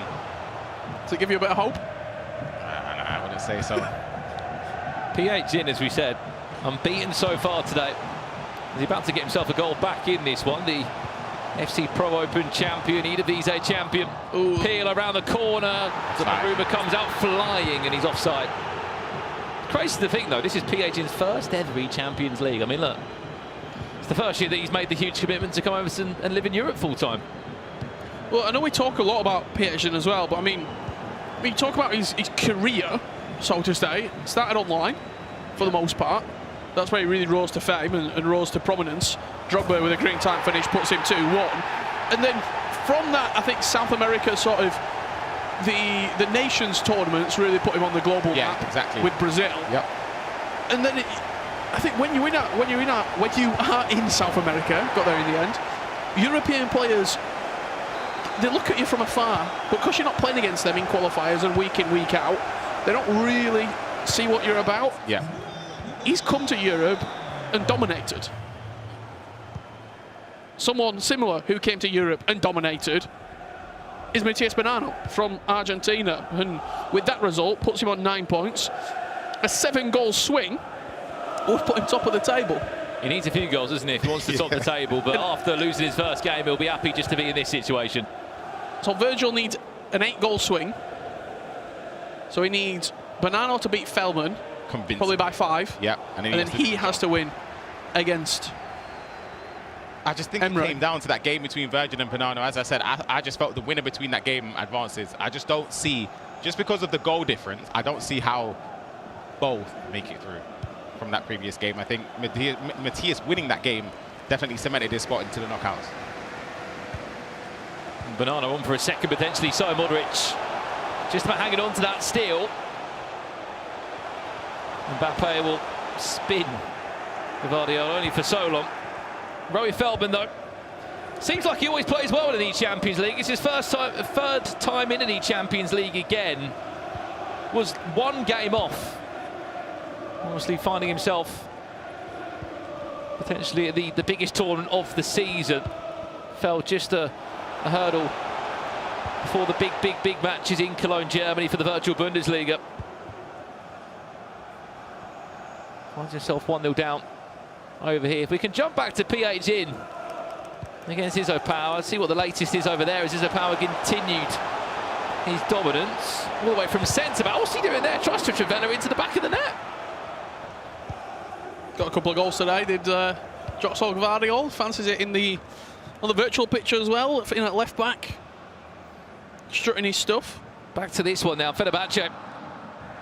Izzo Power went 2-0 up in 8 minutes. As he on for a third, Drogba with a flick on the volley. Oh my goodness. Andrea Pirlo just off balance and off target. It's got to go in. Yeah, thought I was going to find the back of the net to restore his 2-goal lead.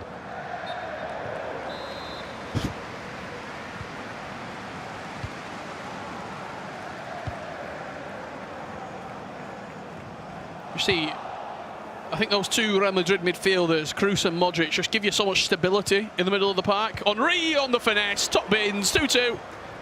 Any hope that we had about PAG maybe throwing away his unbeaten streak. We can forget about that one. There's 21 minutes on the clock. Andrea Pirlo. It's an unfortunate bounce through. Yeah, but he does well to set up for the finesse shot, cutting inside. You'd think it would be obvious, but it just seems that a lot of players don't really mark for the finesse shots from those angles anyway. I think with the playstyle pluses, it enables you, like, if you had a completely unlocked account, you could put probably 4 or 5 finesse shot plus players in the final third, and that could be your playstyle. Yeah. Like, you just play around the finesses. You could put 3 or 4 big aerial plus players on the pitch and play around the knockdowns. We saw earlier on with Tex as well, even in previous competitions, domestically, ePremier League, he sort of played for the finesse shot. A lot of people got caught off guard because it's not something you'd associate with Tex. Maybe he's Timmy at KDB, right? Yeah, as well. Exactly. Unreal. Just finesse shots from deep, and it gave him a lot of success. While we're talking about play styles, let us know in the chat, what's your favourite play style right now in FC 24?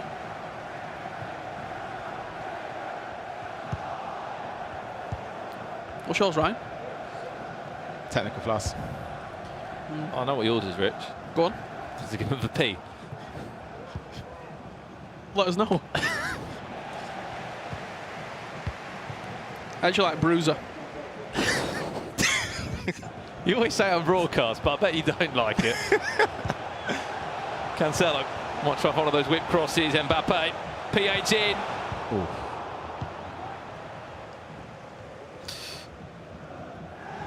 Once again, let us know in that chat your favourite play style in the game.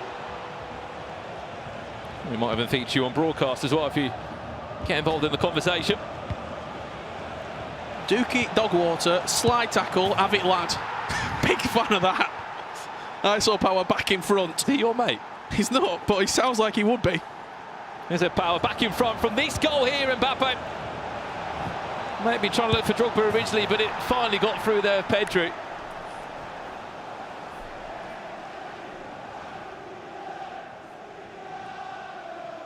A lot of fans as well, a lot of Fenerbahce fans in the chat, giving their best for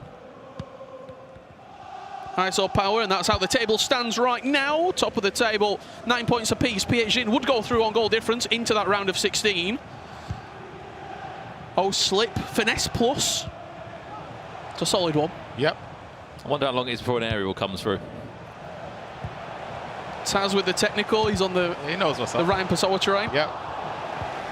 Will we see a bruiser to support? Yeah, Richard, quickly log into your Twitch. Like that finesse in it. Anticipate. Yep. Nose ball.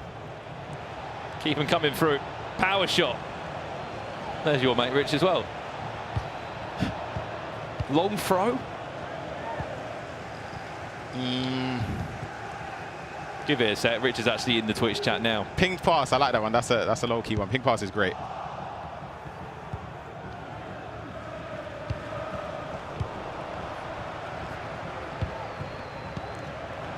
The conversation is always open. It's in a very open show here. We want you to be involved. Drogba. That one deflected. Remember, this is our final game here in day one of the group stages. Tomorrow we'll be seeing 4 more groups in action. Some of those players include the likes of Umit, Manabashur, 2 world champions in their own right.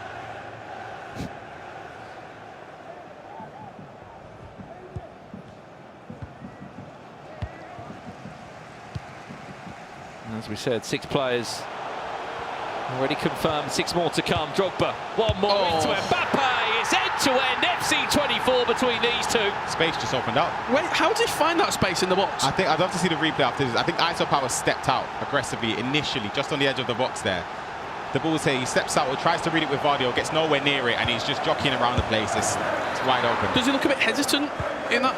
I feel like he needs to be quite, I think, full on if I he think defends he's okay to back off, but he backed off way too much. When you're jockeying that aggressively anyway, you can easily be caught off guard and move out of position.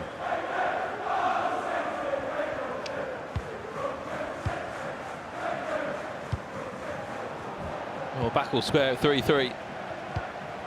And this one is, I think there may have potentially been another goal between Rowie Feldman and Matthias Banana. There might be one here. Modric, 4-3. The first time he's led in the game, PH in from 2-0 down.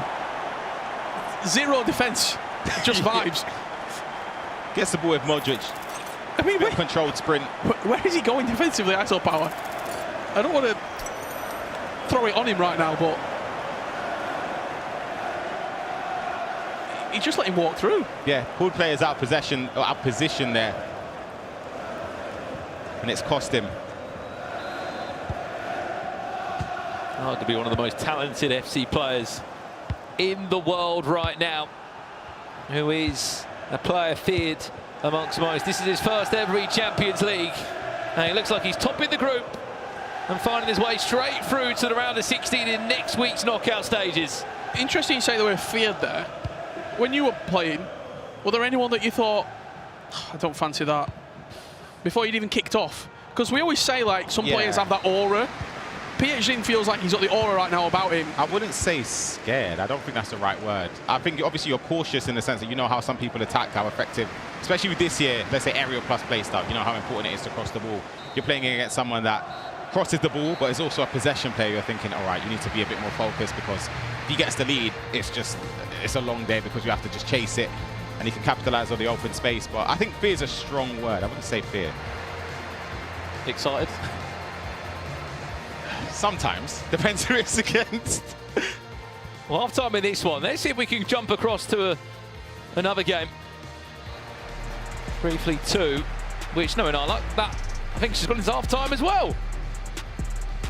So instead, let's go over to Emre Yilmaz and see how he's getting on. I mean, this is a tough one, isn't it, for Virgil, because we painted the picture that if he won this game, he'd be on 6 points. And the ifs, the buts, and the maybes of him potentially finding a way through would need a ridiculous goal swing, but for him, he'll be sitting there thinking, I've won the games that I need to win, but I just haven't scored enough goals. He's winning the games that he probably actually didn't need to win. Yeah, the game that he needed to win was against Bonanno. Yeah, exactly. That's the important game. As I said, I feel as if the winner just cemented their spot already into the knockouts. This is live now as Emre Yilmaz looks to find that all-important second goal there. As it stands, it looks like PhD might be the only player that has won every single game in the group stages. If we can, let's just have a look at that table to put it into perspective. So, yeah, he did 7 goals needed. It's too much. If we can, we'll go from this one into... But there is a world as well, potentially with goal difference, that Bonanno could finish top. Yeah. Both on 9 points. Yep. Well, last time we saw that game, it was 1-0 Matthias Bonanno. Oh, is he on? Yeah. Over to it. What is the keeper? Where are you gone? Keeper. Let's just said, Emre Yilmaz, there's an open goal. Go and have a goal. That's a shocker. I don't know why you would pull your keeper out that far. He was never, ever going to get there. And it just leaves an open goal for Emre. Yeah, I'm not... absolute no man's land. I see a lot of people talking about the Mystery League in the chat as well. I can tell you that the Mystery League is not the Turkish League. Not the Turkish League. Bonanno 2-0 up. 2-0 up over here then, and so we left it at 1-0. Matthias Bonanno doubles his lead. Harry Feldman pretty fortunate that, because there is such a big goal swing that, and as he got his points earlier today, he would have done enough into R9. Needs to score that one. Donnarumma parries it away for a corner. Whipped in towards that back post. Good keeper movement. Easy pickings there. Back over here we go. Oh, there's no power. He's not given up in this game, has he? What game he's been showcased here of exactly what he's going through to the knockout stages. Back over to here we go again. It's another big save from Donnarumma as Roy Feldman still can't find a way through.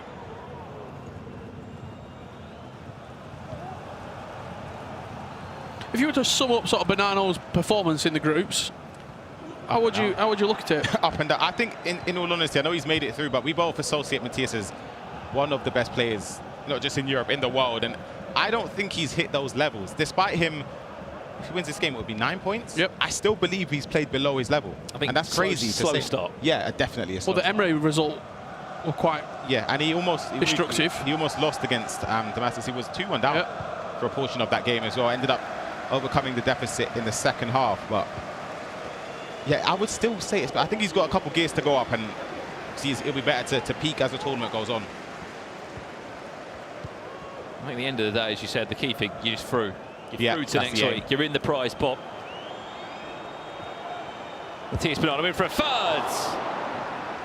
Wins a corner. Let's see what he's offering from a set piece. It's quick. It's towards the front post. You know where it's going. Still hangs on to possession just about. Lofted back in his challenging through. Let's leave this game and go over here because there's been another goal here. It's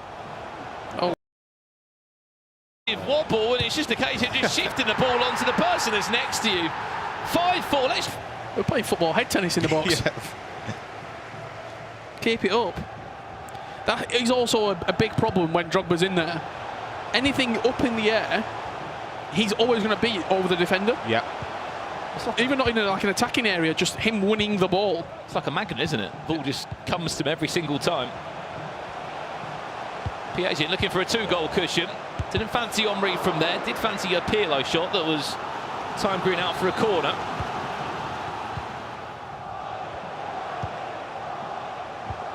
Depending on that Emre Yilmaz result, if he was to win this game, Piaget, he might be the only player that would have won every single group game.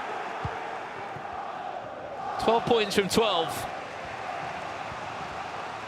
For the Brazilian, long ball over the top. Drogba does get round Vincent Kompany. Power shot!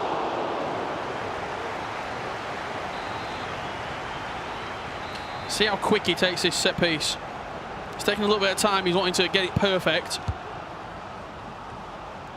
It's Drogba against Drogba. Yeah, that's the only way to nullify him in the air against himself. Couldn't get that ball through there. Trigger the run with Henry.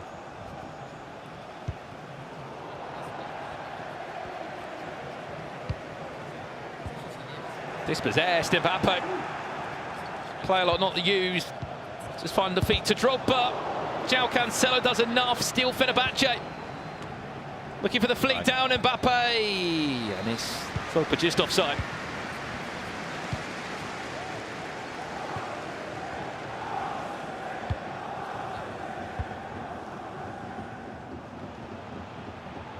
I've been really impressed with Gvardiol's attacking output. Pirlo to the byline into Henry, twisting and turning in the box, waiting for an avenue to open. Doesn't fancy a shot in the box with Toni Kroos. Instead, happy to use That's a goal. Cross into Drogba. Oh, huge block. Gvardiol at the back with a huge block there. That would have been a certain goal. Pirlo on the finesse. High and wide over the bar. Emre Yilmaz has got 10 players on the pitch, but he's 3-2 up. What a finish that is as well. Top corner. I wonder what the red card was for. I can only speculate. Drogba with an emphatic finish, finding the top corner. Back to this goal fest to end the day. Piaget and ISO power. Is this also a case of like both players sort of thinking we can take a little bit off it in terms of you can relax ever so slightly? In a way, just because of how, at this stage now, because of how big the goal difference is for ISO power to even try and get to #1 in this group. Piaget, for me, is a lock-in now. We know the game's ticked on, the goal difference is too much, even if the result didn't fall in his favor. He will be the only player as it stands. Well, actually, Emre Yilmaz did take the lead, but 4 wins out of 4. Eredivisie on top. Yep. So far, we get to see Manu Bishore tomorrow for PSV. Fuma, 4-time French League champion in action. Nicolas, past eChampionsLeague winner, back involved again. So many good players. 21 of them in action tomorrow across 4 more groups. That's a fourth. Oh! Drogba can head it, but he can also do that. Ooh. Bicycle kick finish. Forget he's got 10 players on the field. He's the eChampionsLeague winner for a reason. He's looking to defend his trophy once again this year. He will also look to go unbeaten in the group stage as Emre Yilmaz, Piaget in 4 games played. Looks like they're on the way for 4 wins each.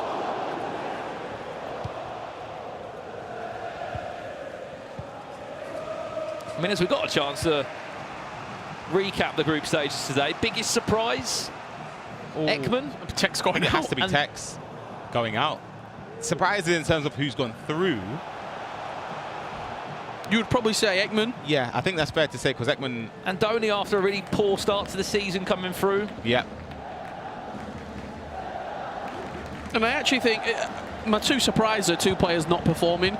Tex and Mark LDW. I thought Mark were really good when we watched him at the virtual Bundesliga not too long ago. Finished in a good position to solidify his eChampionsLeague campaign, and he'll be really disappointed to fall at such an early hurdle. The first hurdle on your road to lifting the eChampionsLeague for the 2024 season. We do it all again tomorrow. You just see there in the background as well, Danny Pitbull of Juventus in a The game we haven't really spoke too much about because we know Danny Pitbull was already heading through to those knockout stages. I think you're right though, for Mark LDW. It just doesn't really add up from the form that we saw in the virtual Bundesliga. Could be in here. Has not been at the races at all. Matthias Bonanno, is he on for a 5th with Cafu? Had to green that. Well, he's fine in this form. Big goal for Matthias Bonanno. Maybe just having a little look over his shoulder, seeing what the other results are. Is there no way I can finish top? Yeah. But I don't think there will be. Cafu, green timed. Emphatic from the Argentine.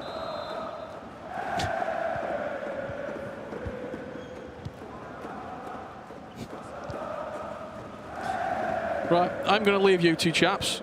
I need to go and get myself ready for some Manella. Cheers, Rich. We'll be joining Richard Buckley very soon to break down some of the best bits from today. Rory Feldman looking for anything more than a consolation, unfortunately. It's too late into the game, but he's done enough to find his way through. Into Drogba, there's the consolation goal.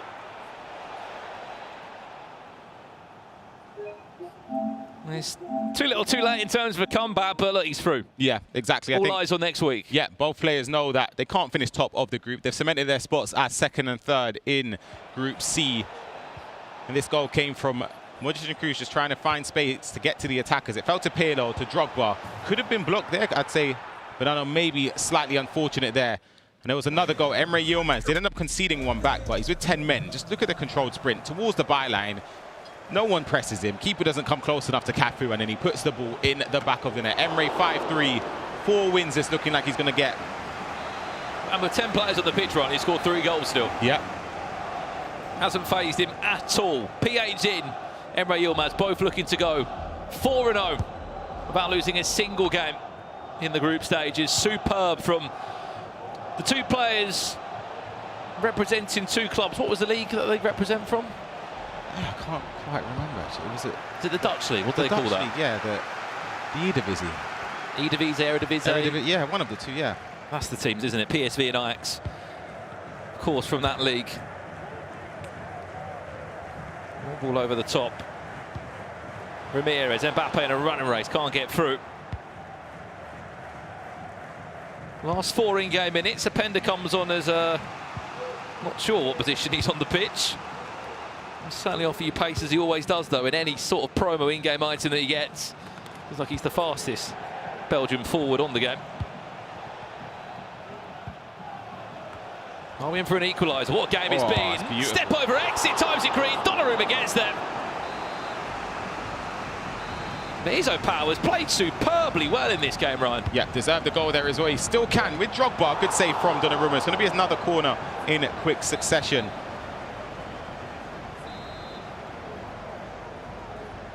He wants this 5th equaliser. In it goes. Drogba defends it well. And it's in PHG's hands to hold out an unbeaten group stage performance. 4 perfect games, 4 perfect wins. Want to end it with 1 more goal. Speaking of UCL heroes, he brings 1 on there. Bidi Pele.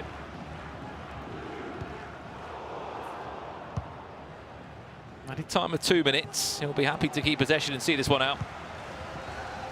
But it is the 2 players from that Eredivisie. PSV and Ajax, both having perfect group stages. They'll be going straight through to the round of 16. Emre Yilmaz looking to defend his crown as eChampions League winner in PHG in his debut competition of the eChampions League. He's never played in it before, looking to cause more chaos in the FC Pro scene this year after an unbelievable start. Almost got goal number 6 in this game. Job done. Job done, absolutely. Pietzin, 4 wins out of 4. Top of his group, advancing straight into the top 16 in the eChampions League next weekend as well. A man on a mission to prove to everyone that he ranks himself as the #1 player in FC 24. And he's doing just that, Brandon. Absolutely. What a game. Remember, he was 2-0 down in 8 minutes. That did not faze the Brazilian, did it? As you said, what a season he's having. Over $500,000 in prize earning. And just this season, an Eredivisie champion in his first time in a European league. And his first time in Europe, of course, won our biggest European tournament up to date before the eChampions League in the FC Pro Open back in February. He wants to go and win this one though, the eChampions League. He'll be there, top 24 guaranteed, top 16 he is there. Whoever tops the groups, remember, they miss a round next week and they go straight into the top 16. So job done for him. He's looking very confident, and if there's any questions if he was getting worse or better, it just seems like he's getting better. Yeah, exactly. He's a man on a mission. He's somebody that, if you want to win this competition, again, he's somebody you have to look out for as a competitor you have to overcome. But yeah, he's been formidable. Someone else who lost to an unbeaten player in Emre Yilmaz was Matthias Banana. He was 0-1, but then he's won 3 games on the bounce. He is through to the knockout stages, and he's joined by Casey now.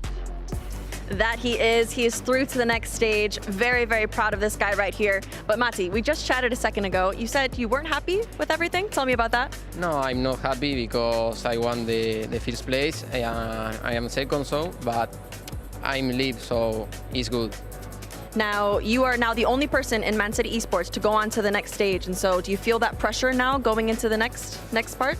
No, I don't feel pressure for Man City. I feel pressure for me. I want to be the best player in the world, so I need to win. All right, what do you have to improve going into the next stage? I think the defense in the match against Ireland was terrible, so I need to improve in defense, I think. All right, Matti, well, fantastic job today. You are through to the next stage. I wish you the best of luck in the next part, but back to you guys. It's always great, isn't it, to hear from the players. Grab man a few words there. He didn't want to speak at all. He didn't want to tell any of his little secrets on broadcast, but he made it a little bit hard for himself today. And we've kind of been saying, was that because he hasn't had so many matches, competitive matches recently, but does finish second nonetheless? I think it's all because of the standards. I mean, I had the chance to talk to Edu after the match against Emre, and he was really frustrated with the way they started losing 1-0, and then they did have like 2 or 3 clear chances, didn't score them, then you concede another goal, and then you're just behind. And I do feel the standard for Edu, for Matti is just so high that when you're not defending as you should be defending, when you're not scoring those chances, you're really hard on yourself. And that's the reason why Matthias is, for example, I mean, La Liga FC Pro champion last year, this year Premier League champion, because you gotta be hard on yourself to be at the highest level.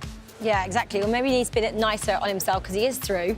OK, he doesn't jump straight to the round of 16, but he does make next week in the knockouts. Emre Yilmaz, though, defending champion, maximum points for him, not dropping any, 12 out of 12. Banana, like we mentioned, struggled a little bit in the early rounds, but did get the job done, 9 points. And then Rory Feldman, he's a regular, isn't he, to the ECL. He finished there on 6. Nice to see him going through. Group D, Gravison, I'll get your thoughts on this. Again, someone unbeaten, maximum points PH in. Yeah, Danny Pitbull started with 6 out of 6 possible points, and then he kind of got destroyed by PH, really. And I do think his confidence up to that point just went down and down. PH with Emre, I think we can agree the favorites to win the whole thing because they haven't dropped a single point. And I think we gotta mention iSopower because the Turkish league might not be talked about as it should. It's a long league. I think the regular format lasts for 2-3 months. And I mean, he had a really tough bracket and a tough group and a tough opponents, but he made it possible, and he's the second in the group. And he really pushed PH in as well in that final match, Yep. so it was really great to see the quality come out from iSopower there. OK, well, something I'd like to talk about is goals. Let's have a look at some of the contenders, Grav, and I want your thoughts on these for Oppo Goal of the Day. There's 3, OK? 3 in contention. They come from Tex, Banano and PH in. Tex is up first. We've seen them all, but your thought on this, what's so special about it? It's probably the finesse because I mean, still plus of the power shot, and then this is Banana. They come thick and fast. Sorry, they're really fast. Now Pitbull, PH in, they've gone. And the last instance, again, the finesse by 2 entry goals, in my opinion. The best one is the Matti, the power shot plus. I think it's the only power shot plus the goal we've seen, and in my opinion, it's my favorite. They came thick and fast, didn't they? It was quite the mission to try and just see those. You guys, though, can you remember what you just saw? Tex, Banano, PH, Zin, because in the Pepsi post-show, we are going to ask you as well for your thoughts. So during this break, you can vote for who you think deserves the accolade of Oppo Goal of the Day. This is our final break. Come and join us, though, as we get to pick apart everything which has happened here today.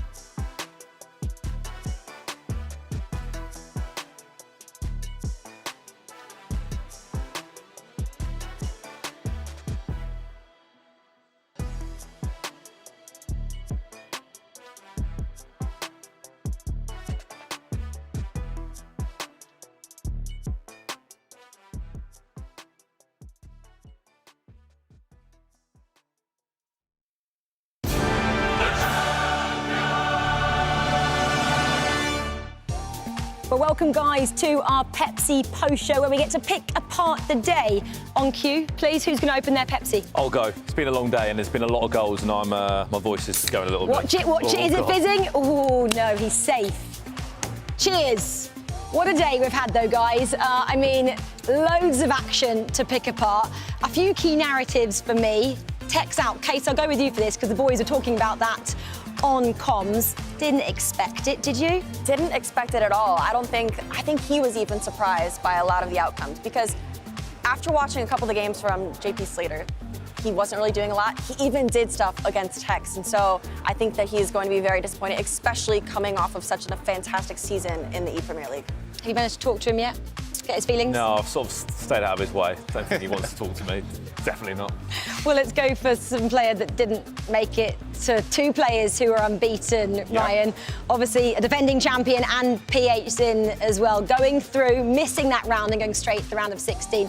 Were you impressed by what you saw from both of them today? Yeah, extremely impressed by both PH Zin and Emre Yilmaz. They sort of lived up to expectation. PH Zin, we said, is the best player this year.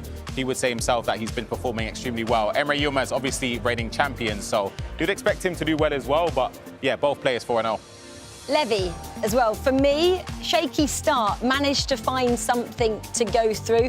Do you think he can make a step up for next week? Definitely. What's he going to do in that week? I think just more practice, I mean, is all he can do. But I spoke to you, Casey, he was a bit confused, it looked like. He played 3 games, he won, he drew, he lost, but by his own standards and his own levels from what we've seen earlier this season in the FC Pro Leagues and the FC Pro Open, he's got more levels to go. And we saw how he ended today, 7 goals he scored, tops the group, misses around next week, which is going to help him too. So yeah, I just think a week of more practice. Yeah, exactly. We mentioned, though, didn't we, Tex, the fact that he no longer continues in the competition, but he does get a consolation prize as well, because you guys voted during the break, and Tex is our Oppo goal of the day as well. We can see it again one more time just for you guys to enjoy. Here it is. Brandon, did you enjoy it as well? Because Grav, he went for banana, didn't he? I mean, it's a decent finish, isn't it? It's all about the finesse from the edge of the box, which we saw in our early games, didn't we? I think me and Ryan were commentating on it, and we said, what can we expect in terms of the aerial plus and the Drogba, the typical heading, sort of crossing meta?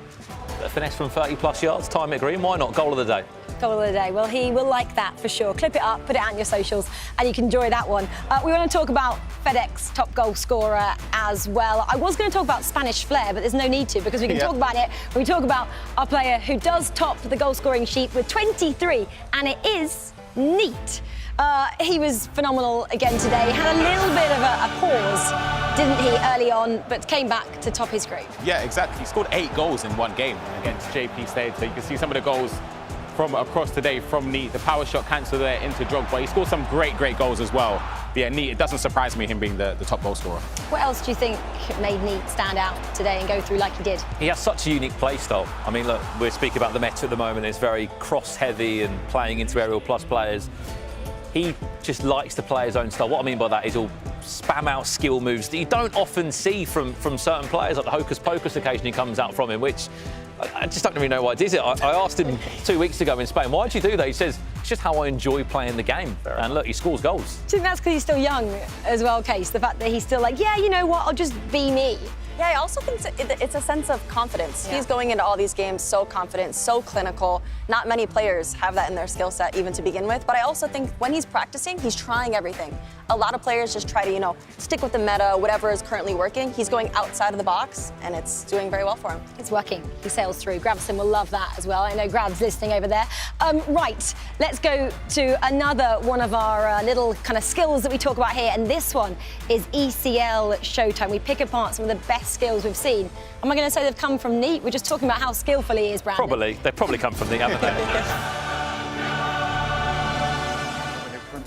Let's have a quick look at this then. Well, it is Tex and Neat, Brandon. We kind of predicted, right, didn't we? Yeah, I mean, look, this for me is certainly probably 4th on goal of the day for Oppo next time round. What a goal that was mechanically, Casey. I think we can all agree Neat is just a different sort of player. No, he is a fantastic player, especially in the box. Very unpredictable. If I'm trying to defend against him, it's almost impossible because he goes in every which way. You never know which type of skill is coming next. And he has a lot of patience as well in the box. Ryan, your thoughts as well on kind of Neat and what he's been doing and some of the other skills we've seen throughout the day. ISO power up here. Had a great end to his day as well, didn't he? Yeah, definitely. I think he's somebody that Casey spoke behind the scenes about doing really well, so I'll give her credit for that. I think ISO power is fantastic, but Neat, I spoke on the commentary desk earlier with Brandon and Richard, I said how I think he's, for me, the #1 mechanically gifted player, especially in the box. And yeah, for me, I rate him very, very highly. We better talk highly about this guy as well because he is PS5 player of the day. We're talking about players that are mechanically gifted. This guy's got to be mechanically gifted because you are sailing through, undefeated here today, defending champion. Your thoughts on how the day went? Pretty well, I'm thinking you must feel. It could be better today, so I'm happy with it. 4 wins out of 4, so I'm happy today. Anything you think, you're probably looking at it as well, as the brilliant player that you are, defending champion, do you go home now and go, I could have done this a little bit better, I could have done that a little bit better? I don't think about it. You can always do something better or something worse, but now just focus on the next stage, next week. So yeah, I'm happy, I'm confident for next week. You seem like a really calm guy. Are you, or under the surface, are your legs swimming super fast? Not in my head. When I'm losing, I'm not calm in my head. So, but if I'm winning, then I'm calm. When was the last time, Emre, that you celebrated and went like, come on, because I never see it. I just never see it from you. Easy. Yeah. Okay. There is some big celebrations. I there. celebrate every time. Every time? Okay. Yeah, every time. I look forward to next weekend. Talk to me about your first game today. It could have gone a different way. You were 3-1 down, you managed to make that big comeback. Yeah. What was going through your mind as the game? I told it to my coach also. If I lost, maybe it was another day, but it was a crazy game. I started really bad, 3-1 down, 75 minute 3-1 down, and then out of nowhere 3-3, then last minute, last kick, 4-3. That's nice. You're looking at this, it's quite close. The fact that today has gone so well, how much more confidence does it give you for next week? Now you get to skip that cheeky round as well. Yeah, of course. It gives me a lot of confidence, and I'm happy to play next week, next stage. And I'm happy to become again so consistent today also. What does this week look like for you? What do you do? It's a good week, celebrate. And focus for next week. 4 wins, you're 4 games away from that. Do you ever just think about that in your 4 mind? games away? 4, well 16, 8, semi-final, grand final. 4 tough games. 4 tough games, but still so close. Yeah, of course. And I'm happy, I'm confident. He's so chilled, he's off to get, I don't know, a nap, I don't know what you do. Anyway, we'll leave you because you're so chilled. Good luck next week. Cannot wait to see you. Brilliant work today. Thank you. Okay, well, there you have it, defending champion. He moves on, doesn't he, to the round of 16. We'll see you later. Emre, thank you very much. You can leave the set if you'd like. We'll have a little chat about what we're going to see tomorrow. He didn't even want to go there, didn't he? He loved it. He was like, oh, can I just take it now? No, you've got 4 more games still to play, like Brandon just said. Let's just park, though, shall we, as well? Kind of what we've seen in terms of Emre, and just remind everybody at the groups as well of who has gone through. 3 players from each. Let's go then to group, that was obviously group A, B, C and D we saw earlier today. Let's now turn our attention then to group E. We're going to see these guys in action tomorrow. I mean, looking at the top there, Manu. It's only a group of 6 as well, which is great. So it means that no player's going to have a break. Yep. Every player's going to be playing and playing and playing. Is that good? I mean, it is for me. I get to watch all the games. For them? Manu Bashir, you know, not the best of starts to his season this year in the FC Pro, but is a world champion by his own rights. Yep. Obviously, came so close in the Eredivisie. He feels like he needs a bit of a break, and when he's seen his teammate go and do what he's done today, he'll be feeling like, I want to go and match that. Well, exactly. He is a world champion. That will never leave him. OK, Group F. Case, any dark horses in this one? Honestly, I'm looking at Johnny. Not necessarily a dark horse, but I think that he just did so well in the Bundesliga, and I think that will continue over into this competition because watching him play, I watched the entire competition from home. He was so impressive. And the fact that you'd think that spot should have been Anders, and it's not, it's Johnny's, right? Which is great to see. It'll be very exciting. OK, Ryan, over to you for the next group. Let's go through these. A couple of names standing out in particular. Number 5 down there. Who is that? Who have we got to see there? Yeah, Nicholas. It's going to be great to see him again from a few weeks ago, getting his hands on the trophy in the La Liga FC Pro Grand Finals. Levi Finn as well, you spoke about Anders, his teammate as well, and Umar, ended up defeating Anders for this spot itself in the eChampions League. Keta Dilo as well, he's a seasoned pro. He's had experience in the eChampions League before, so we're hoping he can go that one step further. And final group then, Group H as well. There is another big name, like there are at the top there, Umar, another world champion from a few years back. Feels like it's the trophy that he's missing from the cabinet, isn't it? I mean, I remember seeing him in Stockholm in tears when he made the finals, but obviously fell in the latter stage, didn't make it to the grand final there. But Mark Marley looking to fly the flag for the Seagulls tomorrow after Jaden crashed out. Nacho Abea as well, runner-up in the La Liga FC Pro. Keep an eye out for him tomorrow. We had 2 players undefeated today. Can we see that happen from one of these groups tomorrow? Case, I'm going to ask you that. There's definitely potential. I think that there's a few front runners in each group, but we saw a lot of upsets today, so anything can happen. Well, these are some of the names that could be doing just that. The Iceman, he's won it before. Can he do it again? We'll see him in action tomorrow alongside that man, who's also a former world champion. It's going to be epic. There were so many ups and from tomorrow when we get to do the group stages once again. Thank you so much, guys, for for joining me today. Grab and Rich, I don't know where they are. They're always having some fun over there. Bye, guys. We'll see you tomorrow. Remember, as well, you guys can buy some tickets, us and the pros, in the grand final on the 29th of May. The tickets are on sale right now. Just scan that little QR code and we get to meet you guys in person in a couple of weeks' time. Well, that is it from us. Enjoy the rest of that Pepsi. Brandon, cheers, team. Cheers. We'll see you. Good first day. Same time, same place tomorrow. Goodbye. One of the most elite competitions on the EAFC calendar is here, the eChampions League. And he could be coming in with his first shot. That's what he's going to do. Game, set and match. Goals everywhere. Goals everywhere. Group A is done and dusted. Headline News text is out. It feels like you have to defend the trophy. This is the first stage, and every stage will be harder. Finds the back of the net.